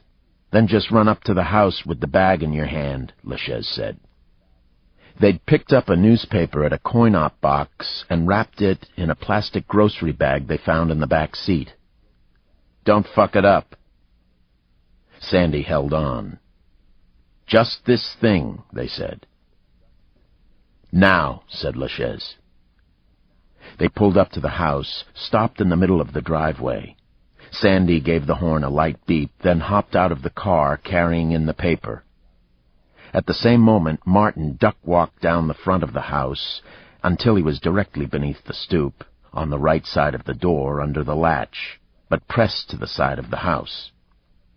Sandy saw a white-haired man come to what must be a kitchen window as she hurried up the driveway, shivering from the cold. The man was holding a mug of coffee, his forehead wrinkling at the sight of her. She hurried up the stoop and rang the doorbell. Martin's face was just beside her right pant leg, a .45 in his hand. The door opened, and the white-haired man pushed the storm door open a crack and said, "Yes?" Sandy pulled the door open another foot, and Martin stood up and pushed his pistol at the man inside. "Don't move, Frank. Don't even think about moving." "Oh, boy," the man said. He had a surprisingly soft, cultured voice, Sandy thought, for a gun dealer. He backed up, his hands in front of him. LaChaise was out of the car, and Martin pushed Frank into the house, Sandy following, and LaChaise coming up behind. Inside, Martin said, "He'll have a .357 under his sweater. Back on his hip, Dick, if you want to get that." LaChaise patted the man, found the gun. Martin went on, "And he might have an ankle piece." LaChaise dropped to his knees, and the man said, "Left ankle," and LaChaise found a hammerless revolver. "You dress like this to have coffee. I'd hate to see you getting ready for trouble," LaChaise said, grinning at the man. The man looked at him for a moment, then turned back to Martin. "What do you want?" Couple of special AKs out of that safe in the basement. A couple of vests. You boys are dead, you know that. Martin nodded.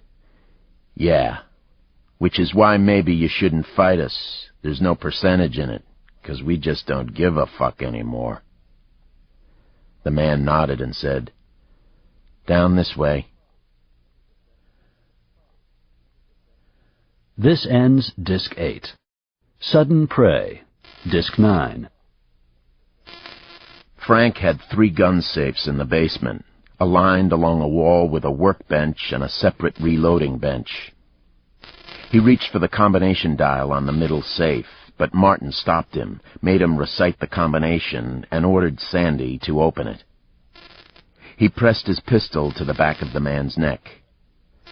If anything happens, if there's a bang or a siren or a phone line, you'll be dead. There's nothing, Frank said. Martin said to LaChaise, He's probably got a handpiece stashed behind something down here, where he can get it quick. Keep your gun pointed at him. And to Frank he said, I'm sorry about this, but you know what our problem is. Sandy finished the combination, grasped the handle on the safe, turned her head away, and tugged. The safe door opened easily. Martin said, All right. Sandy almost didn't hear him. She'd seen the obsolete black dial telephone on the gun bench. You got him? Martin asked LaChaise. LaChaise moved a little sideways to Frank and kept the gun pointed at his ear. Martin brushed past Sandy, reached into the safe, and took out an AR-15. All right, he said, finding the custom selector switch. He quickly field-stripped it, found nothing wrong, put it together. There were 3 guns in the safe and 24 boxes of ammo. Martin took it all, stuffing the ammo boxes in his coat pockets until they were full, handing the rest to Sandy. And the vests, Martin said. Over in the corner closet, Frank said. Martin walked across the basement to a closet with a sliding door, pushed it back, found a row of Kevlar vests in plastic sacks. He selected 2 of them, then glanced at Sandy and took a third. I'm really sorry about this, Martin said. He handed the vests to Sandy, put his gun on Frank, and prodded him toward the stairs. LaChaise went up ahead of them, so they could keep the white-haired man covered around corners. Sandy fumbled one of the boxes of ammo, then another one. They hit the floor, and shells spewed out. Oh, shit, she said. God damn it, Martin growled. Get those. Sandy stooped and began picking up the cartridges, stuffing them into her pockets as the men climbed the stairs. When they reached the top and had started down the hall, Sandy darted to the telephone and dialed 911. The operator answered a second later, and she said, This is Sandy Darling calling for Chief Davenport. We're here buying guns. They're going to attack someplace. I'll leave the phone off the hook and try to keep them here. She placed the phone sideways across the top of the receiver and hurried up the stairs after LaChaise and Martin.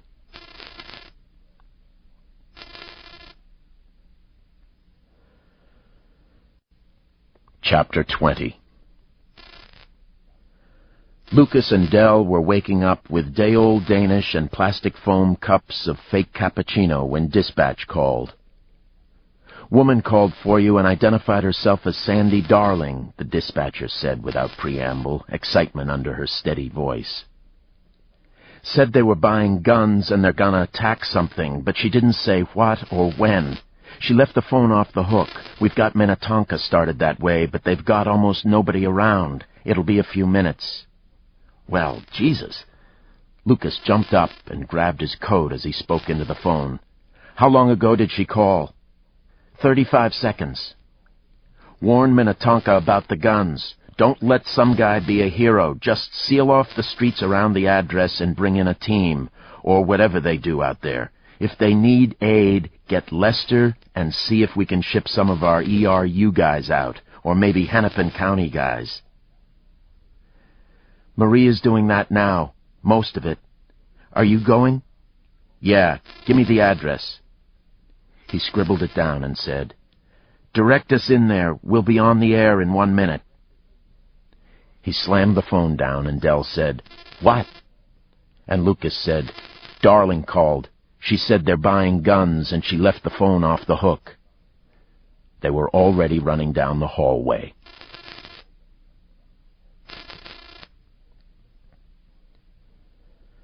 LaChaise and Martin had rolled the rifles under their coats, and when Sandy came up from the basement, Martin asked, "Get it all?" "I got most of it," she said, rattling the shells in her pockets. She felt herself flushing and thought, "Oh, my God." Martin would figure it out. She said, "There's a lot more ammo down there. I think we missed most of it." "Forget it," Martin said. He turned away and said to Frank, "Here." He handed the white-haired man a wad of cash. "This is not exactly a purchase," Frank said tightly. "Take the fucking money," Martin said impatiently. "I feel bad enough anyway. The cash comes off a drug dealer downtown. There's no tracing it. It's all clean. It'll more than cover the cost of the stuff." "Still not right," Frank said. He took the money. "I know," Martin said almost gently, "but there's no help for it. Now walk us out to the car so you can wave goodbye." They were in the car rolling, and Frank went back to the house with his hands in his pockets. They turned the corner, headed down another side street, then out to the highway. As they sat at the intersection, waiting for the light, a dark sedan crossed the highway against the light and flashed past, heading into the welter of streets they'd just left. "Asshole," LaChaise muttered. Sandy closed her eyes. Lucas pushed the Explorer out I-394, his foot to the floor, the car banging and creaking with the speed. Dell braced in the passenger seat, cursing with every slip and bump. Dispatch said the owner of the phone was a guy named Frank Winter. No priors anywhere, but he was a registered federal firearms dealer. "So she knew what she was talking about," Dell said. 10 minutes after they left City Hall, they found a phalanx of City of Minnetonka and Hennepin County cars blocking access to the subdivision. Lucas hung his badge out the window, and a cop pointed at a group of men, some in uniform and some in plain clothes. Lucas parked, and he and Dell walked over. The command cops looked up, and one of them, in plain clothes, said, "Lucas," and Lucas nodded and said, "Gene, what's happening?" "We got a couple of guys in the house across the street," the cop said. "There are lights on, but there's no cars out front. There's a set of tracks going up into the driveway and then backing out. Pretty fresh. We've had this off and on snow, and the guys say the tracks are crisp." "Might have come and gone," a uniformed cop said. "The question is, do we call ahead, or do we just take the place?" Lucas shrugged and grinned at him. "You the man." "Yeah, right," the plainclothes cop said sourly. Then, "Fuck it. He's a firearms dealer, so we could have all kinds of shit in there. If we go busting in, we could have a fight. If we call ahead, what can they do? Can't get out." He was thinking out loud. One of the Hennepin cops said, "He can't flush the evidence down the toilet." "Huh. All right. Let's call."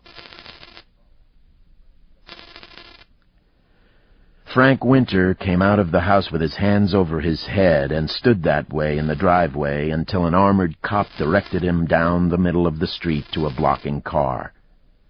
Winter said on the phone that LaChaise, Martin, and Darling had been there, had left only 15 minutes earlier, but the house was now empty. When he got to the blocking car, where Lucas and Dell were waiting with a group of uniformed cops, one of the uniforms turned Winter around and patted him down. "He's wearing a vest," one of the cops said. "Why the vest?" Dell asked. "In case one of you officers decided to shoot me," Winter said simply. "The woman called you in, didn't she?" "What woman?" "The one with Martin and his friend," Winter said. Then, "Do I need a lawyer?" "Better give him his rights," Lucas said, and one of the cops recited the code. "You want one?" "Yeah, I better," Winter said. "I was sitting there thinking about calling you when you called me." "Why didn't you?" Lucas asked. "Because I figured Martin would kill me, or LaChaise." "What did they get from you?" Dell asked. "A couple of pistols, an accurized 7mm Magnum Model 70, and a box of handloads, and a whole bunch of AR-15 ammo. Martin's an Armalite freak. He's always reworking them. I'd be careful. I'd bet they've got modified with them." "This Model 70, Lucas said, got a scope?" "Yeah. A Leupold Vari X3 and 3.5 by 10. A sniper rifle." "A varminter," said Winter. "Yeah, if elk are varmints," Lucas said. An entry team swept the house. The basement was an arsenal, but, as one of the cops said cheerfully, "Nothing illegal about that."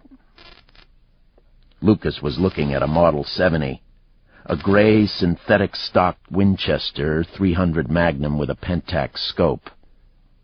He turned the eyepiece down to 2 power and sighted across the basement at a crosshairs target. Winter had opened the gun safe so the weapons could be inventoried, and they'd found 50 handguns, 24 rifles, and as many shotguns. Dell was playing with a Derringer, snapping it at a wall target, and Lucas was looking at the butt of the Model 70 when a plainclothes cop came halfway down the stairs and said, "We're sending Winter downtown. You got anything else you want to ask him?" "Nah. I kind of think he's telling the truth," Lucas said. "So do I. But he should have called us," the cop said. He grinned and said, "Now he claims he tried to call out, but his phone was screwed up and he was afraid to go out. Says he didn't know the phone was off the hook down here, just that it didn't work." "Not bad if he sticks to it," Lucas said. The cop said, "We got guys walking the neighborhood, checking about the car." Winter had said LaChaise, Martin, and Darling were in a big brown car, but he didn't notice what kind because he wasn't thinking about it. Maybe a Lincoln or a Buick. The cop went on. "The media are swarming in." "Jesus, that was quick," Dell said. "They're monitoring everything." "Can't let them know that there was a tip," Lucas said. "LaChaise'll know where it came from and he'll kill the woman." "What'll I tell them? They'll want to know." Lucas scratched his head, formulating the lie. "Tell them that Winter called us. Tell them that we used an entry team because we were concerned it might be some kind of ambush, and Winter was known to be a gun dealer with heavy weapons. Get that word out quick so we don't get anybody speculating about tips. I'll get my chief to back us up, and we'll talk to Winter's lawyer about keeping Winter's mouth shut." "All right." The cop nodded and hurried back up the stairs. Lucas turned to Dell and said, "Look at this." Dell came over, and Lucas knelt by the gun safe and said, "See the dust?" There was a faint patina of dust on the floor of the middle safe where Winter said he'd kept the stolen guns. Dell nodded. "Yeah?" 3 guns were taken out of here, see? You can just barely see the outlines. Lucas traced the dust outlines in the air, his finger a half-inch above them. "Yeah?" "Watch this." He put the Model 70 in a rack slot on the opposite end of the gun safe and wiggled it in place. When he picked it up, he'd left in the dust an almost imperceptible outline of the gun butt. "Doesn't look the same," Dell said. Too fat. But he said a Model 70, and this is a Model 70. He turned to the Minnetonka cop doing the inventory. Give me one of those ARs, would you? The cop handed him an AR, a legal, unmodified rifle, and Lucas printed the butt in the dust next to the Model 70 imprint. The two prints were distinctly different, but the AR's print matched the dust shadows of the 3 stolen guns. They took the ARs out of here, Dell said. And they're modified, Lucas said. That's why he laid that rap on us about Martin modifying guns. He wanted us to know that they're running around with machine guns, but he didn't want to say they came from him. I'm getting pretty fucking tired of this machine gun shit, Dell said. Let's get a photographer down here and see if we can get some shots of this, Lucas said, tapping the edge of the safe. I don't know if we can get Winter or not. He's a smart guy, but maybe we can fuck with him a little. Why'd they come out for more guns? They've got guns. Because of Franklin, Lucas said. If they'd shot Franklin with an AR, it would have gone through that vest like it was cheese. He took a slow turn around the basement, looking up at the ceiling. The ceiling was neat, just the way the rest of the basement was. Lucas's basement joists were full of cobwebs, which he had every intention of leaving alone. Say they took 3 ARs off Winter, and he says they took 3 vests. I'd say they're going to make a suicide run. On what? The hotel? Maybe, Lucas said, but then shook his head. I really think it's going to come somewhere else. They got to figure that none of us are hanging around home, not after Franklin. They can't get at the hotel, we've made that pretty clear. They're going to hit the hospital, Dell said, suddenly white-faced. They're going back in after Cheryl and Franklin, and Franklin's old lady's been over there. Shit, where's the telephone?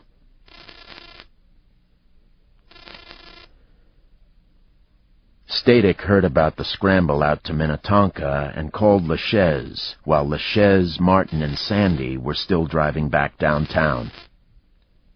They're out there now, he said with thin satisfaction.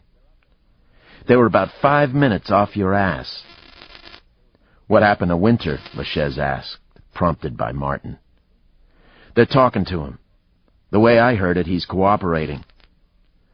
Fucker must have called them the minute we were gone, LaChaise said. They got the car? I don't know, Static said. We better get out of sight. Yeah, and one more thing. Me and a half dozen other guys are supposed to be on the way to Hennepin General. They think you might be on the way there. What? Why? I don't know, but we're on the way over there. They talked to Winter, and he must have said something. I gotta think, LaChaise said. Something screwy. Static sat behind a desk in the emergency room, a shotgun by his feet, while Lester and another cop named Davis talked about ways of blocking off the drive without being too conspicuous about it. Lucas and Dell showed up, cold, damp, hurried. You get the new composites on the street? Lucas asked Lester. Yeah, and we got the car out, Lester said. As they talked, they drifted toward a group of chairs a few feet from Static. Big brown car. What the fuck does that mean? What we gotta do is break out where they're hiding. Until we do that, Davenport went on talking, but Static blanked. All he could think of was big brown car, and he thought, oh shit, they're at Harp's. At noon, he was relieved of duty. He stopped at the office just long enough to pick up a pair of 8x50 naval binoculars, then drove down toward Harp's place. He stopped a block and a half away and put the glasses on the windows above the laundromat. He hadn't been watching for more than 5 minutes when he saw the blinds move, somebody looking out at the street. All right, he had them again. Same deal? He could wait in the street until they came out. They'd be in the car. That'd be a problem. He could maybe park across the street and wait, and when he saw the garage door going up, he could run over to the driver's side, blow it up from 1 foot away, press the muzzle of the shotgun against the glass, and pull the trigger. That would take out the driver.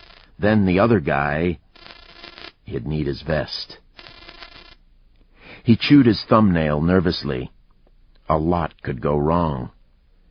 There'd be questions later, too, but he could talk those away. He kept thinking about the death of Selmore, he'd say, and how Harp seemed to tie into it.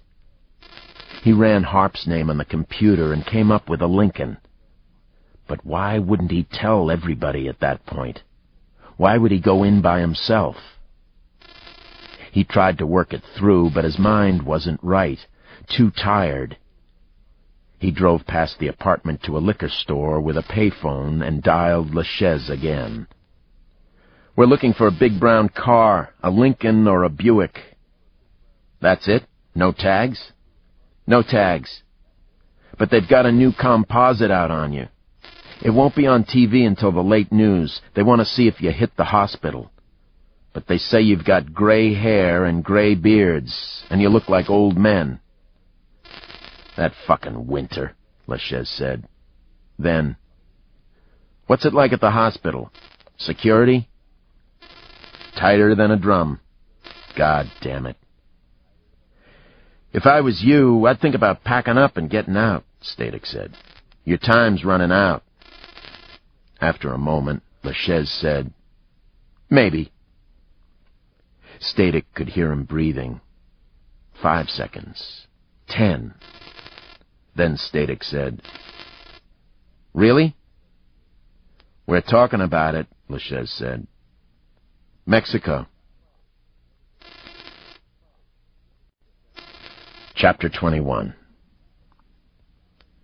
The whole day dragged, the hours squeezing by. Every cop in the department was on the street. There were rumors that the local gangs were filling up the Chicago-bound buses just to get out of the pressure. Lucas had run out of ideas and spent half the day at the hospital with dwindling expectations. Night came, but no LaChaise. The hospital was quiet, dark. Nurses padded around in running shoes, answering calls from individual rooms, pushing pills. Lucas, Dell, and a narcotics cop named McKinney hung out in an office just off the main lobby. There was no telling where LaChaise and Martin would try to crack the place, if they tried at all, but from the lobby they could move quickly to either end of the building. "Unless they come in by parachute," McKinney said. "That'd be good," Dell said. "You see that movie?" "Yeah, actually, there have been a couple of them. There was that one where the guy jumps out of the plane without a chute. You see that one? Grabs the guy in midair?" "What's his name was in it? The kid, you know, the excellent adventure guy," Lucas said. "Yeah, I saw that," said McKinney. "That's what got me jumping." "Hey, you jump? Far out."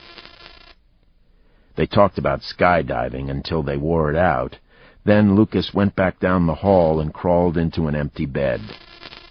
Dell sat up with McKinney. When first light came, he put his gun away and went to sit with Cheryl until she woke.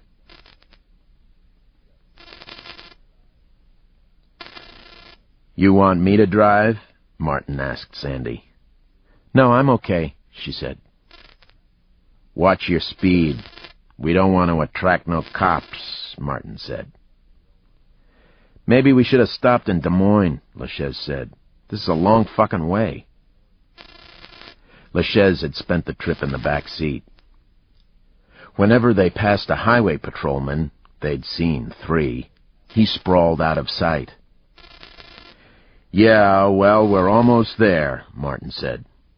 "See that glow out there? Way off, straight ahead. That's Kansas City. They'd made the decision late in the afternoon, LaChaise and Martin, and just after dark, LaChaise had walked back to the bedroom and said, "Get your stuff ready." Sandy sat up. "Where are we going?" "Mexico." "Mexico? Dick, are you serious?" She felt a quick beat of hope. If they made it out of town, they'd have some room. And someplace along the road, they'd forget about her for a while, and she'd walk away. A dusty little restaurant someplace, a small town out on the desert. She'd wait until they started eating, then she'd tell them she had to go to the ladies' room, and then she'd walk out, leave a note on the car seat, hide until they were gone. It was all there in her mind's eye, and when they were gone, long gone, she'd turn herself in, work it out. A possibility. But now Dick was complaining that they'd come too far. What was all that about? She thought about it, a sinking feeling, and finally asked, "Why is Kansas City too far, Dick?" He didn't answer immediately. "Dick?" "Because we don't want to drive in the daytime," Martin said. He looked at his watch. "It'll be light in another hour. We've got to find a motel." Martin spotted an all-night supermarket on the outskirts of the city and told Sandy to take the off-ramp. LaChaise waited in the car with Sandy until Martin returned. He'd bought 2 loaves of bread, a couple of pounds of sandwich meat, and 2 big bars of dark green auto mechanic soap. "What's the soap for?" Sandy asked, peering into the bag. "Whitland," Martin said, grinning at her. LaChaise rented a room in a chain motel called the Red Roof Inn. LaChaise went in because he'd shaved just before they left the cities, and Sandy had given him a neat trim. Wearing one of Harp's suits with a silk tie, he looked like a Republican. He paid cash for the room, 2 days, said he was alone, and asked that the maid be told not to wake him up. "Been traveling all night," he said. "No problem," said the woman behind the desk. The room was on the back side of the motel, with 2 double beds and a TV. They slept restlessly until 2 o'clock, when Martin got up and ordered a pizza, Coke, and coffee from a local pizza place. The stuff was delivered, no questions, and they ate silently. At 4, with the sun slipping down in the west, they went back out to the car. Martin said, "I'll drive." "That's all right, Get in the back and shut up," LaChaise said. "What's going on?" Sandy asked. LaChaise grabbed her by the jacket and jerked her forward until his face was only an inch from hers. She could smell the cheese and onions from the pizza. "Change of plans. Now get in the fucking car." She got in the car. "Dick, what are you gonna do?" "Dick?" "We're gonna rob another goddamn credit union is what we're gonna do," LaChaise said.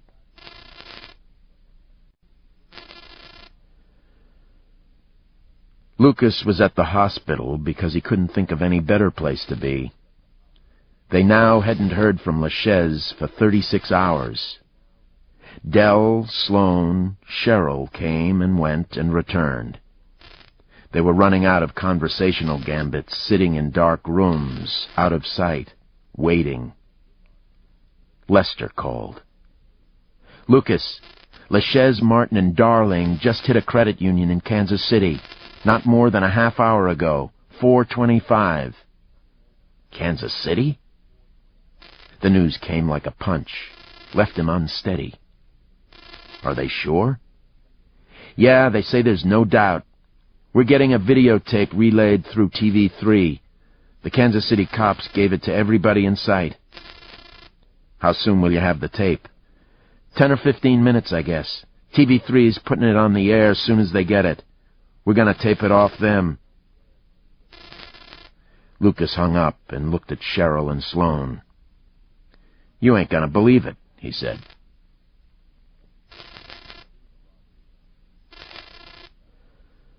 The robbery was smooth, professional.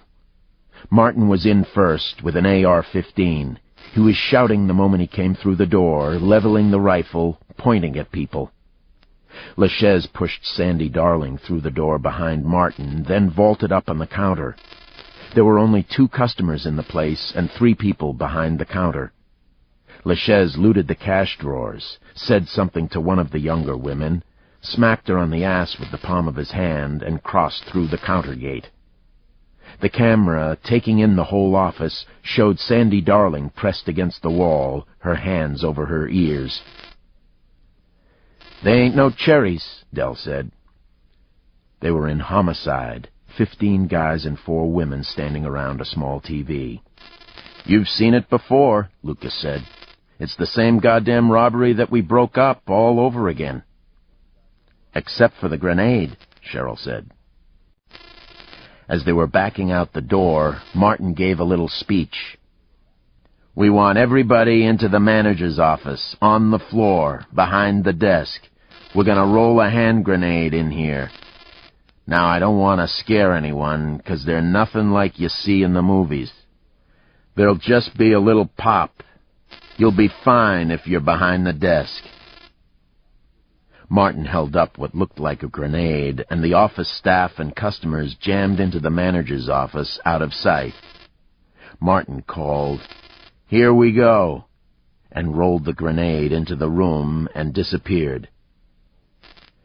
The grenade turned out to be a hand-carved lump of green soap that didn't look too much like a grenade when you looked at it close. "No plates," Lucas grunted, watching. They didn't want anybody to run out and see the car and get the plates. Darling didn't look too happy to be there. No gun. She looked scared. They had to push her in and out, Sloane said. "They got $8,000, said somebody else. "So he says to this chick," Lester began, and then corrected himself. "This woman, the teller, he says, 'You ought to make it to Acapulco sometime, honey.'" "Sounds like bullshit," said Dell. "I don't know," Lester said. "He's the kind of guy who'd say something like that." He looked around the room. "I wish we'd taken him here, goddammit."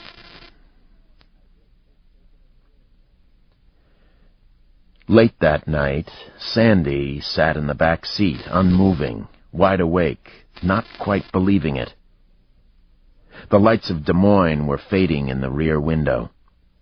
They were headed back to Minneapolis, ahead of what the all-night stations were saying was a major storm coming up from the southwest. Already blizzard conditions in Nebraska. They'd be in the cities by dawn, back in the apartment. The whole thing had been a game to loosen up the targets. "A stroke of fucking genius," LaChaise said, pounding Martin on the back. "I just wish we had some place to spend the cash." Chapter 22. Lucas sat awake, trying to make sense of it. If LaChaise and Martin were on a suicide run, and it had appeared that way from the beginning, what had changed their minds? They couldn't believe that escape was as simple as running to Mexico. The Mexicans would ship them back to the States as quickly as they were found, or kill them. Maybe it was simpler than he was making it. Maybe their nerve failed. He got up, hands in his pockets, and stared out the window across his snow-covered lawn. In the distance, on the other side of the Mississippi, he could see Christmas lights, red, green, and white, along somebody's roofline. A silent night. And he was restless. He hadn't wanted weather to come back to the house. "One more night in the hotel," he had said, "just until we find their trail again." But she'd insisted. She wanted to sleep in her own bed. She was in it now, and sleeping soundly. Lucas was sitting up with a pistol and a 12-gauge Wingmaster pump. He looked at a clock. 4 in the morning. He picked up a TV remote, pointed at a small TV in the corner of the room, and called up the Aviation Weather Service. All day the weather forecasters had been talking about a huge low-pressure system that was pinwheeling up from the southern Rockies. Snow had overrun all the southwestern and south-central parts of the state, and now the weather radar showed it edging into the metro area. If they were coming back, he thought, if this thing was no more than a shock, and if they'd fallen behind the snow line, they might be stalled for a day. If they'd stayed ahead of it, they'd be coming into town about now. Nobody thought they'd be coming back. The network TV people were getting out of town as fast as they could pack up and find space on an outgoing plane. Nobody wanted to be stuck out in flyover country the week before Christmas, not with a big storm coming. The cops were the same way, going home, filing for overtime. Lucas called Kansas City cops and the Missouri and Kansas highway patrols every hour, looking for even the faintest sniff of LaChaise. Nobody had gotten one. They'd vanished. Just as if they'd taken country roads east and north instead of west and south, where the search was focused, Lucas thought. He looked out the window again, then self-consciously went and closed the wooden blinds. After killing the TV, he wandered through the dark house, moving by touch, listening, trailing the shotgun. He checked the security system, got a drink of water, and went back to the living room where he dropped on a couch.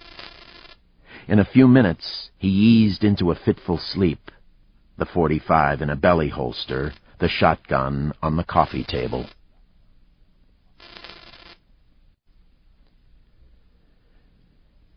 They stayed ahead of the snow. They drove through southern Iowa in the crackling cold, millions of stars but no moon, following the red and yellow lights of the freighter trucks heading into Des Moines, and after Des Moines up toward Minneapolis-St. Paul. They stopped once at a gas station, the bare-faced LaChaise pumping the gas and paying a sleepy attendant, the hood of his parka covering his head, a scarf shrouding his neck.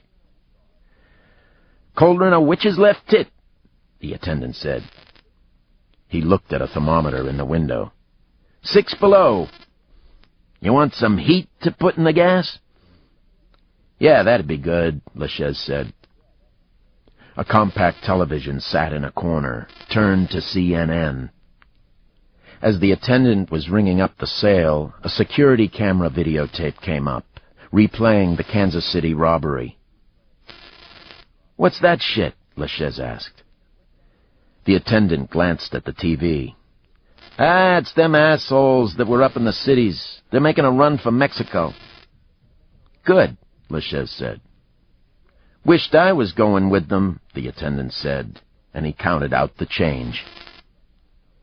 As they continued up I-35, the nighttime radio stations came and went, playing Christmas music. Clouds began to move in, like dark arrows overhead. The stars winked out.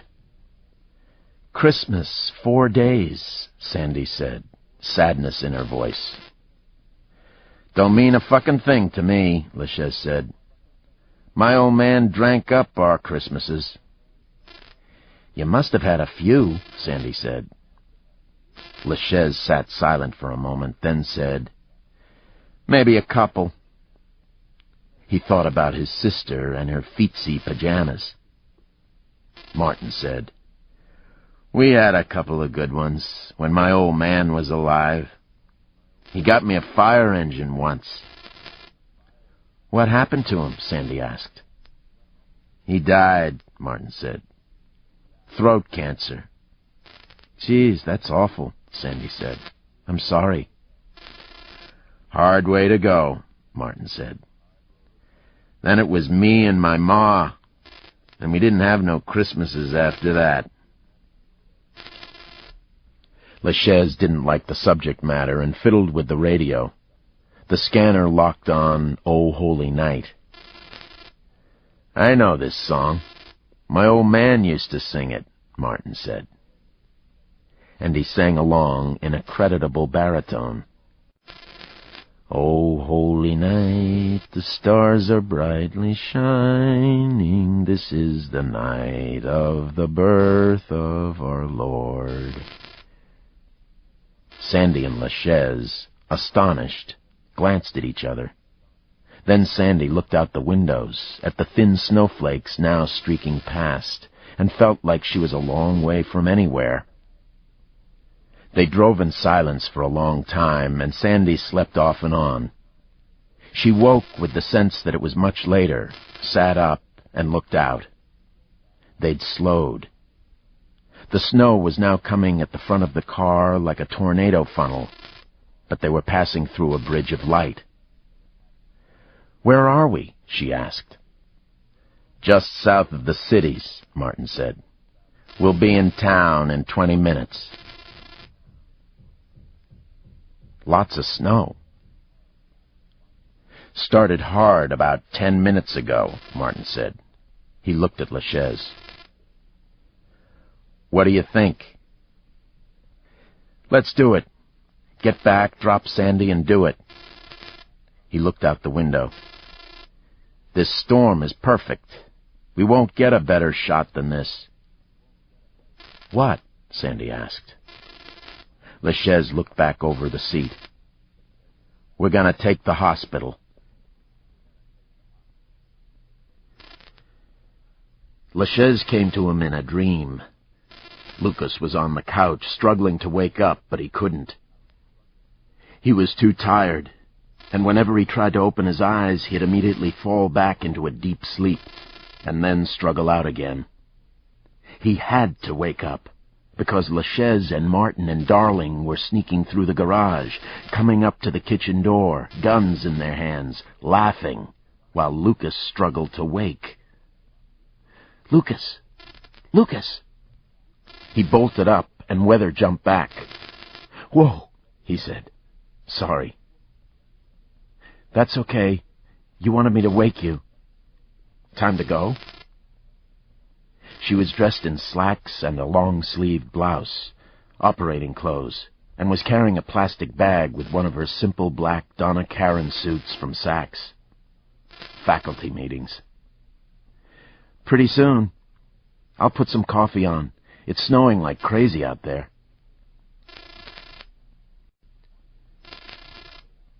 Martin sketched out the layout of the 8th Street entry of the Hennepin County Medical Center from the earlier recon. 2 doors. The main emergency room is locked. We could fake that we're hurt, and they'd let us in, but there'll be a bunch of people there. He tapped the 2nd door.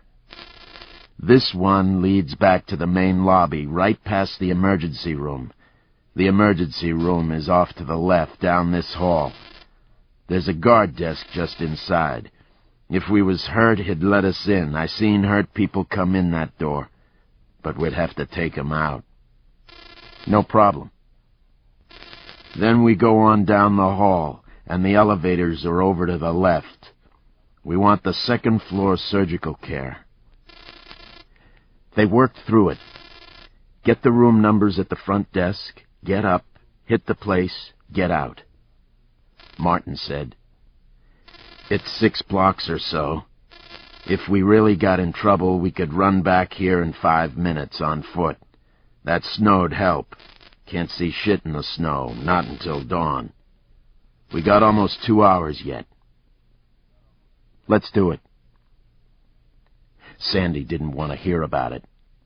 She paced in the bedroom, stared at the walls, but not dumbly.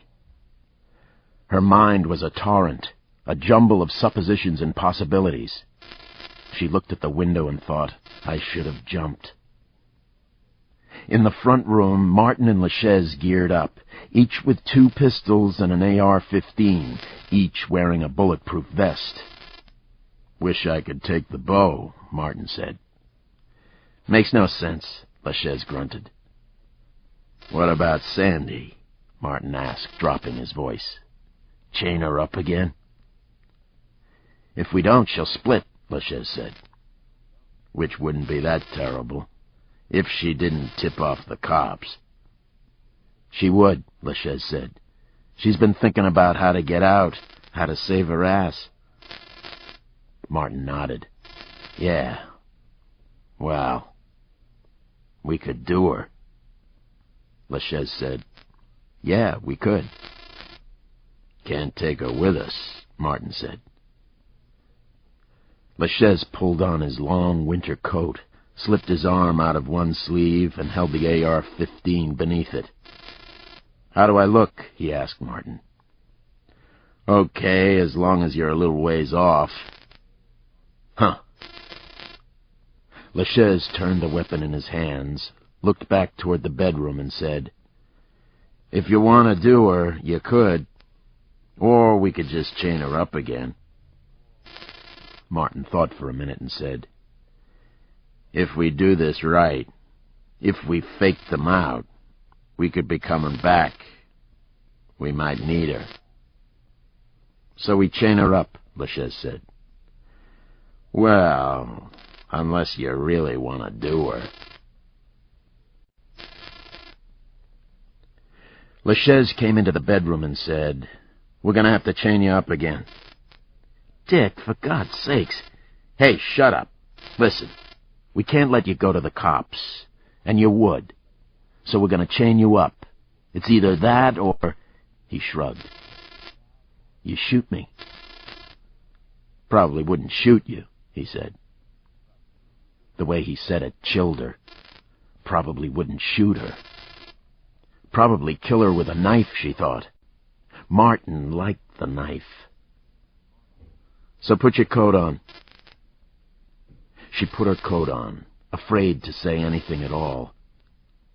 She was standing on a knife edge. She went ahead of LaChaise down the stairs, where Martin was waiting like Old Man Death. He was holding the chain. Sorry about this, he said, but he didn't sound sorry. They'd put the chair back next to the post, and they chained her into it again, snapping the padlocks. You'll be okay, LaChaise said. What if you don't come back? She blurted. He said, You better hope we do. You'd have to get pretty damn skinny to get out of that chain. He grinned at his own wit, then said, We'll leave the keys over on the steps. He dropped the keys on the steps, far out of reach, and then they got in the car, ran the garage door up, backed out, and dropped the door, Sandy disappearing behind it. Glad we didn't do her, LaChaise said. Yeah. When we do her, I want to fuck her first. She always sort of treated me like I wasn't good enough.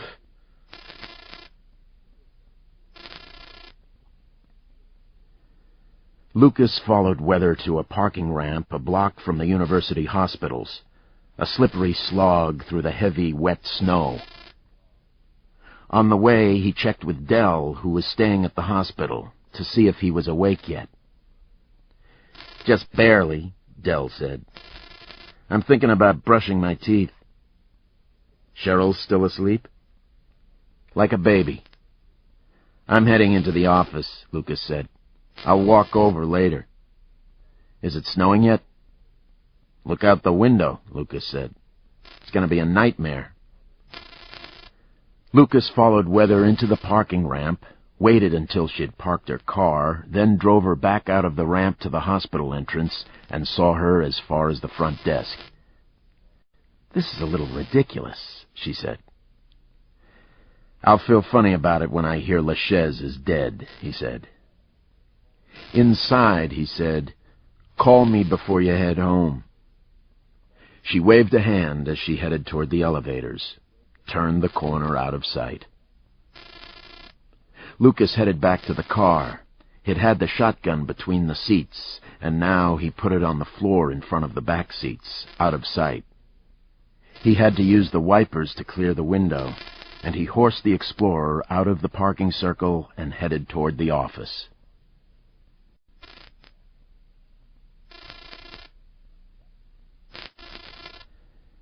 Chapter 23. LaChaise looked at Martin. "This is it, dude." Martin nodded. "Could be. We could drive north up to Canada, run out of the snow, head west."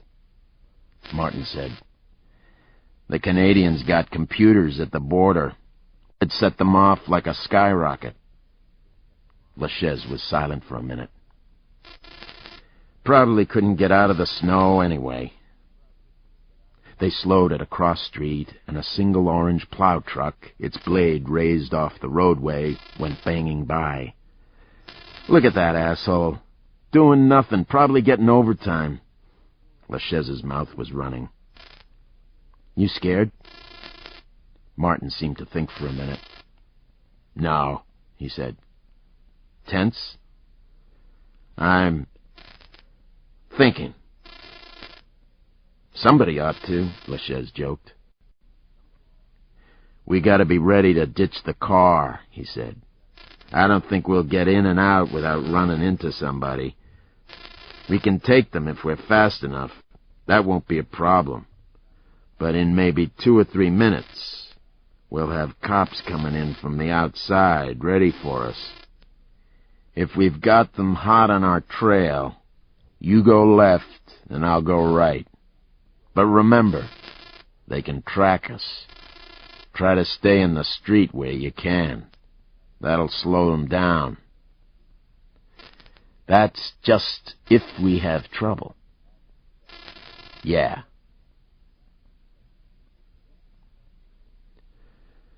Lucas crossed the Mississippi on the Washington Avenue Bridge, rolled through a couple of turns in Cedar Riverside, and eased the Explorer into the loop.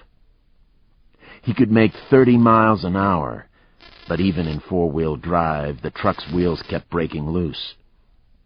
The driver's side windshield wiper, which had never worked right, left a frozen streak just at his eye level. He had the radio going, and the morning show guy on CCO said there'd be a foot of snow on the ground when the storm ended. "We've got school closings all over southwest and east-central Minnesota, and the Minneapolis and St. Paul systems will be making a call in the next 10 minutes. The governor will probably shut down state government, since he does it every time somebody sees a snowflake. Don't get me started on that. Though..." A cop car was pulling out of the driveway at the medical center when LaChaise and Martin arrived. They coasted to the curb and sat for 2 minutes, letting the cop get well clear. Then Martin said, "You're the hurt one. Pull your hat down." "I'm good," LaChaise said. He was breathing through his mouth again, gulping air. "My fucking heart feels like it's gonna explode." Martin took the car into the emergency entrance drive. "You won't notice when we get inside." "This is a fucking war, man," LaChaise said. "This is like fucking Nam." "Especially the snow," Martin said. Martin stopped outside the first of the 2 doors and left the car running. If they made it back, it'd be quicker. If they didn't, who cared what happened to the car? LaChaise got out of the driver's side and limped toward the door to the lobby. Martin ran around the front of the car and caught him, slipped an arm around him, and they hobbled to the entrance. The door was open. All right.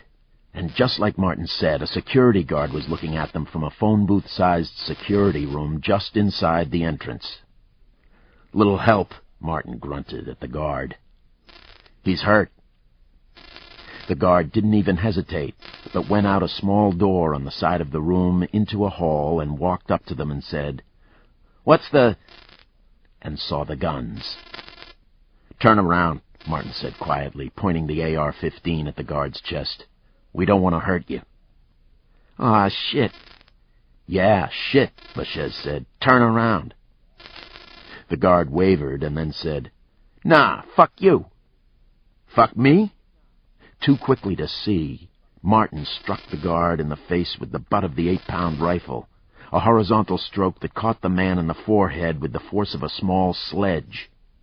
The guard jerked back into the wall and slid to the floor.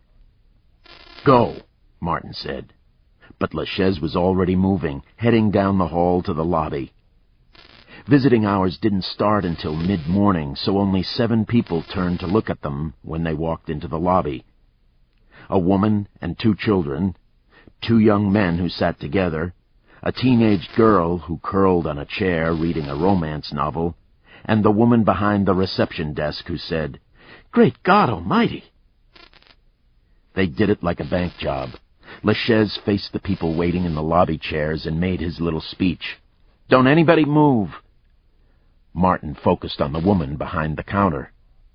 "We want the room numbers for Caps Lock and Franklin in surgical care. If you don't give them to us quick, we'll kill you." "Yes, sir." She called up the names on the computers and read off the room numbers. LaChaise could see them over her shoulder. "Where are those numbers? When we get off the elevators?" "You turn to your right going down the hall." She drew a line on the desk with her index finger. Martin nodded. "All right, come out of there and sit with these other people," Martin said. "Keep your hands where I can see them." They'd been inside for a little more than a minute. LaChaise pushed the elevator call button as the woman walked from behind the desk. Martin motioned her toward a chair, and as she went past him, struck her with the gun butt as he had the security guard. The butt hit the woman in the nose, which shattered, and she went down with a chopped-off shriek. The teenage girl yelped at the same instant, but choked it off, a hand over her mouth. The 2 young men watched them with flat eyes that said they'd seen guns before. "Anybody calls the cops, we come down here and waste them," LaChaise snarled. "And you know we will." The elevator car arrived, and LaChaise and Martin backed inside. As the door closed, they heard people running. The 2 men ran for the door while the woman tried to gather up her kids and start moving. She was screaming, "Help us! Help us!" The teenage girl stepped to a wall-mounted fire alarm and pulled the handle down.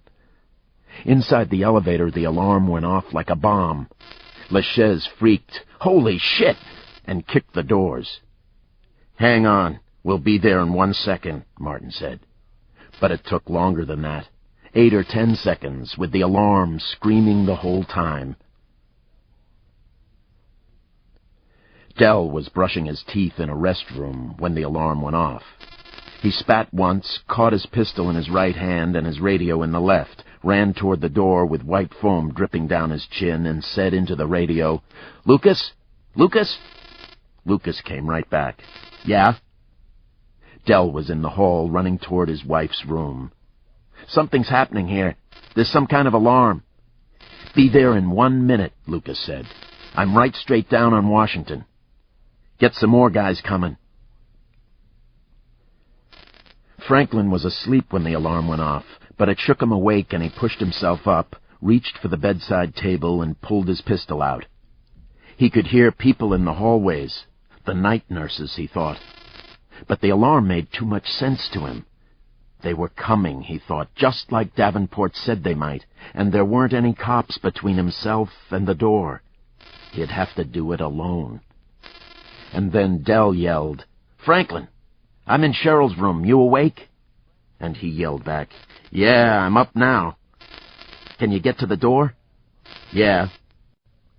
Franklin pulled the IV from his arm and more or less fell off the bed onto his good side, winced at the impact, and low-crawled to the doorway.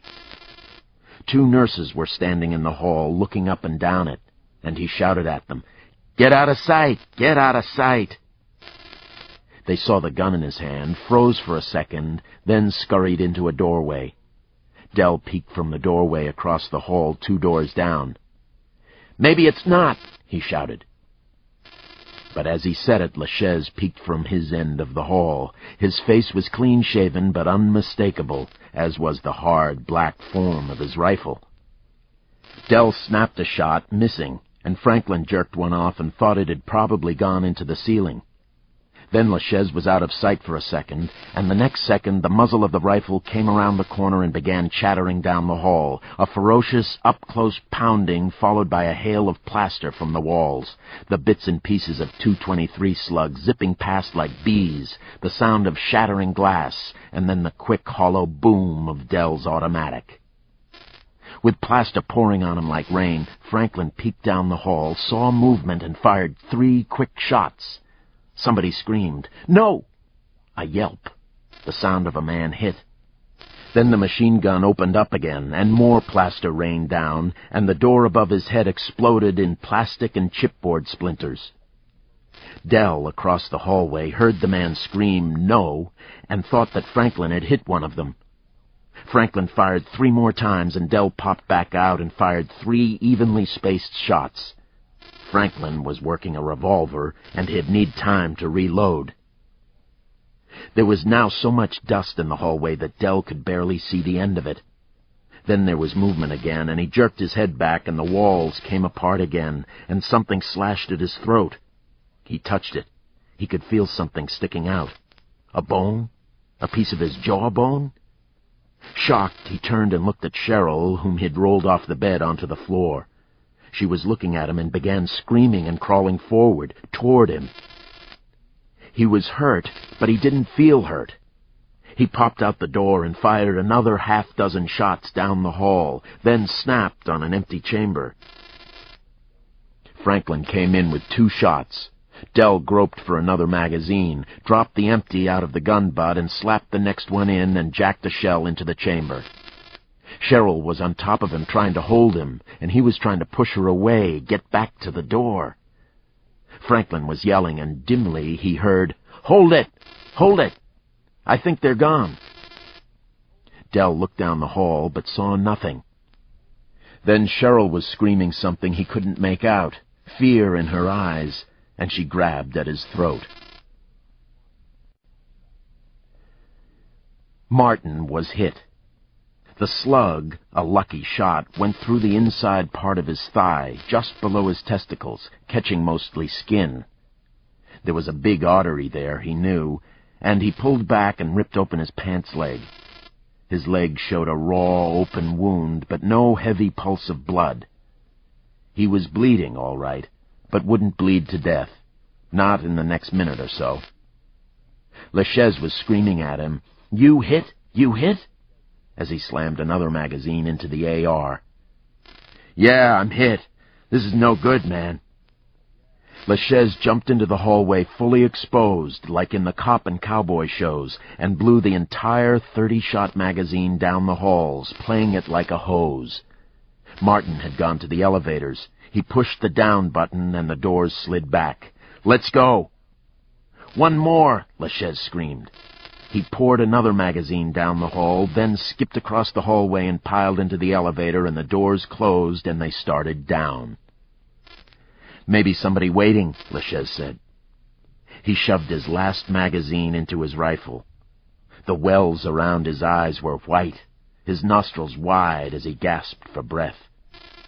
"How bad is it?" "Bad enough, but I ain't gonna die from it," Martin grunted. "Watch the doors," LaChaise said, and they leveled their rifles at the opening elevator doors. Nobody. The lobby was deserted, and they ran out toward the hall that would lead to the car. They'd been inside for little more than a minute. Lucas skidded to a stop in the parking lot, on the opposite side of the building from the emergency room entrance. Dell's wife was screaming on the radio, "Dell's hurt! Dell's hurt! They're going away, but Dell's hurt." Lucas had everything on the street headed for the hospital, and dispatch said more guys were running down from City Hall. They'd be there in a minute, in 30 seconds. He jammed the truck into park and got the shotgun off the seat and ran toward the lobby doors. As he ran up, he saw the elevators open, and LaChaise and Martin lurched out, Martin hobbling. They turned the other way, not seeing him, heading down a hall that would lead to the emergency room exit. He was behind them, 60 or 80 feet away, on the wrong side of the hospital. He pulled at the door and nearly fell down. Locked. Without thinking, he backed up a step, pointed the shotgun at LaChaise's back through the glass, and fired. The glass exploded, and he pumped and fired through the hole and pumped again, was aware that somebody was screaming, and then the glass panes 10 feet to his left blew out, and he could see the flash of a machine gun rolling toward him. He went down and automatically ducked his head, and the shattering glass ripped at his coat and pants. When the long play of the machine gun passed, he got to his knees and fired 2 more shots as quickly as he could, got no response, and stood up. The hall opposite him was empty. There was a sudden, keen local silence, as though he had suddenly gone deaf. Then the sound of sirens faded in, and he stepped through the holes in the glass doors and ran across the lobby. He ducked behind the wall at the reception desk and saw a woman with a bleeding face looking at him from the floor where she had crawled for cover. He waited, listening, then hurried down the hall, ready to take someone at the corner. Another body, the security guard, breathing but blowing bubbles of blood. There was a double blood trail going out the door, one stopping 5 feet from the curb, the other going all the way to the curb. They had a car, but they were gone. A cop car skidded into the lot, and Lucas stepped out with his hands up, waved, groped for his radio, and said, "They're on the streets. Look for the brown car, the big brown car. They're not more than 15 seconds out of the lot. They got machine guns. They're hit." A doctor was running down the hall toward him. He glanced at Lucas, then bent over the security guard and shouted back toward the emergency room, "We need a cart! Get a goddamn cart!" Lucas said, "There's another one by the reception desk." The doctor screamed, "We need 2 carts!" As the cops broke out of the incoming car, Lucas turned and ran back to the lobby. The elevator doors were open, the floor a pool of crimson blood. There was only one puddle, he noticed, with 2 footprints in it. The other man hadn't been hit yet, so he'd got him with the shotgun. He pushed 2, rode up, and when the doors started to open, he yelled, "Davenport coming in!" He could hear a woman shouting, and he hurried around the corner toward Dell's room. Dell was on the floor with Franklin and Cheryl, both in hospital gowns, bent over him. A nurse was hurrying down the hall with a cart. "How bad?" Lucas yelled as he came up. "He's not going to be as pretty as he used to be," Franklin said grimly. Lucas knelt beside Cheryl, and Dell looked up at him. A splinter of formica, thin as a knife and about the width of a pencil, was sticking through Dell's neck, inside the lines of his jaw. He looked at Lucas and shook his head, his eyes wobbling. Cheryl turned to the nurses and shouted, "Hurry!" and to Lucas in a calmer voice, "It goes all the way through, up in the roof of his mouth." "Jesus, let's get him." The nurses came up, and Lucas picked Dell up and laid him on the cart. "Down to the ER, one of the nurses said. The other one pointed at Cheryl. "And you've got to lie back down. You can't be up." And at Franklin, "You too." She pushed Cheryl toward the bed behind them. Franklin said, "You get them?" "They made it out, but we got guys coming in all over the place." "Shit." "I hit one of them and you guys hit one. We've got one blood trail going in and out of the elevator and another one starting in the lobby." Lucas started to tremble with the adrenaline. "Good," Franklin said, and he began to shake as well. He looked down at the wreckage of the hallway and said to Lucas, "You know what it was like in here?" "What?" "It was like one of those scenes in Star Wars where the stormtroopers are shooting about 1,000,000 shots at the good guys and never hit anything. I mean, more shit went up and down the hall." Lucas looked at him, covered with plaster dust, and said, "You know, you might want to sit down." Franklin rubbed his chest, looked at Cheryl, now flat on her back and deathly pale, and said, "Yeah, I might." This ends Disc 9. Sudden Prey, Disc 10. Chapter 24. Martin was running, staggering, turning the corner into the hall that would take him out past the emergency room, past the body on the floor, LaChaise a step behind, when the world blew up again and a hail of glass and lead blew past them. LaChaise screamed, but Martin could sense him still moving. Then another shot pounded past them, and LaChaise turned and opened up with the machine gun, and Martin went through the door out onto the sidewalk, half expecting to die there. But the car was waiting, idling peacefully. A woman was a half-block away, walking toward them carrying a bag. She stopped suddenly when she saw them, but Martin was already around the car. He threw the gun in the back seat and climbed inside. LaChaise piled in the passenger side, and they rolled out of the lot, the passenger side door flopping open, then slamming as they slewed in a circle and headed south. "Hurt bad," LaChaise moaned. "My fucking legs." "Fire alarm," Martin said. He had one hand clamped over the wound in his leg, and he could feel the blood seeping between his fingers. "Sons of bitches set off the fire alarm." "How bad are you hit?" LaChaise asked, then moaned again as they bounced over a curb and around a corner. The streets were empty. "I'm bleeding heavy," Martin said. "Christ. Hang on." Martin was trying to turn into the side street that led to the garage, but he was moving too fast and driving with one hand, and they hit a curb again, ran through a small bare tree, bounced off the parking strip, and back into the street. LaChaise, groaning, reached over Martin's head to the sun flap and pushed the button on the garage door opener. Across the street, the door started up, and Martin horsed the car inside.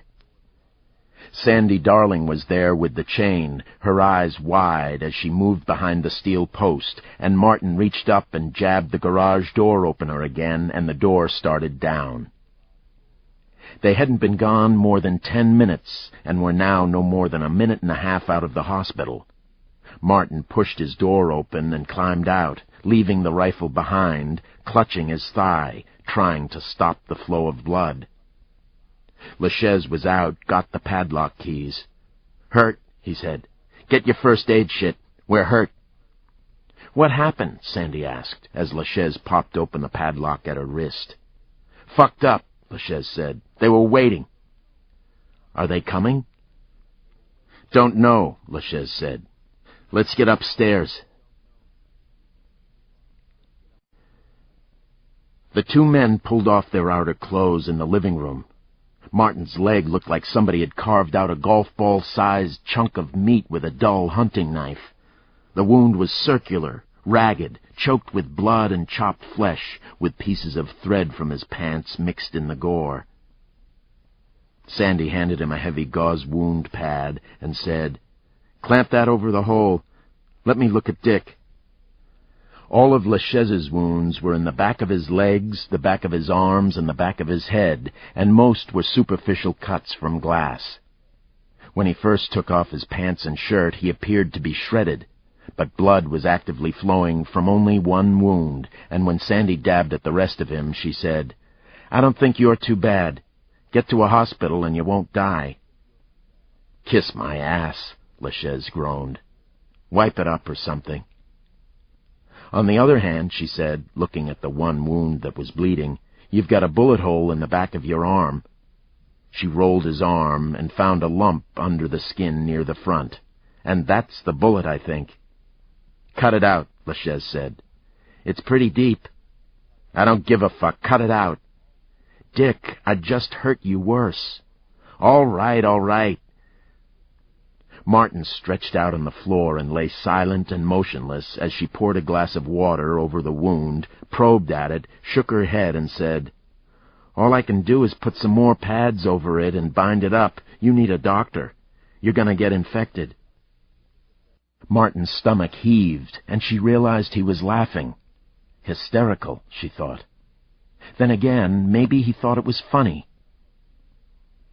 "Infection'll take a couple days. We ain't got a couple days." He looked at LaChaise. "We gotta keep moving, boy." "I'm really fucking hurting, man." "They'll wonder where we went, and sooner or later they'll kick their way in here. If we're gonna do any more damage, we gotta move." He looked at the windows. "Before light." LaChaise groaned, but got to his hands and knees, looked sideways at Sandy and said, "Tape me up where you can."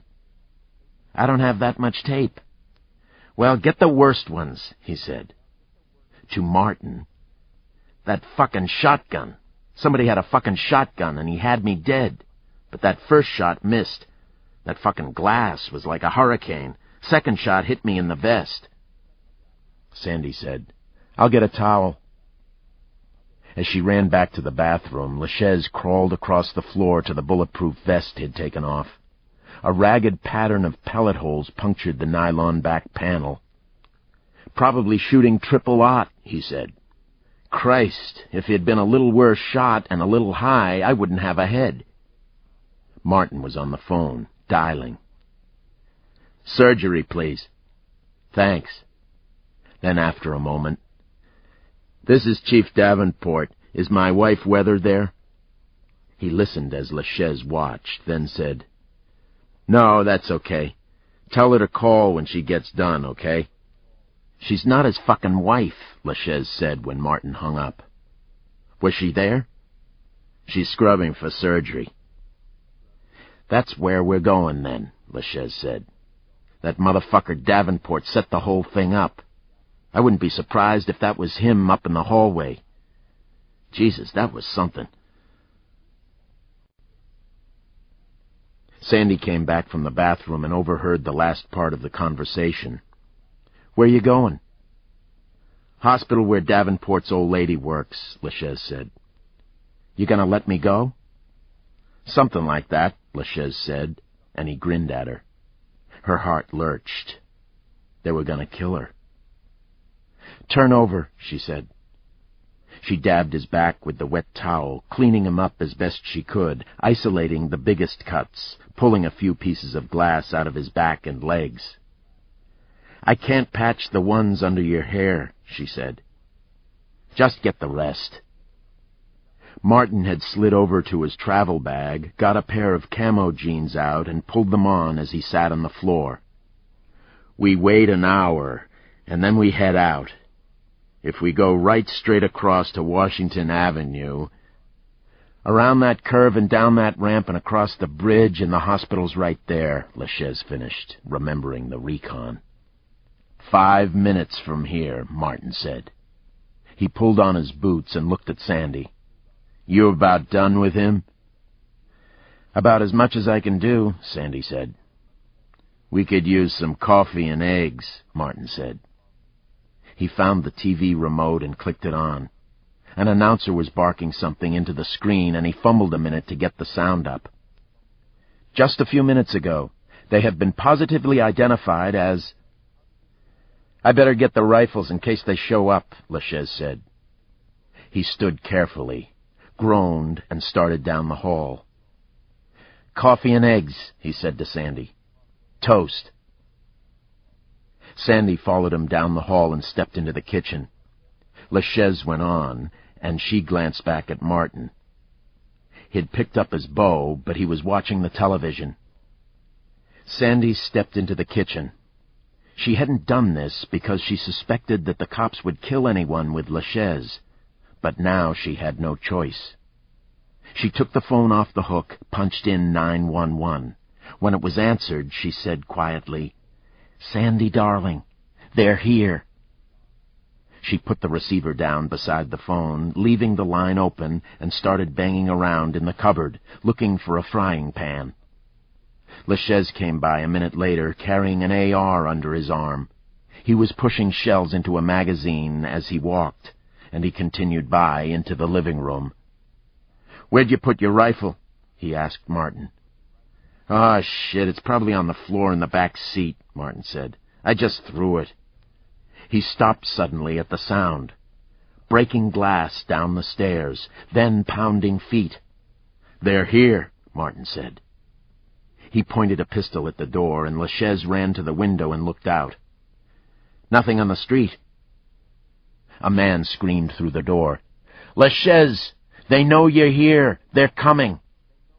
The screaming continued for a moment, but they couldn't make it out, and the feet pounded back down the stairs. "Oh, shit! Oh, shit!" Martin yelled. Down the back!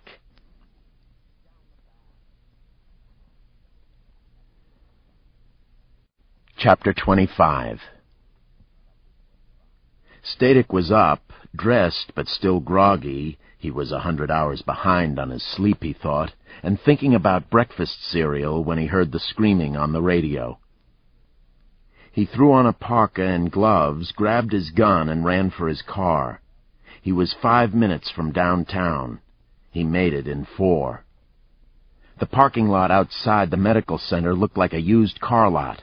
Cops coming in from everywhere in their own cars. Light racks lit up the snowstorm.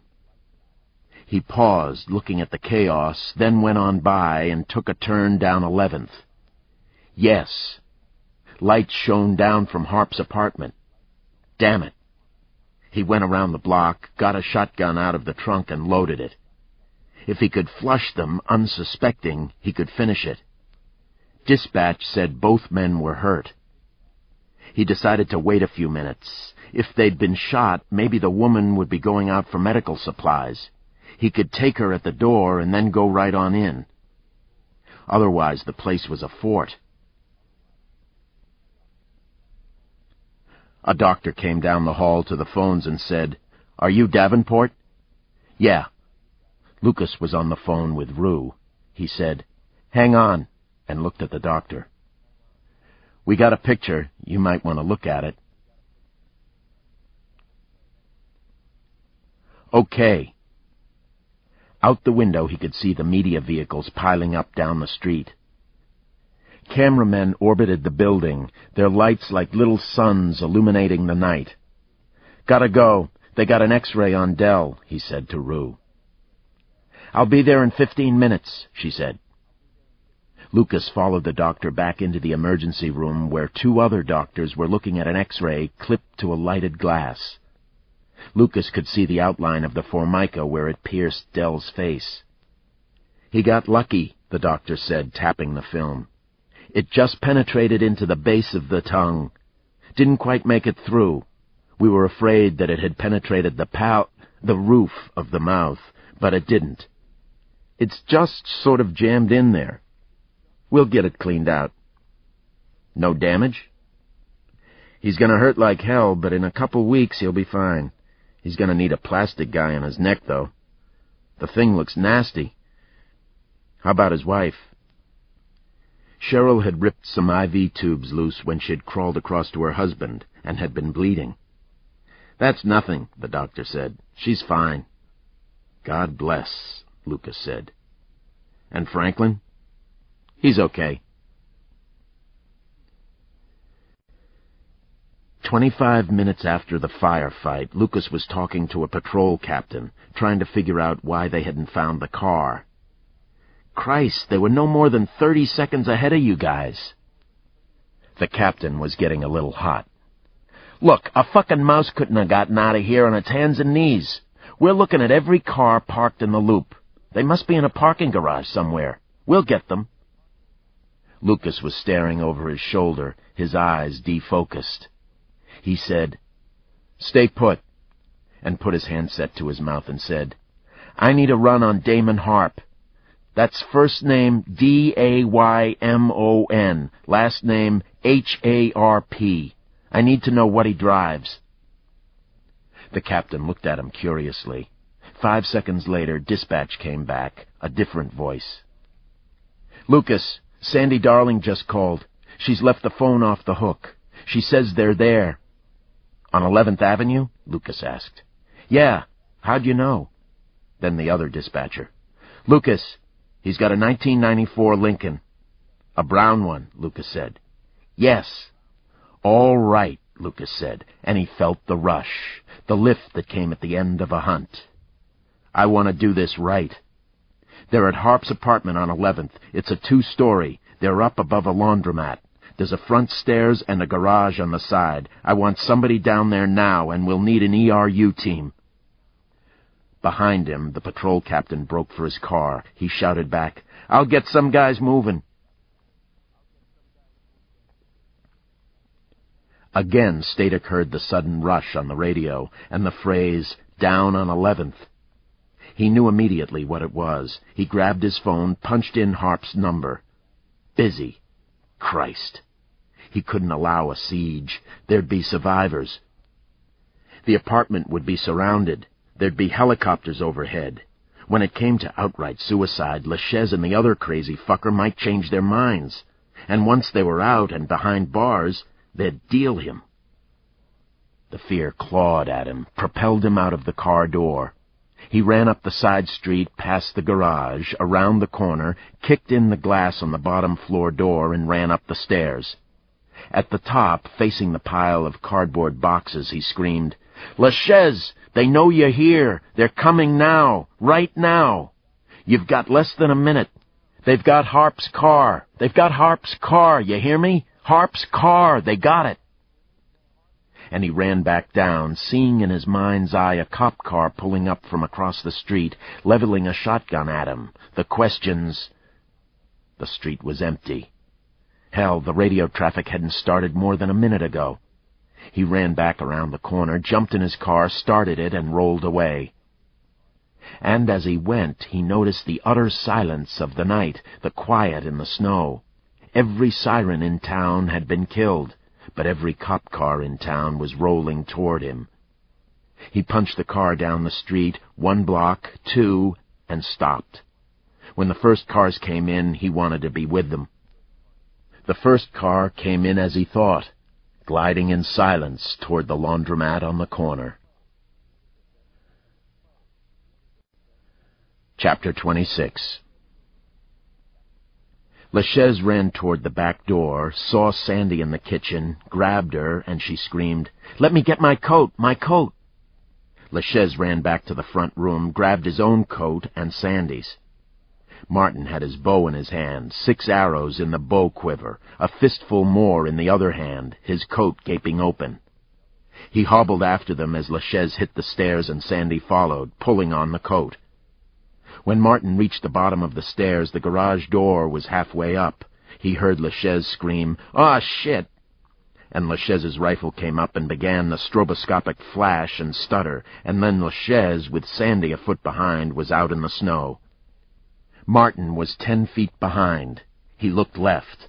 A cop car, window shattered, sideways in the street. LaChaise was already running to the right. "This way! This way!" LaChaise was screaming at him. Martin caught up, and they turned the corner, and Martin said, "Give me the rifle." "What?" LaChaise's face was white, antic, the skin stretched around his eyes. Sandy was running away from them, down the street. "Let her go." "I won't make it. I can't move. My leg's fucked. I pulled something loose again," Martin said. He fumbled at his waistband. "Take my pistol," he said, handing it to LaChaise. "You got yours. That'll be enough. Grab a car. Get moving." "Christ," LaChaise said. He tossed Martin the rifle, fumbled 2 spare magazines out of his pocket, passed them over, then caught Martin around the neck in a bear hug, held him for a half-second, said, "I'm going for Davenport's woman. I'll probably be seeing you in a while," then turned and ran after Sandy. Martin went back to the corner and peeked. 50 yards down the street, a cop was behind a car door, looking at him. He fired a burst, then pulled back and hobbled away, across the street, a thin trickle of pink in the snow where he passed. He could hear the sirens now, coming in from everywhere. Lucas and an out-of-uniform patrol cop named Bunn rode toward 11th in Lucas's Explorer. Bunn wore a baseball jacket, the first thing he'd seen when he'd run out of a locker room before heading down to the hospital on foot. They were 6 blocks from Harp's. 1 minute. A half-minute after they left the hospital, they got the choked call on the radios, almost unintelligible over the panicked, harsh, into-the-mic breathing. "We got fire! We're shot! We're taking fire! Dick's shot! For Christ's sake, get help!" "God damn," Bunn said. Lucas had been following the patrol captain. Now he put the Explorer on the wrong side of the slippery street, and they roared along, side by side, sirens everywhere. At the same time he was shouting, "Where'd they go, you dumb shit?" The cop came back as though he'd heard. They're on 11th. They're on 11th heading toward the Metrodome. They're on foot. 10 seconds, Lucas said. Bunn drew his pistol and braced himself, white-faced, but at the same time showing Lucas a shaky grin. "This stuff scares the shit out of me," he said. Lucas focused on the driving, said, "The snow isn't that bad. It's the fucking night that's killing us." "Nah, it's the fucking snow," Bunn said. A red car, a small Ford, pulled out of a side street and Lucas nearly hit it.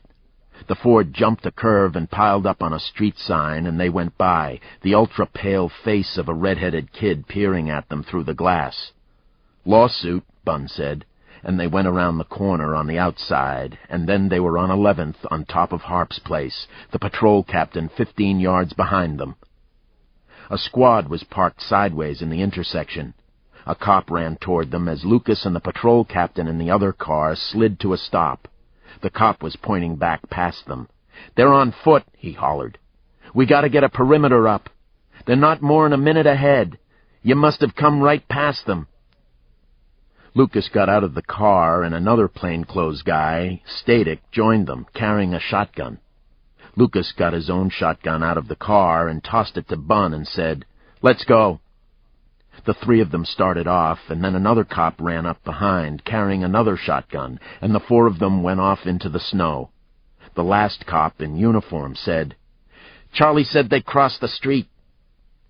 Lucas led the way, said, "Don't bunch," and the others self-consciously spread out.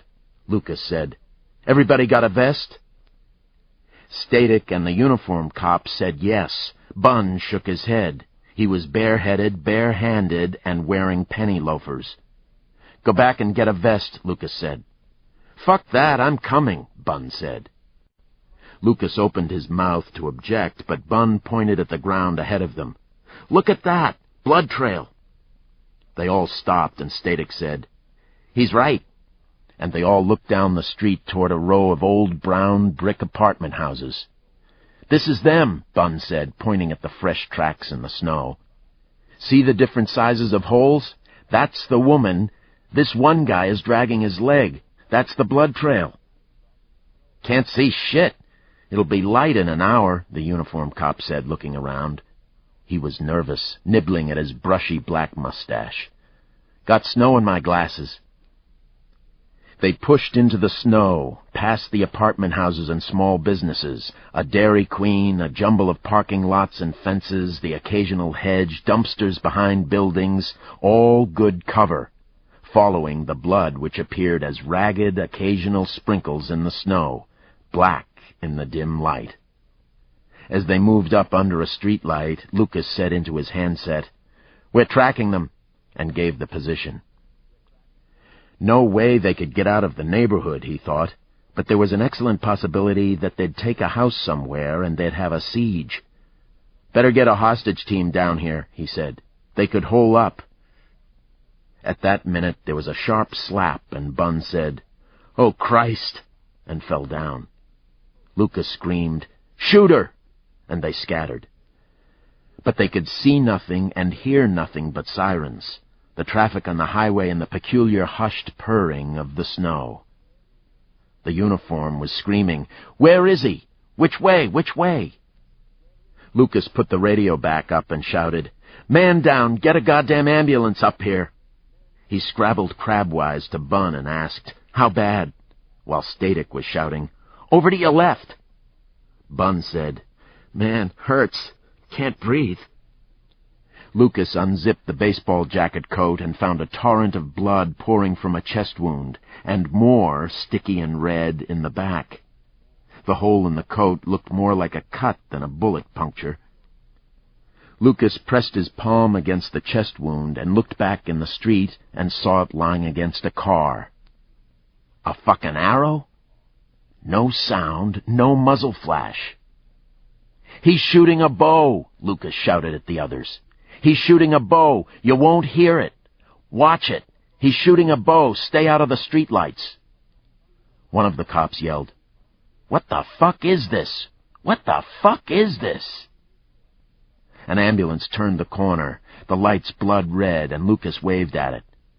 When it came in, he said to the EMT, "Hit by an arrow, he's bleeding bad," and left her to it, running after the other 2 men. He found them zigzagging up the street, still following the blood. 10 feet at a time, the uniform said. The uniform was sweating with fear and was wet with melting snow. His eyes were too big behind his moisture-dappled spectacles. His breathing labored, but he was functioning. He ran left and dropped, pointing his shotgun down the blood trail. Static went right, dropped. Lucas followed up the middle, dodged, and dropped. Static went past, and then the uniformed cop. On a patch of loose snow, Lucas saw that they were only following 1 track. "What happened to the other 2 tracks?" he shouted. "I don't know. They must have turned off back in the street," Static shouted back as the uniformed cop leapfrogged past him. Static scrambled to his feet, and as he did, he grunted and dropped, and Lucas saw an aluminum arrow sticking out of his chest and just a flicker of movement up the trail. He fired 3 shots, saw another flicker, and fired 2 more, the last 2 low, and then the uniformed cop fired a quick shot with his 12-gauge. "How bad?" Lucas shouted at Static. "Nothing. Hit the backing plate in the vest," Static said, getting to his feet. "He's a good fucking shot." He broke the arrow off, and they moved forward again, found a puddle of blood and some blood spatter. "You hit him," the uniformed cop said. "Maybe you," Lucas said. "Nah, I couldn't see bullshit. Was just shooting 'cause I was scared." He looked around and said, "Maybe we ought to wait until daylight. He can't be far." "He ain't going anywhere. He was already bleeding before you hit him." "I want him," Lucas said. He put the handset to his face and told the dispatcher that the 3 had broken up, 2 apparently together, the 3rd hurt bad. He gave the location and said, "We're following up." "There are people coming straight into that block," the dispatcher said. "You're heading right into them.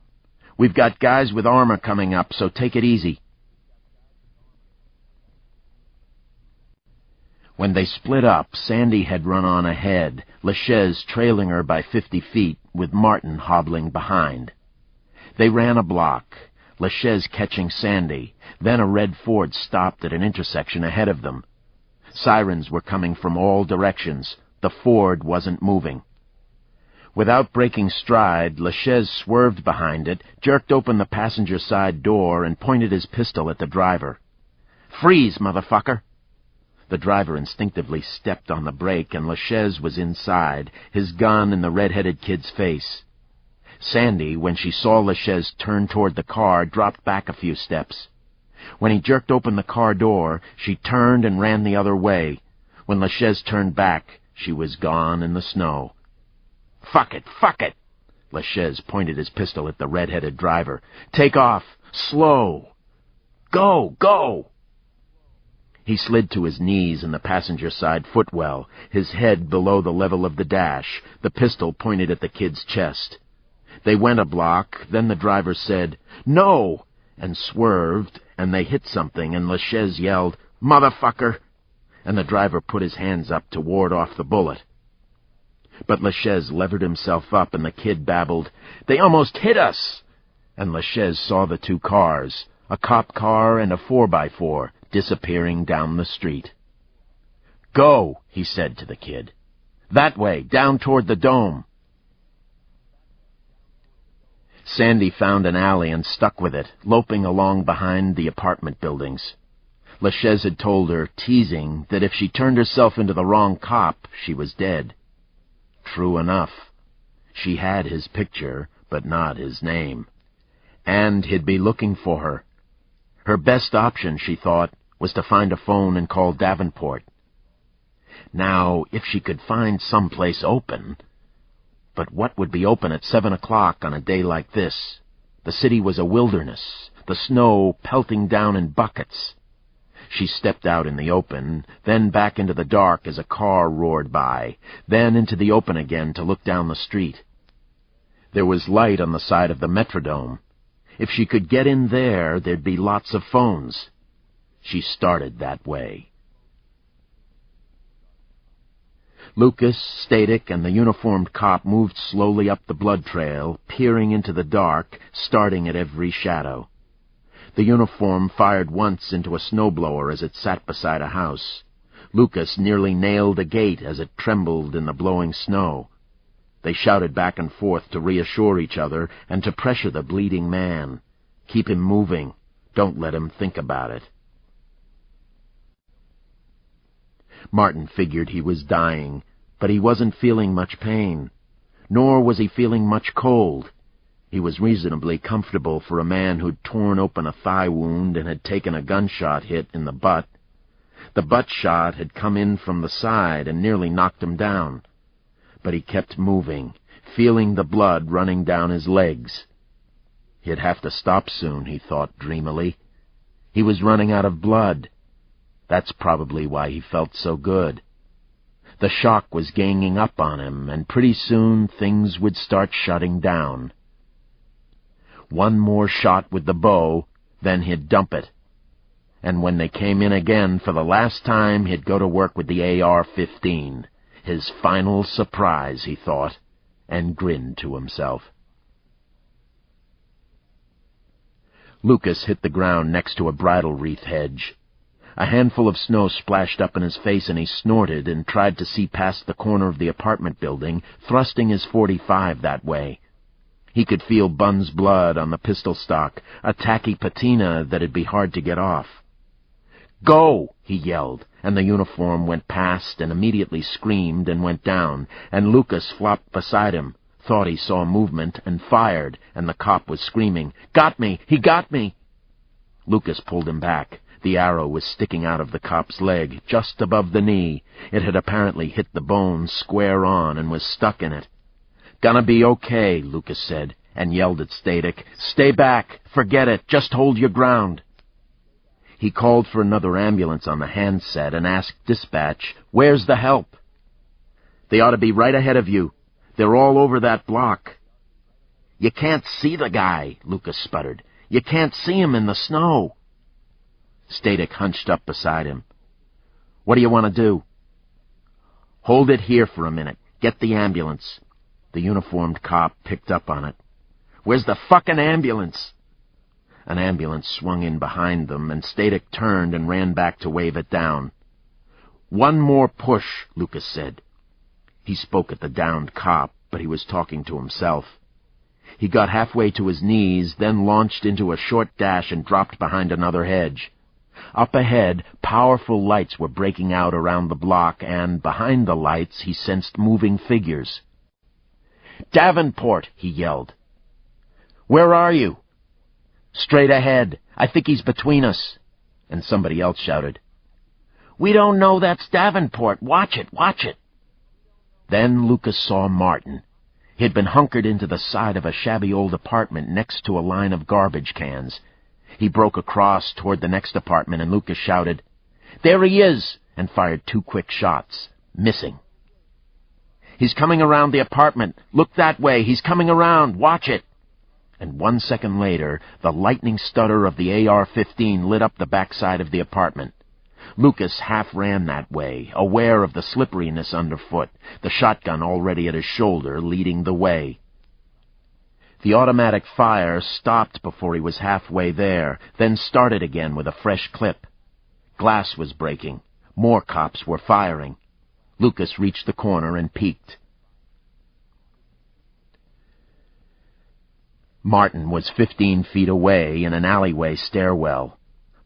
On his right, he was protected by the building. Ahead of him and to his left, all along the length of a vacant lot, cop cars blocked the route. The cops were returning fire, but they didn't know he was below the level of the stairwell wall. With the snow, they probably couldn't see anything but the muzzle flash. He crouched for a second, then popped up and fired another burst at one of the cars, aiming low, figuring the cops would be behind it. Lucas said to the handset, "Tell everybody to cease fire. Cease fire, for Christ's sake. You're going to kill me. I got 'em if you can make them cease fire." 3 seconds later, he heard yelling on the other side of the street, and the fire diminished. He peeked at the corner again. Martin had reloaded and was about to pop up again to hose down the line of cars. Lucas shouted, "Freeze!" Martin turned and his mouth dropped open. He posed like that for an instant, looking at the shotgun, then said, "Fuck you!" And the AR came around. Lucas waited for a microsecond longer than he should have, then shot Martin in the head.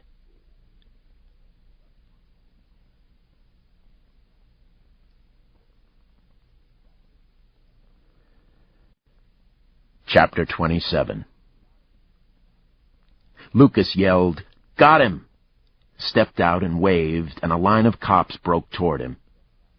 He stepped through the snow and down the steps to the body.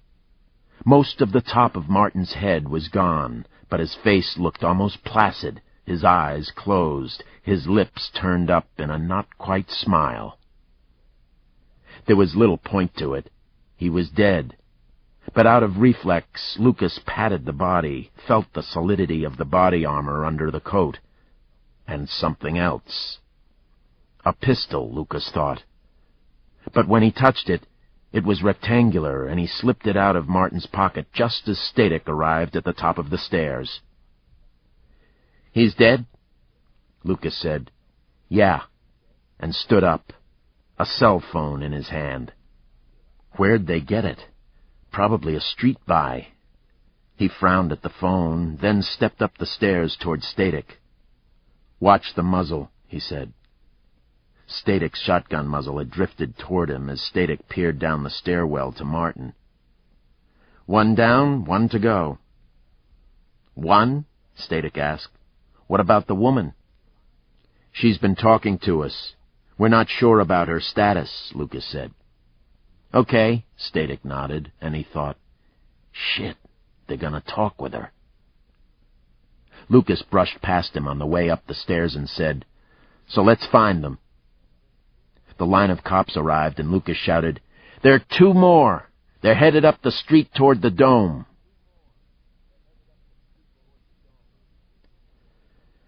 A patrol lieutenant trotted over, and they began talking search techniques and whether they should put it off until light.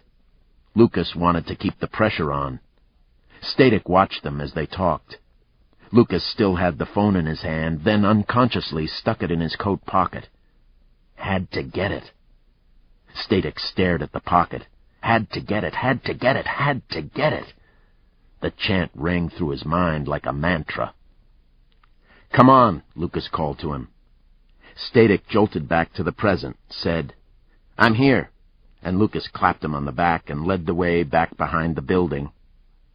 He was 6 feet ahead, unsuspecting.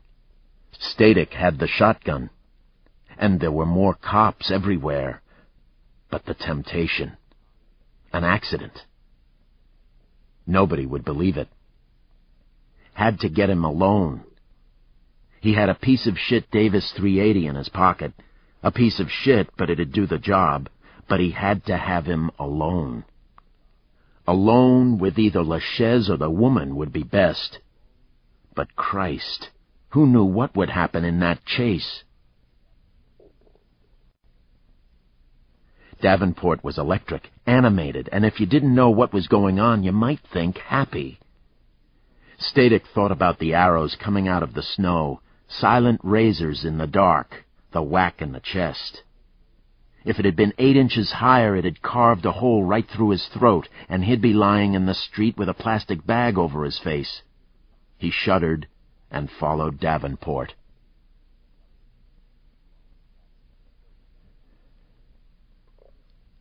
The search got underway. Groups of cops swept the streets, parking lots, and yards, inside a perimeter thrown up in the first few minutes after finding LaChaise's location. Any house that showed fresh tracks was approached, the door banged on, the occupants asked and warned. But there were few of them this early in the day. Lucas stayed along 11th, the billowing top of the dome a few blocks straight ahead, like the Pillsbury Doughboy's butt. Then a uniformed cop who'd lost his hat and gloves, his blonde hair soaked with snow, his hands white as ice, ran up and said, "We've found a line of tracks, small tracks, a woman or a kid, and whoever it was kept stopping behind bushes and around corners. "That's her," Lucas said. "Show me the way." They ran off together, Static a few steps behind. 4 uniformed guys with flashlights and shotguns were leapfrogging up the track, which wandered through the maze of old houses, apartments, small brick businesses, and parking lots. They were moving quickly, but nervously. Everybody'd heard about the arrows. They were staying out of the trail, and Lucas stopped just a moment to look at it. "Looks the same," he said to Static. "Yeah, gotta be her," Static said. They ran harder, caught up with the uniforms. Lucas said, "Listen up, guys. This woman's been talking to us. She actually called in and left the phone off the hook so we could follow it into the apartment. We gotta be a little careful, but I don't think she's dangerous." Good, chattered the bare-headed cop. "I'm fucking freezing." "Well, Jesus, go get some clothes on," Lucas said, and to the others, "Come on." They ran along the track, and as they approached a cross street, saw cops ahead. A spotlight beam broke down toward them, and the uniforms waved their flashlights. "She broke the perimeter before we set up," Lucas said. "That means LaChaise probably did, too." He fumbled in his pocket, pulled out first the cell phone, then his handset, and said into the handset, "The woman's outside the perimeter. We've got to spread it. The woman's outside for sure, LaChaise probably." He thrust the phone and handset back in his pocket, and they ran along again, the cop cars behind them squealing in circles and then heading out to new positions. The larger the square got, the thinner the cops would be, but cops were pouring in from everywhere, from Hennepin County, from St. Paul. No ordinary dog hunt. As they followed along the trail, Lucas said, "You know what? She's going to the Dome." "You think?" Static asked. "She's trying to find a phone," Lucas said. He took the handset out again and relayed the idea to dispatch. "Get her through to me if she calls." The streets were getting wider as they got closer to downtown, and then they lost the track. She'd turned into a cleared-off street. "Still bet it's the Dome," Lucas said. "Tell you what," he said to Static and 2 of the uniforms. "You guys go that way, we'll go this way. Push both sides of that apartment." "But I bet she'd headed for the Dome. I'll see you on the other side and we'll go on over." "All right." They split up, and Lucas and the other uniform headed off to the left. As they approached the apartment, Lucas thought of the cellular phone, took it out, then the handset, and called dispatch. "Get somebody at the phone company. I need a number I can call where they can trace a cell phone. I'll call them on the cell phone, and I want them to figure out the number, and then give me a list of calls billed from the phone. Who's at the numbers? Got that?" "Got it." They pushed around the apartment, found nothing but pristine snow. Static was waiting on the other side, and they all looked over at the Dome. "Let's go," Lucas said. But as he was about to step off the curb, dispatch called. "That was fast," he said. Lucas! "Yeah?" "LaChaise," the dispatcher was sputtering. "LaChaise is at the university hospitals." "Oh, shit." Lucas looked around wildly, spotted a cop car, waved at it, started running toward it, barely heard the dispatcher. "Got your wife." "What?" he yelled into the handset. And to Static, "Stay with her. Stay with Darling." He ran toward the squad car, and as the car stopped and the window came down, Lucas shouted, "Pop the back door! Pop the back!" The driver popped the back door, and Lucas dove inside and shouted, "University hospitals, go, go!" And to the handset, "What about weather? What about weather?" "They think he might have her." Chapter 28. The kid began to cry as they passed the Metrodome, and when LaChaise yelled at him, told him to shut up, he simply cried harder, holding onto the top of the steering wheel with both hands, tears pouring down his face. LaChaise finally pushed himself up into the seat beside him and pointed the way. Down to Washington, right, around a curve to a lighted sign that said several things, but concluded with Jesus Saves, down a ramp and onto a covered bridge. "Shut up, for Christ's sakes! You do this right, I won't hurt you." "I know you," the kid said. "You're gonna kill me." "I ain't gonna fucking kill you if you do right. I got no quarrel with you." But the kid started up again, and LaChaise said, "Jesus Christ," in disgust, and they rolled off the bridge past the beer can building, up the hill to Harvard Street. "Turn," LaChaise said.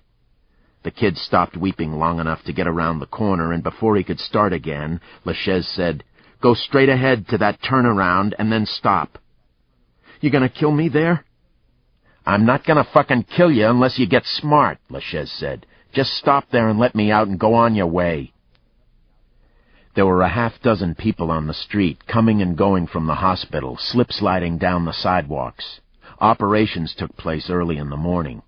LaChaise had had 2 operations himself, for an appendix and to get a skin patch put over a bad case of road rash, and both times they'd woken him up at dawn for the trip down to the operating room. "Right there," he said, "behind that red Chevy." The kid pulled in behind the Chevy, and LaChaise eased himself out, the backs of his legs on fire. The kid was looking at the gun, and LaChaise grinned at him and dug into his jeans, found the remnant of the cash they'd taken from Harp, pulled out the wad of bills, and threw it on the passenger seat.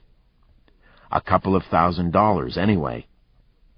"Thanks for the ride," he said, and he stepped away from the car and slammed the door and walked up to the hospital entrance. He felt like a cowboy. He carried his own pistol, the Dog 44, in his right hand, and pulled Martin's pistol out of his left pocket and pushed through the doors using his elbows. An information counter was just inside the doors to the right. A security guard sat behind the desk, watching a portable television. 3 more people, 2 women and a man in a white medical jacket, were scattered around the lobby chairs, the women reading, the man staring sightlessly at the wall, as though he'd made an unforgivable error somewhere. LaChaise walked over to the guard, who looked up only at the last minute, a smile dying a sudden death. LaChaise pointed the 2 guns at the guard's chest and said, "Walk me up to the operating rooms or I'll kill you." The guard looked at the guns, then at LaChaise, and then, slowly, stupidly, at the television. "They're looking for you," he said. "No shit. Now get out of there and walk me up to the operating rooms. You got 5 seconds, then I kill you." "This way," the guard said. He came out from behind the desk, his hands held at shoulder height. He was unarmed. The 3 people in the lobby were looking at them, but nobody moved from their seats. "There's another guy coming in 1 second, LaChaise said to the room in general. "If anybody's moving, anybody's standing up, he'll kill you. Sit tight and you'll be okay. I'm Dick LaChaise that you seen on TV, and I'm here on business." The sound of the line pleased him. It sounded cowboy-like. They walked a few feet down a corridor, around a corner to the right, to a bank of elevators. The guard pushed the elevator button, and the doors slid open. "3, he said as they got inside. "You gonna kill me?" "Not if you do what I tell you," LaChaise said. "When we get to 3, you stay in the car and ride until you get to the top." LaChaise pushed all the buttons higher than 3, and a bell rang and the door opened, and LaChaise waved the gun at the guard and said, "I'll stand here until the doors are closed. If you get off before the top, somebody'll shoot your ass. Got that?" "Yes, sir," the guard said as the doors closed.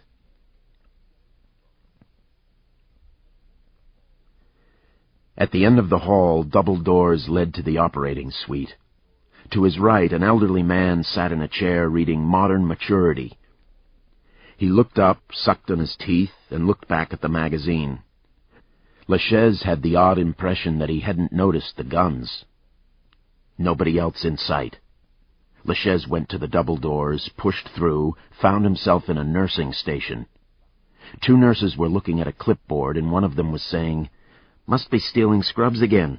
They're all his size, and it's only the new ones." They both looked up at the same time. LaChaise was there in his heavy dark coat, dripping water from the melting snow, his eyes dark, and 2 guns in his hand. He said, "Ladies, I need to see Dr. Weather Karkinen." The taller and younger of the 2 nurses said, "Oh, shit." And the older, shorter one shook her head and said, "You can't. She's operating." "Then let's go down to the operating room and see her." "You're not authorized," the older woman said. "If you don't show me, I'm going to kill one of you, and then the other one will show me, I bet. Who do I kill?" He pulled back the hammer on the dog, and the catches ratcheted in the silence. The 2 nurses looked at each other. Then the older one began to sniffle, the way the boy in the car had, and the younger one said finally, "I'll show you." She led the way through another set of doors, stopped outside of a single wide door, stood on tiptoe to look through a window, and then stepped back and said sadly, "In there." "If she's not, I'll be back," LaChaise said, holding her eyes. The woman looked away, and LaChaise bumped through the door. Weather had her eyes to the operating microscope while her hands made the delicate loops that produced square knots in the nearly invisible suture material. She'd just said, "If you actually listen to the doors, you start to laugh. Listen to the words of L.A. Woman sometime and tell me they're not." The door banged open and she almost jumped, and everybody turned and, without looking up, she said, "Who in the fuck did that?" "I did," LaChaise said. Weather finished the knot and then looked up from the scope, blinked and saw him there, with the 2 pistols. "Who's Weather Karkinen?" "I am," Weather said. He pointed a pistol at her and she closed her eyes. "Come out of there." She opened her eyes again and said, "I can't stop now. If I stop now, this little girl will lose her thumb and she'll go through life like that." LaChaise took a mental step back, confused. "What?" "I said if I quit now—" "I heard that," he snapped. "What are you doing?" "I'm hooking up an artery. She had a benign tumor, and we removed it, and now we're hooking up the 2 ends of the artery to get the blood supply going again." "Well, how long will it take?" Weather looked back through the operating microscope. 20 minutes. "You've got 5, he said. And he said, "You're really short for a doctor." Weather looked away again and asked, "Are you going to kill everybody in here?" "Depends," LaChaise said. "If I get another doctor in here, he could finish for me." "Get him." "Not if you're going to hurt him or the others." "I won't hurt him if he doesn't fuck with me." Weather looked at the circulating nurse and said, "Betty, go down and ask Dr. Feldman to step in here, if he would." LaChaise looked at the nurse and said, "Go, and if you fuck with me—" Weather went back to the microscope, and they all waited, silently, her hands barely moving for 2 or 3 minutes, when a man in an operating gown bumped hip first into the room, his hands at chest level. "What's going on?" LaChaise pointed one of the guns at him, and Weather said, "We've got a gentleman with a gun. 2 guns, in fact. He wants to talk with me." "The police are coming," the new doctor said to LaChaise. In the sterile operating theater, LaChaise looked like a rat on a cheesecake. "They're always coming," LaChaise said. "However this works out, we've got to finish this," Weather said to Feldman, her voice steady. "Could you take a look?" The operating scope had 2 eyepieces, and Feldman, his hand still pressed to his chest, stepped to the operating table opposite Weather and looked into the second eyepiece. "You're almost done. I need to put in 2 more knots, and then it's a matter of closing—" She gave him a quick brief on the operation and finished one of the 2 knots. "One more," she said. "I've got to go down and back off mine," Feldman said. "How far are you in?" Weather asked.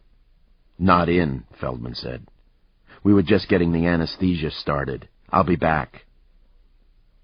He went with such authority that LaChaise let him go without objection. Weather was working in the incision again, and one of the nurses said, "If I stay here, I'll pee in my pants." "Then go," Weather said. "Everybody else okay?" They were okay. The nurse, who thought she might pee her pants, decided to stay with them. Feldman returned. "Where are we?" "Just finishing," Weather said calmly. "See?" Feldman looked through the scope and said, "Nice, but I think you might need one more at—" He was stalling. Weather said, "I think that should be all right." Feldman looked at her, and she gave a small shake of the head. "You sure?"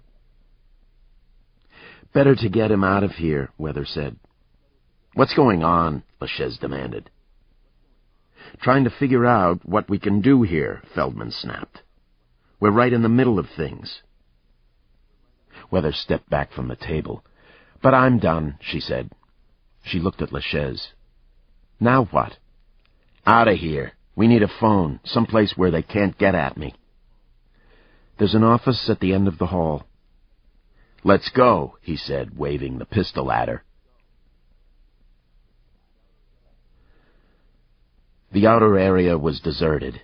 The nurses had gone, and the cops hadn't arrived yet. Weather pulled off her mask and peeled off the first of her gloves and said, "What are you going to do?" "Talk to your old man," LaChaise said. And kill her while they were on the phone, she thought. She came to the office and said, "In there. There's a phone." She gestured, and she went through ahead of him, turned. "You have a lot of choices to make," she said. "Shut up. What's your old man's number?" "You could probably dial 911 and they could patch you through. He's out there in his car." "Do it, and hand me the phone." Weather punched 911 and handed it to him. He listened a minute, the gun muzzle steady on her chest, and said, "This is Dick LaChaise. I want to talk to Lucas Davenport. I'm at the hospital, and I'm pointing a gun at his old lady, Dr. Karkinen." Weather said, "You don't have much time left. You better start thinking this through." "I said shut up." "Why? Because if I don't, you're going to kill me? You're already planning to kill me." "You don't want it to come no sooner than it has to." Then he said to the phone, "Well, get him on." "Well, when is he gonna be—" "Yeah? You tell him to call—" He looked at the phone, but there was no number, and he looked at Weather. "The surgery suite," Weather said. Lucas wouldn't get on the phone. He knew what LaChaise would do. "The surgery suite," LaChaise repeated, and he hung up. "He's on foot somewhere. They're getting him." Weather said, "I've got to sit down." And she dropped in the chair on the other side of the desk. "Look, you're either going to have to shoot me or listen to me, and I think you better listen. My friend Davenport will get here in a few minutes, and if you kill me, he'll kill you. You can forget all about rules and regulations and laws. He'll kill you. Like he killed my old lady and my sister." She bobbed her head. "Yes, he set that up. I talked to him about it because I couldn't believe he did it. It's caused us some trouble. But when he thinks he's right, he won't turn. And if you kill me—" She shrugged. "That's the end for both of us. You won't walk out of here." "I ain't walking out anyway." Now he looked at her, and she saw that she was still wearing one glove, and she pulled it off slowly, watching his eyes. "There's no death penalty either in Wisconsin or Minnesota. You escaped once. You might have to wait for a while, but there's always the chance that you could be free again. One way or another." "Bullshit, they're going to kill me." "No, they won't. Not if you wait a while. They have all kinds of rules, and once you're on television, they won't be able to take you off and shoot you somewhere. Once you're in the system, you'll be safe. My husband, My friend? Is he your husband or your friend? We're planning to get married in a couple of months. We live together. If you make a deal with him, he won't kill you. But if you shoot me, you can make any kind of deal you want. You can make a deal with the president, and he'll kill you anyway. He grinned and said, "Yeah, tough guy." But he was thinking. He thought about Martin, probably dead already, going cold in the snow somewhere, and he said, "They'd stick me in the black hole of Calcutta." "Probably, for a while," she agreed. "Then something bigger and dirtier would come along, and they'll start to forget about you, and they'll give you a little air. Then you'll have a chance. If you die now, that's it. No court, no TV time, no interviews, no nothing." "Well, fuck that," LaChaise said. "Let's see what your old man says." Weather took a breath. It was a start. "You're bleeding," she said. "We could get a first aid kit." This ends Disc 10. Sudden Prey, Disc 11. Chapter 29. The driver of the squad had his foot to the floor, his partner braced for impact, screaming, "Slow it down! Slow it down!" And they skidded through the first corner and nearly off the street. Then they were on Washington, headed toward University hospitals. Dispatch came back. "We don't know what the situation is, but she's still alive. He's got her on the 3rd floor in surgery. Wait a minute. He's calling in on 911. He wants to talk to you." Lucas shouted, "No, I don't want to talk. He wants me to hear him shoot her. Tell him you're trying to get in touch." "Got that." He sat clutching the handset, the street reeling by. Then dispatch again. "You asked for a number at U.S. West." Yeah. He'd almost forgotten, but he took the cellular phone from his pocket and punched the number in as the dispatcher read it. The phone was answered instantly. "Johnson." "This is Lucas Davenport. I was supposed to call here to find out what numbers this phone has been calling." "Yeah, we've got the number now. We're reading it now. We'll check the billings and get back to you. You can hang up." "Get it quick," Lucas said. "Soon as you can." "It'll take a few minutes." "Whatever. Call me back at the number," Lucas said. And he hung up, got on the handset, and said, "What's happening?" And the cop in the passenger seat lifted his hands to ward off an oncoming car, but the driver slipped it to the left and then hooked down a ramp, and they were on the bridge. Dispatch. "He's still in the operating room. Another doctor's going in and out. They've got 2 cars there. We've got an ERU team a minute away. Listen, the chief wants to talk," Lucas said. "You're breaking up. I'll get back." He turned the handset off and said, "Stay off the radio, guys." "Why?" asked the white-faced cop in the passenger seat. "Because Rue wants to take me off this, and I can't do that."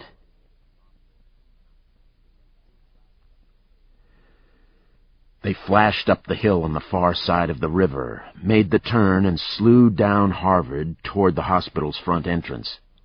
As they braked to a stop, Lucas said, "Pop the door." And they popped it, and he climbed out with the cops and said to the driver, "I owe you big time," and they all ran into the building. A half-dozen security guards were in the lobby, and Lucas held up his ID and said, "What's the deal?" "They're out of the operating room. They're in an office." "Any cops up there?" "Yeah, but they can't see down through the doors." "Let's go up," Lucas said. He'd observed at several of Weather's operations, trying to learn a little about her life. He knew the operating suite and most of the adjoining offices and locker rooms. They rode up in the elevator, and when they got off, were met by 2 uniforms who saw Lucas and looked relieved. "He's down there, Chief. He's got her in a back office, and he's asking for you," one of the cops said. "You got a phone line into him?" "Yeah, but he says don't call unless it's you." "All right." He turned to the security guard. I need an exact floor plan, and all the nurses and doctors who work inside." "You gonna call?" one of the cops asked. "Not yet," Lucas said. "And I don't want anyone to tip him off that I'm here. We gotta figure something out." Weather was fighting LaChaise. She'd come out from behind the desk, rolling out of the office chair, and she said, "I hope everything goes okay for Betty. I wish you'd come a half hour later." LaChaise was standing, holding the door open just a crack, peering down the long hall to the double doors. Davenport, when he arrived, should be coming around the corner just in front of the doors, a 30 or 40-foot shot. But he was half listening to Weather, and he said, "Yeah?" "She's a farm kid," Weather said. "If she loses that thumb, she'll have a tough time of it. I don't know how you work around a farm without a right thumb. I know I couldn't." "What do you know about farms?" LaChaise snapped, looking at her now. "I grew up in northern Wisconsin. I'm a country kid," Weather said. She didn't say, "like your wife and sister." "Other doctors start out dissecting frogs or something. I started out taking Johnson 25s apart and putting them back together again." "I had a Johnson 25 once," LaChaise said. "Hell, I guess everybody did who had a boat up north." "Just about," she agreed. "My old man—" She went on for a bit, talking about her family. She got LaChaise to talk about Colfax and the UP, and she told him about ski trips to the UP, and it turned out that they both knew some of the same bars in Hurley. "From Hayward to Hurley to hell," she said. He laughed abruptly, winced, and said, "Ain't that the truth?" "Are you hurt bad?" she asked. "I got some shit in my legs. Cop at the other hospital got me with a shotgun." "Want me to look?" "No." She was about to push him on it when the phone rang. "That's him," LaChaise said. His eyes flicked over to her. Not yet, she thought. Please, not yet. She had him going. Lucas muttered to the cop, "Remember about Martin?" Yeah. He dialed, and LaChaise picked it up. "Chief Davenport is on the way. He was in the ambulance with your friend, the Martin guy." "Martin's alive?" "Yeah, but he's hurt," the cop said. "He got hit in the legs and he surrendered. He'll be okay." "Martin?" There was wonderment in LaChaise's voice. "You gotta be shitting me." "You got a radio or TV? They'll be carrying him into the hospital." "Ain't got no TV," LaChaise said, looking around the office. "What about Sandy?" "Who?" "Sandy Darling. She was with us." "Oh, yeah. I guess they can't find her," the cop said. Then, "Anyway, Chief Davenport wants you to know that he's coming. He'll be here in 5 minutes." "Don't call back until he gets here," LaChaise said.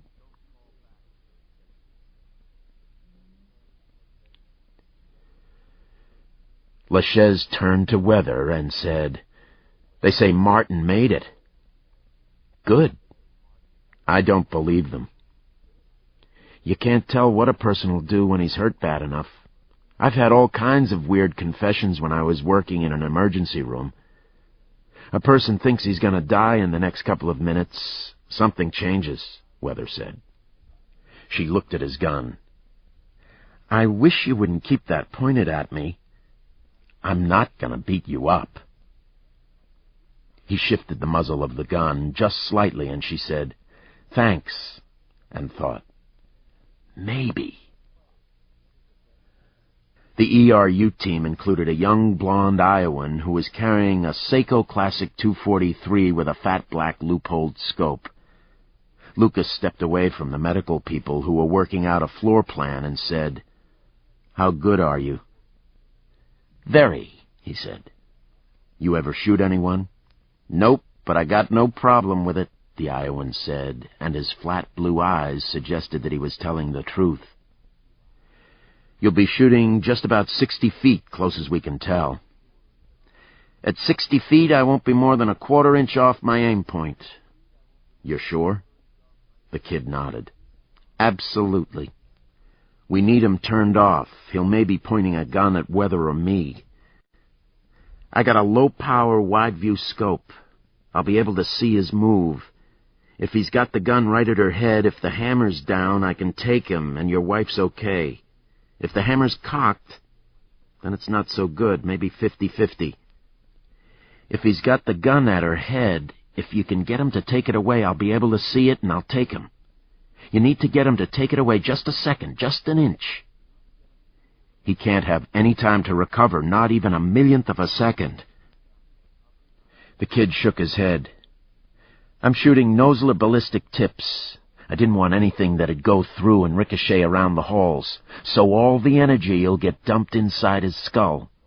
If I hit him anywhere in the face, and I will, he'll be gone like somebody turned off a switch. That fast. Lucas looked at him for another long moment and said, I hope you can do it right. No problem, the kid said, and he stroked the rifle like he might stroke his girlfriend's cheek. Lucas nodded and went back to the medics and to look at the floor plan. Basically, the suite was one long hall with double doors in the middle, dividing the operating rooms from the support offices. He'd put the sniper at the far end of the hall, open the doors himself, and talk to LaChaise, who was in one of the offices at the other end of the hall. We'll put the gun on a gurney, Lucas said. We're going to need an office chair, and then I'll call and go through the doors. Will the doors stay open?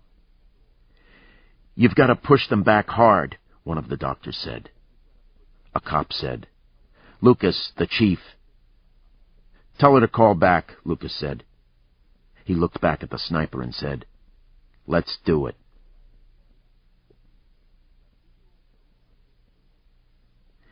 People don't understand that, LaChaise said. People don't understand how country folks get ripped around by the government. Christ, you start out just trying to get ahead. Weather was quietly amused at her own reaction. In some way, she liked the guy. He was like 24 high school classmates back in Wisconsin, kids who didn't have much to do if they stayed around home. You'd see them trying to put together lives with part-time jobs in the resorts, out in the woods, trying to guide, willing to work, but without much hope, afraid of the cities. LaChaise was like that, but gone down some darker, more twisting trail. He hated his father, didn't much like his mother, idolized his younger sister, and even his wife. Candy sounds like trouble, though, Weather said. Sometimes people push too hard. Yeah, I guess. But she was so damn lively. Lucas got 3 big stacks of surgeon's scrub suits, all green, from the laundry. The sniper took off his jacket and pulled one of the scrubs on and tied a pair of pants around his head. They put 1 stack of scrubs in the middle of a low stainless steel instrument gurney. The sniper sat in an office chair behind the gurney and dropped the rifle across the top of the stack and put a couple more scrubs on top of it. The other 2 stacks went on either side of the center pile. Lucas walked down the hall toward the double doors and looked back. He could see the glass of the scope and the rifle barrel, but they made no visual sense. He couldn't tell exactly what they were, and LaChaise would be twice as far away. The sniper himself was invisible with the green scrub pants tied around his head. Good, Lucas said, hustling back. If we can drop 1 more suit right here, he spread one across the barrel. Lucas and another member of the ERU walked down the length of the hall again and looked back a second time. The other cop said, This scares the shit out of me. Me too, Lucas said. He nodded at the sniper. But can you see him? I can only see him because I know he's there. LaChaise, no chance. Lucas walked back. All right, he said to the Iowan. I hope to God you haven't been bullshitting me. The kid said, You want to quit fucking around and get the show on the road? And stay to the right side of the corridor. The slug will be coming right past your ear.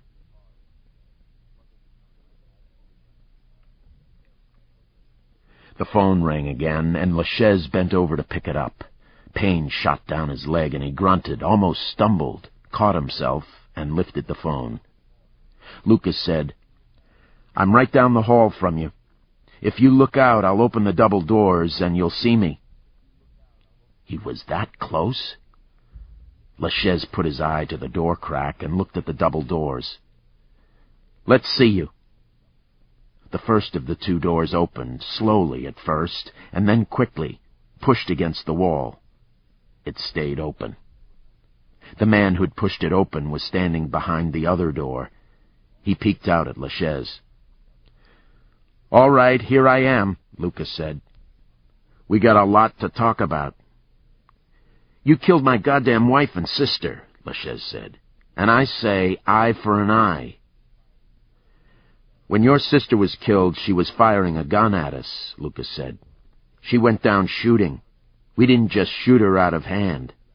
We gave her a choice to give up. Bullshit! Everybody says it was over in 1 second. I saw the TV. Doesn't take long to have a gunfight, Lucas said. Anyway, what are we going to do here? Well, we've been talking about that, your old lady and me, LaChaise said. The sniper could feel just the lightest sweat start on his forehead, just a patina. Through the scope, he could see the crack in the door, and even, from time to time, LaChaise's eye. He thought about taking the shot, but he didn't know what Weather's situation was. He'd seen training films where the crook's gun was taped to the hostage's head, the hammer held back on the gun with thumb tension. Shoot the crook, the hammer falls, and the hostage is gone. He wouldn't take it. Yet. Not yet. He moved his eye a bit farther from the scope. He didn't want the glass to steam up. I don't want to talk on the phone anymore, Lucas said. I want to talk face to face. I want to see if Weather's okay, what you've done to her. I haven't done nothing yet, LaChaise growled. I'm going to push open this other door. I won't have any cover. I'm going to keep my gun in my hand. You shoot her, you're a dead man. But come on out here. Talk to me. Lucas pushed the second door open and stood in the center of the hall, his gun by his side, the phone still by his face. Trick of some kind, LaChaise called down the hall. No, we're just trying to get everybody out of here alive, Lucas said. Your friend Martin would probably tell you to give it up. He went down shooting, but he seemed happy enough to be alive on the way to the hospital. You swear that's true? Man to man, LaChaise said. Yeah, I do, Lucas said. Now let me see your face. After a moment of silence, LaChaise said, We'll come out to talk. Your old lady'll be in front of me, and the gun'll be pointing right at her head. Anybody tries any shit... Nobody's gonna try any shit, Lucas said. LaChaise looked at Weather. He is a tough guy, LaChaise said. Let's go out there. You just stay right ahead of me. Don't hurt me, Weather said. Let's see what happens. Maybe this'll work out. She touched him with her fingertips.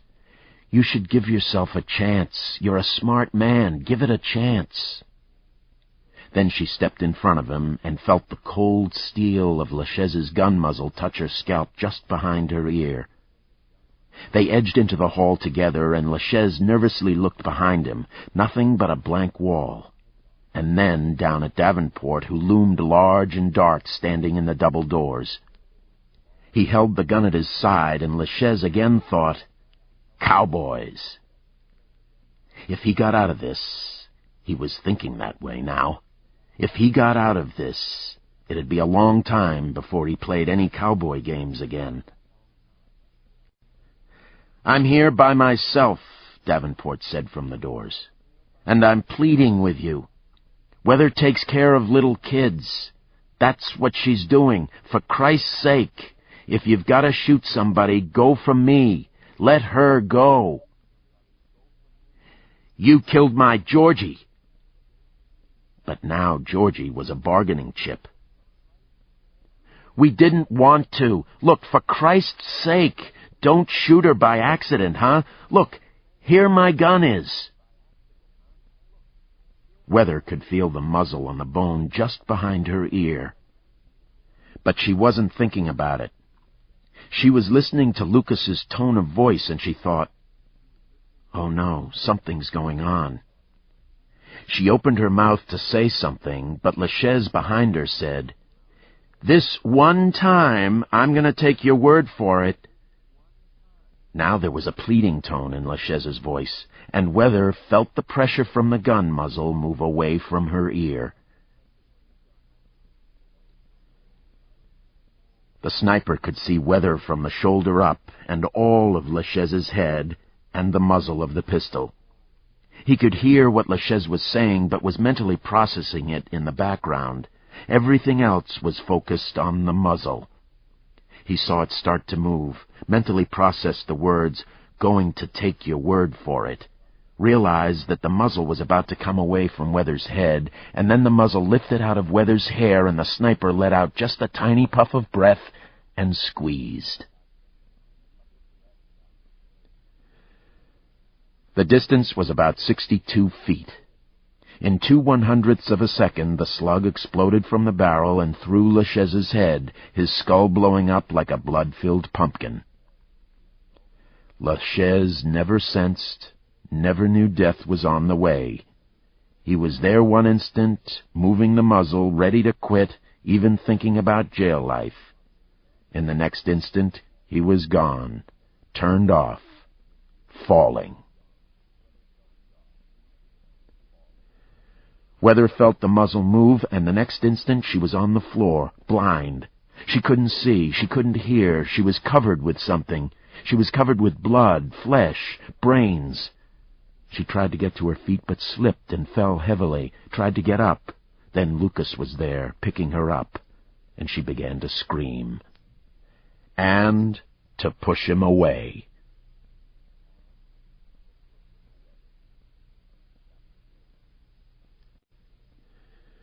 Chapter 30.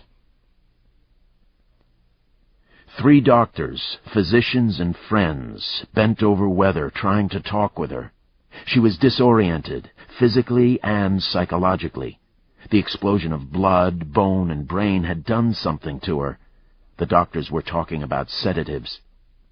"Shock," one of the cops said to Lucas.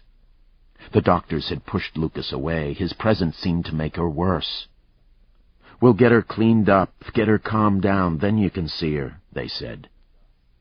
He went reluctantly, watching from the back of the room. Rue showed up, looked at the body, talked to the kid from Iowa, then came over to see Lucas. "So it's done," she said. "Is Weather all right?" "She's shook up," Lucas said. "She freaked when we shot LaChaise." "Well, look at her," Rue said quietly. "She looks like she was literally in a bloodbath, a bath of blood." "Yeah, I don't know. I did right, I think." Rue nodded. "You did right." She asked, "Did you talk to Dewey?" Dewey was the shooter. Lucas looked across the room at the Iowa kid who had the rifle cradled in his left arm, like a pheasant hunter with a shotgun. He was chatting pleasantly with the team leader. "Never had a chance," Lucas said. "I need to thank him." Rue said, "He scares the shit out of me. He seems to think the whole thing is very interesting. Can't wait to tell his folks. But he doesn't seem to feel a thing about actually killing somebody." Lucas nodded, shrugged, turned back toward Weather. "Jesus, I hope—" He shook his head. "She acts like she hates me."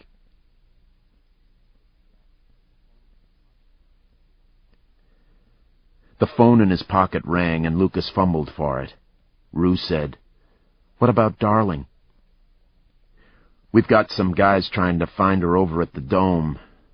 Lucas got the phone out. His own phone. The ringing continued in his pocket. "Uh-oh," he said, as he dug out the second phone. "This could be bad news." He turned the phone on and said, "Yes?" "This is Johnson over at U.S. West." "What did you get?" "The phone was registered to a Sybil Gull. She's a real estate broker in Arden Hills. There were 42 calls in the last few days, both businesses and private phones." "Private phones," Lucas said. "There were calls to a Damon Harp residence in Minneapolis," Johnson said in his fussy corporate voice. "To an Andrew Static residence." "Oh, shit," Lucas said. "Beg pardon?" "How many calls to Static?" 9. That was the most frequently called personal phone. Actually, it's another cellular." "Who else?" There were other calls, but they could be discounted. Lucas said, "Thanks," hung up and looked at Rue. "Andy Static," he said. "He's the guy." "Damn it!" She brushed her hand across her eyes, as though that would make it go away. "Let's get a team out to his house." "He's not at his house," Lucas said, backing away, heading toward the elevators. He looked one last time at Weather, sitting head down on the cart. The doctors crouched around her. He should stay, but he'd go. He's leading the hunt for Sandy Darling. Sandy heard the knot of cops coming up behind her. She needed to talk to somebody on a phone before she turned herself in. One of the cops, maybe one of those behind her, maybe not, would have a face that matched the photos in her pocket. If he was behind her, she might not get a chance to talk. When she heard the cops calling back and forth, she thought about running over to the Dome, but the street was too wide, too open, and they were too close. She had been leaving tracks, but there'd been no way to avoid that. Now she ran a few feet into the street through fresh snow, heading toward the Dome. As she got into the street, onto snow compacted by traffic, she swerved left.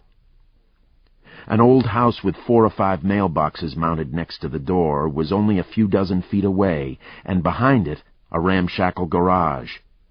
All the windows in the house were dark, but somebody had left it not long ago. A set of tire tracks came out of the garage into the street. Sandy hurried to the drive, tiptoed up the car track, crouched, looked around, then lifted the garage door. The door rolled up easily. The garage was empty, except for 3 garbage cans and a pile of worn-out tires stacked on one side. She dropped the door and, in the pitch blackness, felt her way across to the stack of tires and sat down. She felt as though she had been physically beaten, but there was hope now. If she could get to a phone. Through the walls of the garage, as if from a distance, she could hear the cops calling back and forth, and then more sirens. She sat and waited.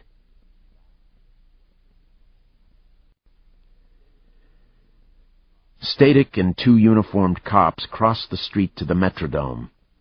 A ramp led up from the street to the concourse level, and they climbed it, spread out in a skirmish line. 4 cars were parked in the tiny parking area above the ramp. Footprints led from the ramp area to the doors at the base of the dome. They couldn't tell if anyone else had walked up the ramp. "Protect yourself, boys," Static said to the others. "Davenport might be right that she's helping out, but he don't know everything. If you come up on her, be ready." The uniforms nodded, and as they approached the line of doors, they saw that one was propped open with a plastic wastebasket. "5 will get you 10 that you came in here," one of the cops muttered. They eased through the first set of doors, then went through a revolving door onto the circular concourse. Nobody in sight. The concourse was only dimly lit, but somewhere somebody was running a machine that sounded like an oversized vacuum. Static said, "You guys go that way. Holler if you see anything. She could be anywhere." At that instant, one of the cops saw movement over Stadic's shoulder. He yelled, "Hold it! You! Hold it!" Stadic spun and saw a figure in the dim light. The figure had stopped in the center of the concourse, and then the other uniform yelled, "Minneapolis Police! Hold it!" All three of them trotted toward the figure. A man. A janitor. "What happened?" the man asked. He was holding a hot TV dinner in one hand, a plastic fork in the other. "Sorry," the first cop said. He put his pistol away. "You work here?" Yeah." "Did you see a woman come through here, hiding out?" "Haven't seen anybody but the guys down working on the rug," the man said. "The rug?" "Yeah, you know, the AstroTurf." "All right. We're looking for a woman. If you see anybody, you let us know. We'll be walking around the concourse." "What'd she do?" the janitor asked. "She's that woman with the guys killing the cops," Stadic said. "Yeah?" This was something different. "Is she, like, armed?" "We don't know," Stadic said.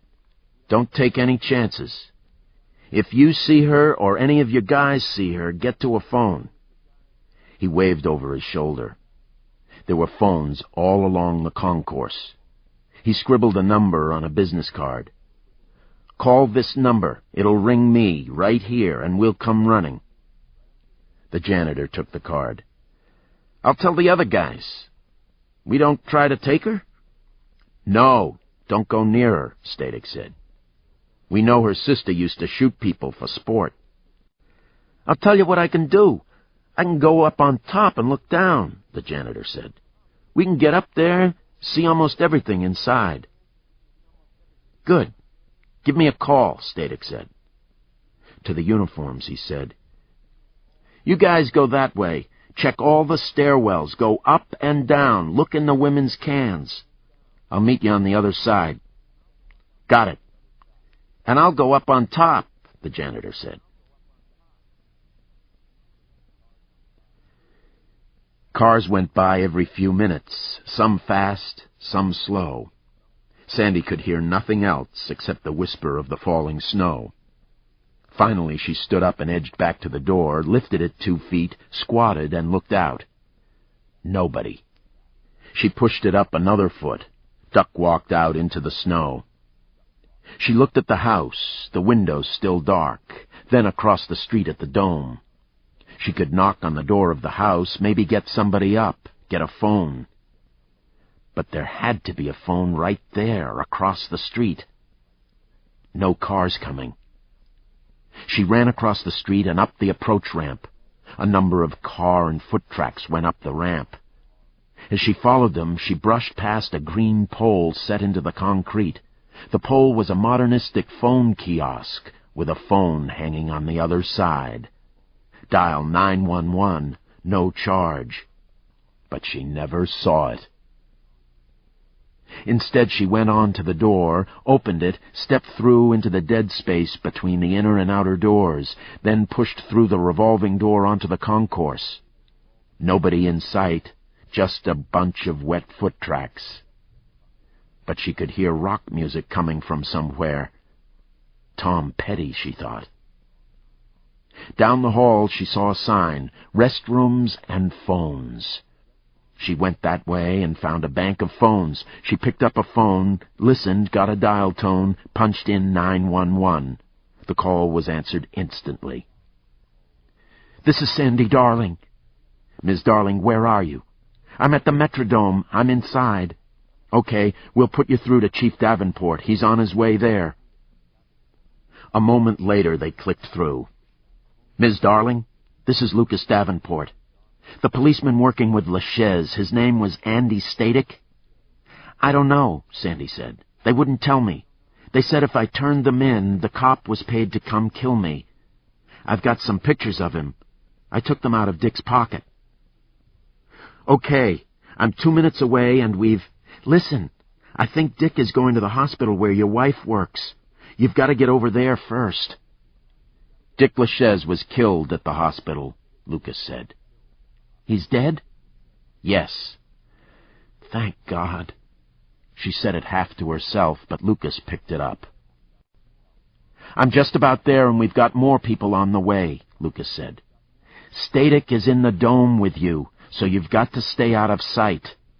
He's in the dome? She could hear voices and footsteps. Yes. Oh, God, she whispered. Somebody's coming. Run, Lucas said. Run and hide.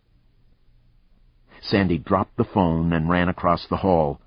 2 doors and a stairway led down to the first tier of seats. She pulled on a door, not expecting it to open. It did. She went through, down the stairs to the field of blue plastic seats, and turned left. Below her, on the football field, a half-dozen people were doing something to the dark green carpet. Stretching it? She couldn't tell. She went down 6 rows, apparently unseen by the people on the field, slid halfway down the row of seats and lay on her back. They'd have to look down every single row to see her, and she only had 2 minutes to go. 2 minutes, Davenport had said. She thought she saw movement at the peak of the roof, but when she focused on the spot, there was nothing. Less than 2 minutes, she thought.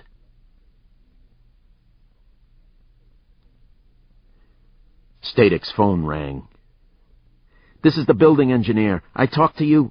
Yeah. She's hiding 3rd row down, lower tier, right behind the goalposts. He had her. Which end? South. What the fuck end is that? Static snarled. North, south, he couldn't tell anything in this place. I know. She's on the opposite end from where they're working on the rug. Static said. Go on back up there and watch in case she moves. Then turned the phone off and started running. If he could get her. If he could get the phone away from Davenport. Christ, if LaChaise had Davenport's old lady, they could be there all day. He was still alive, if he could get the girl. Static rounded the end of the concourse and saw people milling around. One of them yelled, Sandra, darling! Sandra, darling, where are you? Who was that? That couldn't be Davenport. He dodged left, went down the stairs to the first tier. He was halfway around. He went down 3 rows and started running sideways. He was on the 30-yard line, the 20, the 10, but still a way to go. A uniformed cop came out of one of the staircases, saw him, and yelled, Andy Static! Static! Stop there, Andy! They had him. No doubt. But he kept going. He was almost to the woman. He could do that anyway. He could say that he didn't hear, that he was about to arrest her. He had the .380 in his pocket. If he could drop it, if they found her with the gun... Sandy heard the cops shouting, heard somebody banging toward the seats. She peeked. The man in the photos was 100 feet away, running right toward her. He knew where she was. She began to crawl down the space between the seats, got to the stairs, scrambled up them, hands and feet churning. Sandy, darling, stop! Static screamed. He brought the shotgun up, centered it on the back of her head, and jerked the trigger. The shot boomed inside the stadium, and he saw her go down. Had she gone down before the shot? Had he hit her? Somebody shouted, and he turned, dizzy, and a cop fired a pistol, and a chair splintered behind him. Then he saw the woman scrambling, disappearing into a stairwell. He ran that way, and somebody fired another shot at him, but Static had lost it. The woman, he thought. If he could just get the woman. He forgot about the phone. He thought about the small figure disappearing into the stairwell. There was his problem. The woman. Davenport appeared, large, hair standing out from his head as though somebody had deliberately mussed it, his long black coat dangling down his legs. He was a quarter of the way around the stadium, a pistol in his hand. Static, goddammit! But Andy Static, too many days with no sleep, 1 inch from having pulled it off, Static was locked into a loop. Find the woman. He jerked the shotgun toward Davenport and pulled the trigger, once, twice, 3 times, 4, and then the gun was empty.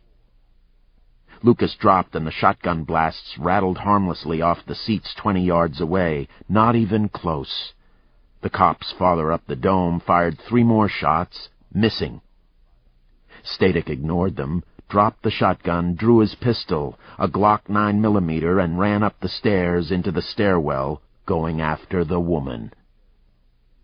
And he found blood. A smear on the concrete, then a dribble. He'd hit her with his quick shot. He followed the blood around the corner and up. She'd moved to the next tier. Somebody was screaming at him, "Static! Static!" Not Davenport, one of the other cops. He was so close.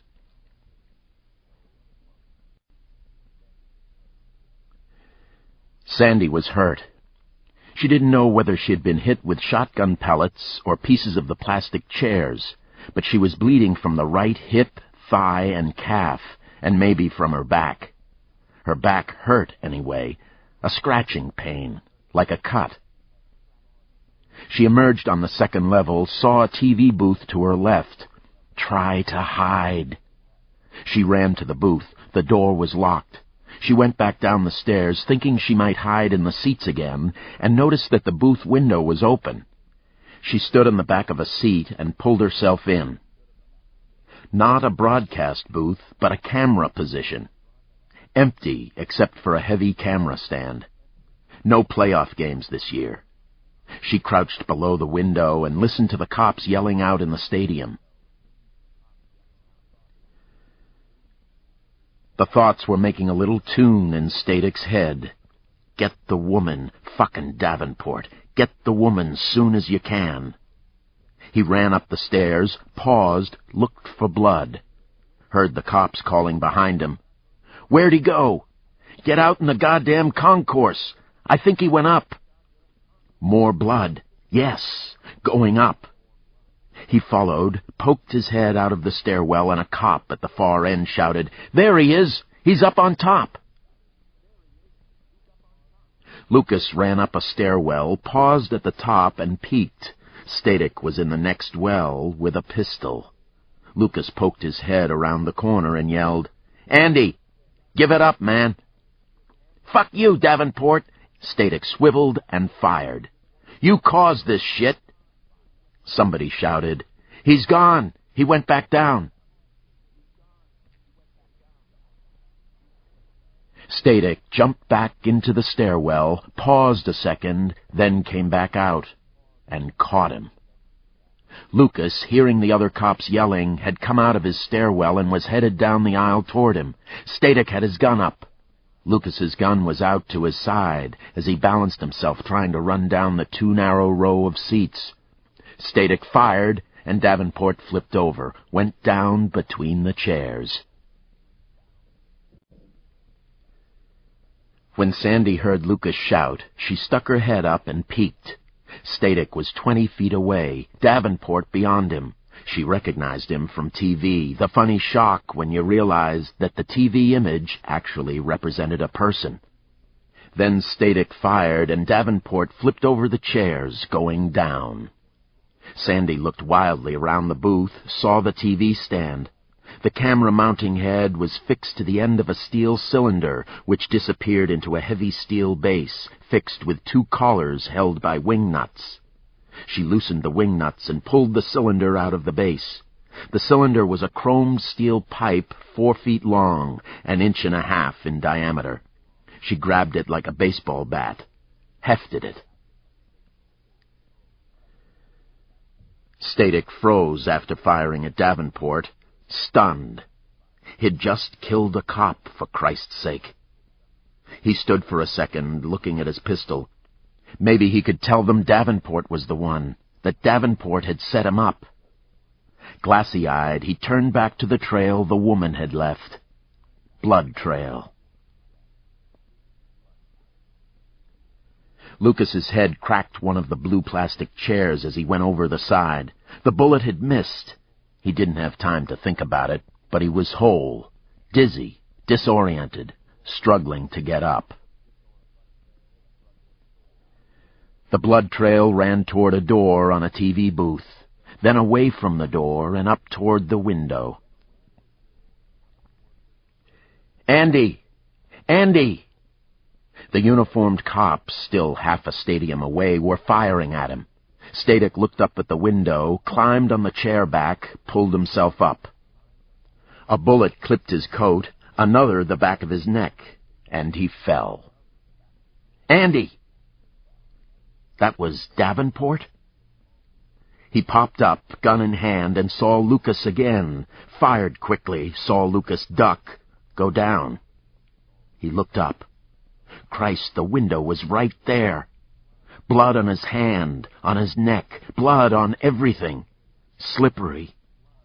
He went straight up, leaping, caught the window and hauled himself up, heard the cops yelling, "Andy! Andy! Andy!"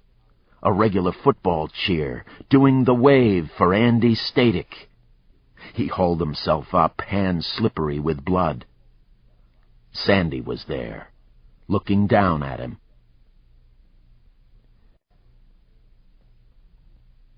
Sandy heard him scrabbling at the booth, saw his hand catch the edge, saw him fall.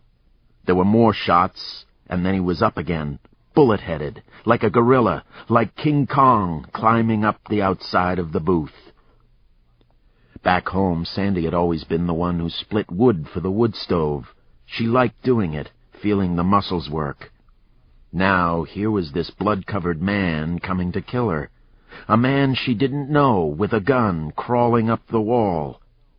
She swung the steel cylinder with everything she had, for Elmore, for the times Martin and LaChaise had knocked her down, for the fear during the ledge walk, for all the blood.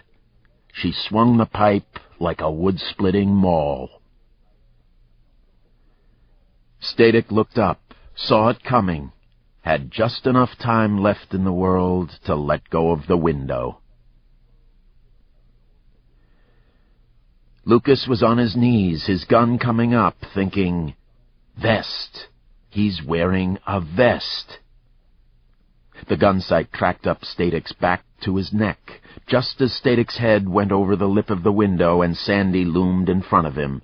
Lucas snapped the barrel upright, afraid to touch off the shot.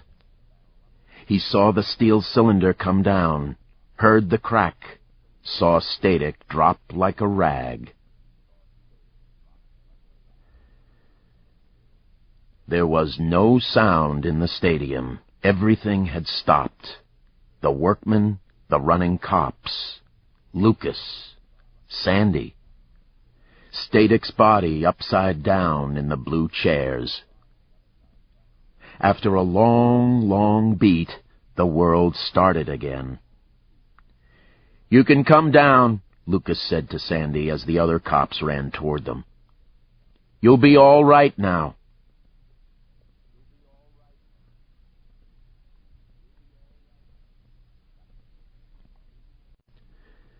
Chapter 31. Sandy Darling lay in the hospital bed, tired, dinged up, but not seriously injured. Her most pressing problem was her left foot, which was cuffed to the bed frame. She could sit up, she could move, but she couldn't roll over. The simple presence of the cuff gave her the almost uncontrollable urge to roll, and a powerful sense of claustrophobia when she couldn't. She'd spoken to a lawyer. He said the Hennepin County District Attorney might come up with a charge, but there wasn't a case if what she said was true. She was a victim, not a perpetrator. Sandy had told the truth, generally, with a few critical lies. She hadn't seen them, she said, until Butters came to get her, to patch up LaChaise. After Butters showed up, she hadn't been free to leave. She'd tried to get free every way she could. There remained the problem of LaChaise's fingerprints and other traces in the Airstream trailer. But nobody but Sandy knew he'd been there. Nobody alive. and probably not more than 5 other people in the world were aware of the Airstream. If they did find the trailer and bothered to fingerprint it, she could attribute any cooperation to Elmore. Otherwise, when she got out, she'd wait a few days and then go out to the trailer with cleaning rags and a bucket of detergent. And she should get out in a couple of days with any luck, the lawyer said. She turned on her side, felt the tug of the cuff, and looked out the window. She had a view of a snow-covered rooftop and 100 yards of anonymous street. Elmore. Elmore would be the problem, she thought. The guilt she felt about Elmore was deeper, more intractable than she would have believed. He haunted her thoughts in death the way he never had in life. She'd babbled something about it to a doctor. The doctor told her that grief was natural, would stay, but could be born and would eventually fade. Maybe, maybe not. God, if I can only get out. She needed to be outside, working with the horses. This was a pretty time of year if you liked the North Woods, the white fences of the training rings, the dark trees against the snow. The horses would be out in it now, running over the hillside, the blankets flowing over their backs, gouts of steam snorting from their nostrils. Sandy Darling shut her eyes and counted horses.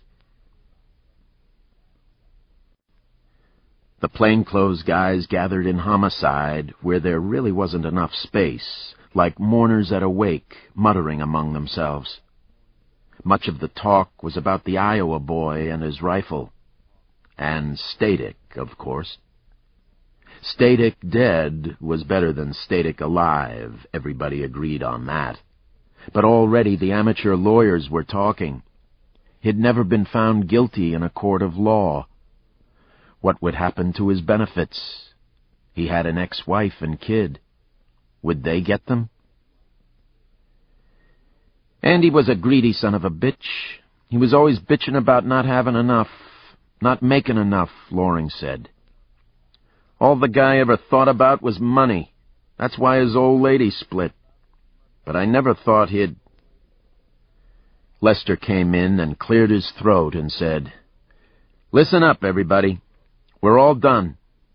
Unless you're on the schedule or you're making a statement, go home. Finish your Christmas shopping. And get the goddamn overtime forms in. And anybody who wants comp time instead of money, come see me, and I will personally kiss you on the ass and shake your hand." At the same time? A little laughter. A detective from Sex said, "What about Static?" "What about him?" Lester asked. "I mean, we were talking... What's going to happen?" Lester said, "Ah, shit, let's not get into that. We got a long way to go with the county attorney." "What about Harp?" asked the drug guy. "We're looking for Mr. Harp," Lester said. "And pay attention here. If anybody except the chief or the mayor talks to the press about Andy Static without checking with us first, well, that's your First Amendment right, but we will cut your nuts off with a sharpened screwdriver." "Hey, are we gonna be on Cops?"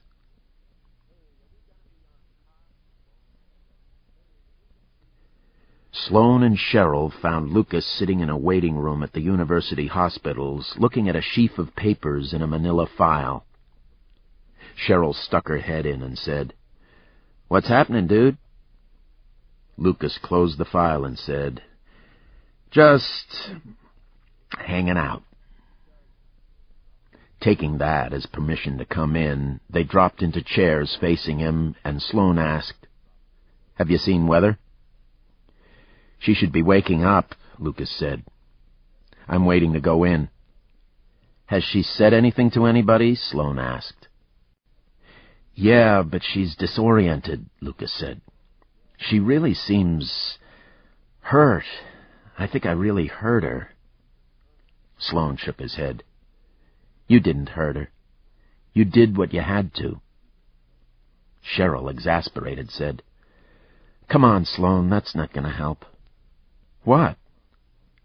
Clichés, Cheryl said. She turned to Lucas. Maybe you did hurt her. You ought to think about that. Ah, Jesus, Sloane groaned. The problem that's got me is, it's my fault, Lucas said. I didn't see Static. I should have seen him. If I'd seen Static, we would have had them all. Sloane was irritated. Come on, Lucas, how could you have seen Static? He saved your life with Butters. Lucas waved him off. You remember when we were getting ready to raid poor old Arn Palin? We were talking at the door, you and me and Franklin. And Lester was there. And Rue.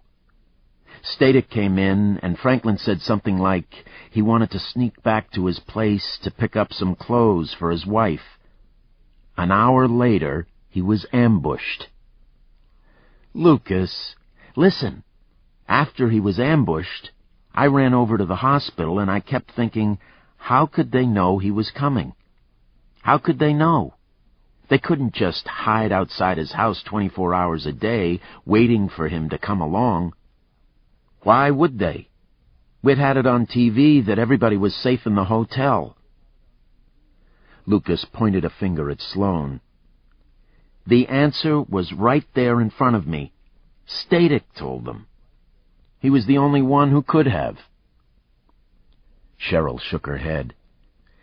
Seeing that might seem possible when you're working it out backwards. At the time, nobody would have figured it out. I should have, Lucas said. You're feeling sorry for yourself, Sloane said. Get your head out of your ass. Since I didn't see it, well, I don't know what else I could have done at the hospital, Lucas said. He spread his hands, looked around the waiting room as though an answer might be written on the walls, then back at Cheryl and Sloane. I sit here thinking about what I could have done, and I can't think of anything better. Not that it had given her the best chance of staying alive with what we knew at the time. Everything we knew said that LaChaise was insane. That's exactly right, Sloane said. The way I hear it, from what Weather told the docs, she spent the whole time with LaChaise working on him, convincing him he ought to stay alive, that she ought to stay alive. And it worked. They were both getting out of it, and then, boom, he blows up and she freaks out, Lucas said. That's got to have some kind of effect on you, Cheryl said. What kind of effect? He was a giant asshole, Sloane said. Getting shot was too good for him. That might not be the way she sees it, Cheryl said. Well, Sloane looked away. I mean, what are you supposed to do? I don't know, Lucas said. He pushed the conversation away. Have you seen Dell? Yeah, he's going to hurt for a while, Sloane said. He's not, injured that bad, but he hurts like hell. His wife is pissed, Cheryl said. She says we should have had more people up there besides Dell. She's right, Lucas said. What about Sandy Darling? Sloane asked Lucas. I hear she's talking. Yeah, Lucas nodded. He'd spent the best part of an hour listening to the interrogation before leaving Hennepin General for the university hospitals. Basically, she was kidnapped. Who killed her old man? She doesn't know. She said it wasn't LaChaise or Butters or Martin. Static? Asked Cheryl in a hushed voice. I think so, Lucas said. He was trying to get rid of everyone. He got the truck tags somehow and figured out where they lived. He probably thought they were hiding up there and went up to take them out. He had to see everybody dead to get free, and they all would have been dead if Sandy Darling hadn't tripped over her goddamn cowboy boots and fallen on her face in the stadium. It's a hell of a story, Sloane said. The question is, how much of it is bullshit? Maybe some, Lucas said. Maybe not, though. There were a couple of things. She said while they attacked the hospital, they chained her to a post in Harp's garage. There's a chain around the post, and there are 2 padlocks, just like she said, and there's paint missing from the post, and it's on the chain, as if somebody was trying to pull it free. The chain's got latents all over it, so we'll know if she was handling the chain. I think she was. Then she says she tried to climb out a window on Harp's building, walk down a ledge and go down the fire escape, but that the fire escape was jammed. There are fingerprints on the window, and the fire escape is jammed. It's actually an illegal latch, but you can't see it. So that's right. And walking that ledge in her bare feet on snow, you'd have to be pretty desperate. And when she called from the dome, she didn't know it was all over, and she tried to warn me that LaChaise was going after Weather. "All right, so she walks," Sloane said. He stood up, yawned, and said, "The big thing is, you gotta take care of yourself." "I gotta take care of Weather, is what I gotta do," Lucas said. Sloane shook his head. "Nope. Nobody can take care of Weather except Weather. You gotta take care of yourself." "Jesus, Sloane," Cheryl said. She was getting angry. "You know what he means." Sloane opened his mouth and shut it again. A few years earlier, Lucas had gone through an episode of clinical depression, and since then, Sloane had thought of his friend as somewhat delicate, was not quite the right word. Dangerously poised, perhaps. He said, "Well," and let it go. A nurse poked her head in, spotted Lucas, and said, "Weather's up." Lucas pushed himself out of the chair and said, "See you guys later," and hurried down the hall after the nurse. Weather had a private room, and when Lucas walked in, she was on her feet in a hospital gown, digging into a locker-like closet for her clothes. Her face was intent, hurried. "Weather?" She jumped, turned, saw him, and her face softened. "Oh, God, Lucas." She reached toward him. "How are you?" He wrapped her up in his arms, and her feet came off the floor. "If you don't smother me, I'll probably be okay," she gasped. He put her down. "Probably?" "Well, when they had me sedated, they talked me into this ridiculous hospital gown." She pulled it out to the side as if she were about to curtsy. "Every doc I know has been down to check on me, and every one has taken a good look at my ass." "Just like you, bringing light into people's lives." "I gotta get out of this gown," she said, digging into the locker again. "Shut the door." Lucas shut the door, and as she tossed the balled-up gown on the bed, he said, "Really now, don't bullshit me. How are you?" She was pulling on a blouse and stopped suddenly as her hands came through the cuffs. "I'm sort of messed up, I think. It's the weirdest thing." She rubbed her temple, looking up at him. Then her eyes drifted away, focused in the middle distance past his shoulder. "I'll be going along, thinking about something else, and then all of a sudden there I am again, back in the hall with this man, and you're standing there, and then—" She shuddered. "Don't think about it," Lucas said. "I'm not thinking about it. I refuse to think about it, but it's like somebody else holds up a picture of it right in front of my eyes. It just comes boom," she said. "Post-traumatic stress," he said. "That's what I think," she said. "But in some way, I never really believed in it until now. It's like people who had it were weaklings or something." "It'll go away," he repeated. "There in the hall, I didn't know what was happening with you and LaChaise. I couldn't take any chances. There wasn't any way to really know. I worked that out, she said, and God, the whole thing was my fault. What was I doing here? When he came in the OR, I thought I was dead. I thought he'd kill me right there, and all my friends, the people with me. I felt so stupid. You can't anticipate lunatics, Lucas said. None of this made any sense. Weather was rambling on. Then he made the fatal error. I didn't see it because we were talking so normally, but I see it now. He'd maneuvered himself, by what he'd done, the way he was acting, into a spot where all the solutions were drastic and narrow. Thinking about it, I'm not sure he would have surrendered. At the time, I thought he would. No, I was sure of it. But now, I'm not sure.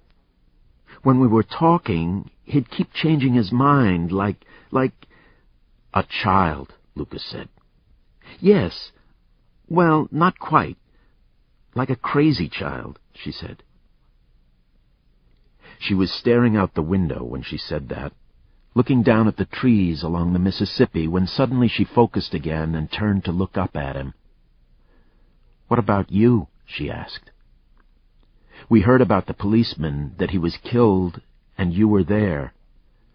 Are you all right?" "Oh, yeah, I'm fine." He stood back from her, holding on to her shoulders, but at arm's length, looking her over. She seemed so bright, so focused, so normal, so all right, that he suddenly laughed. "What?" she asked, trying on a smile. "Nothing," he said. He wrapped her up again, and her feet came off the floor again. "Everything. Especially the way that gown showed your ass off." "Lucas."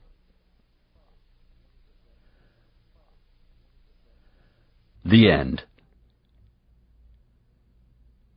You've been listening to Sudden Prey by John Sandford, narrated by Richard Ferrone. You'll find a wide selection of titles in the Recorded Books catalog, including bestsellers, mysteries, classics, histories, and more. So to order another recorded book, or for a copy of our latest listing, please call us using the toll-free number found on the back of the book. You can order by phone with any major credit card, or by writing to us, or by faxing us. Don't forget to ask about easy 30-day rentals by mail. On our website you can browse the catalog, hear about the latest releases, place orders, or tune into narrator profiles and author interviews. So visit us there at www.recordedbooks.com. And thank you for being a Recorded Books reader.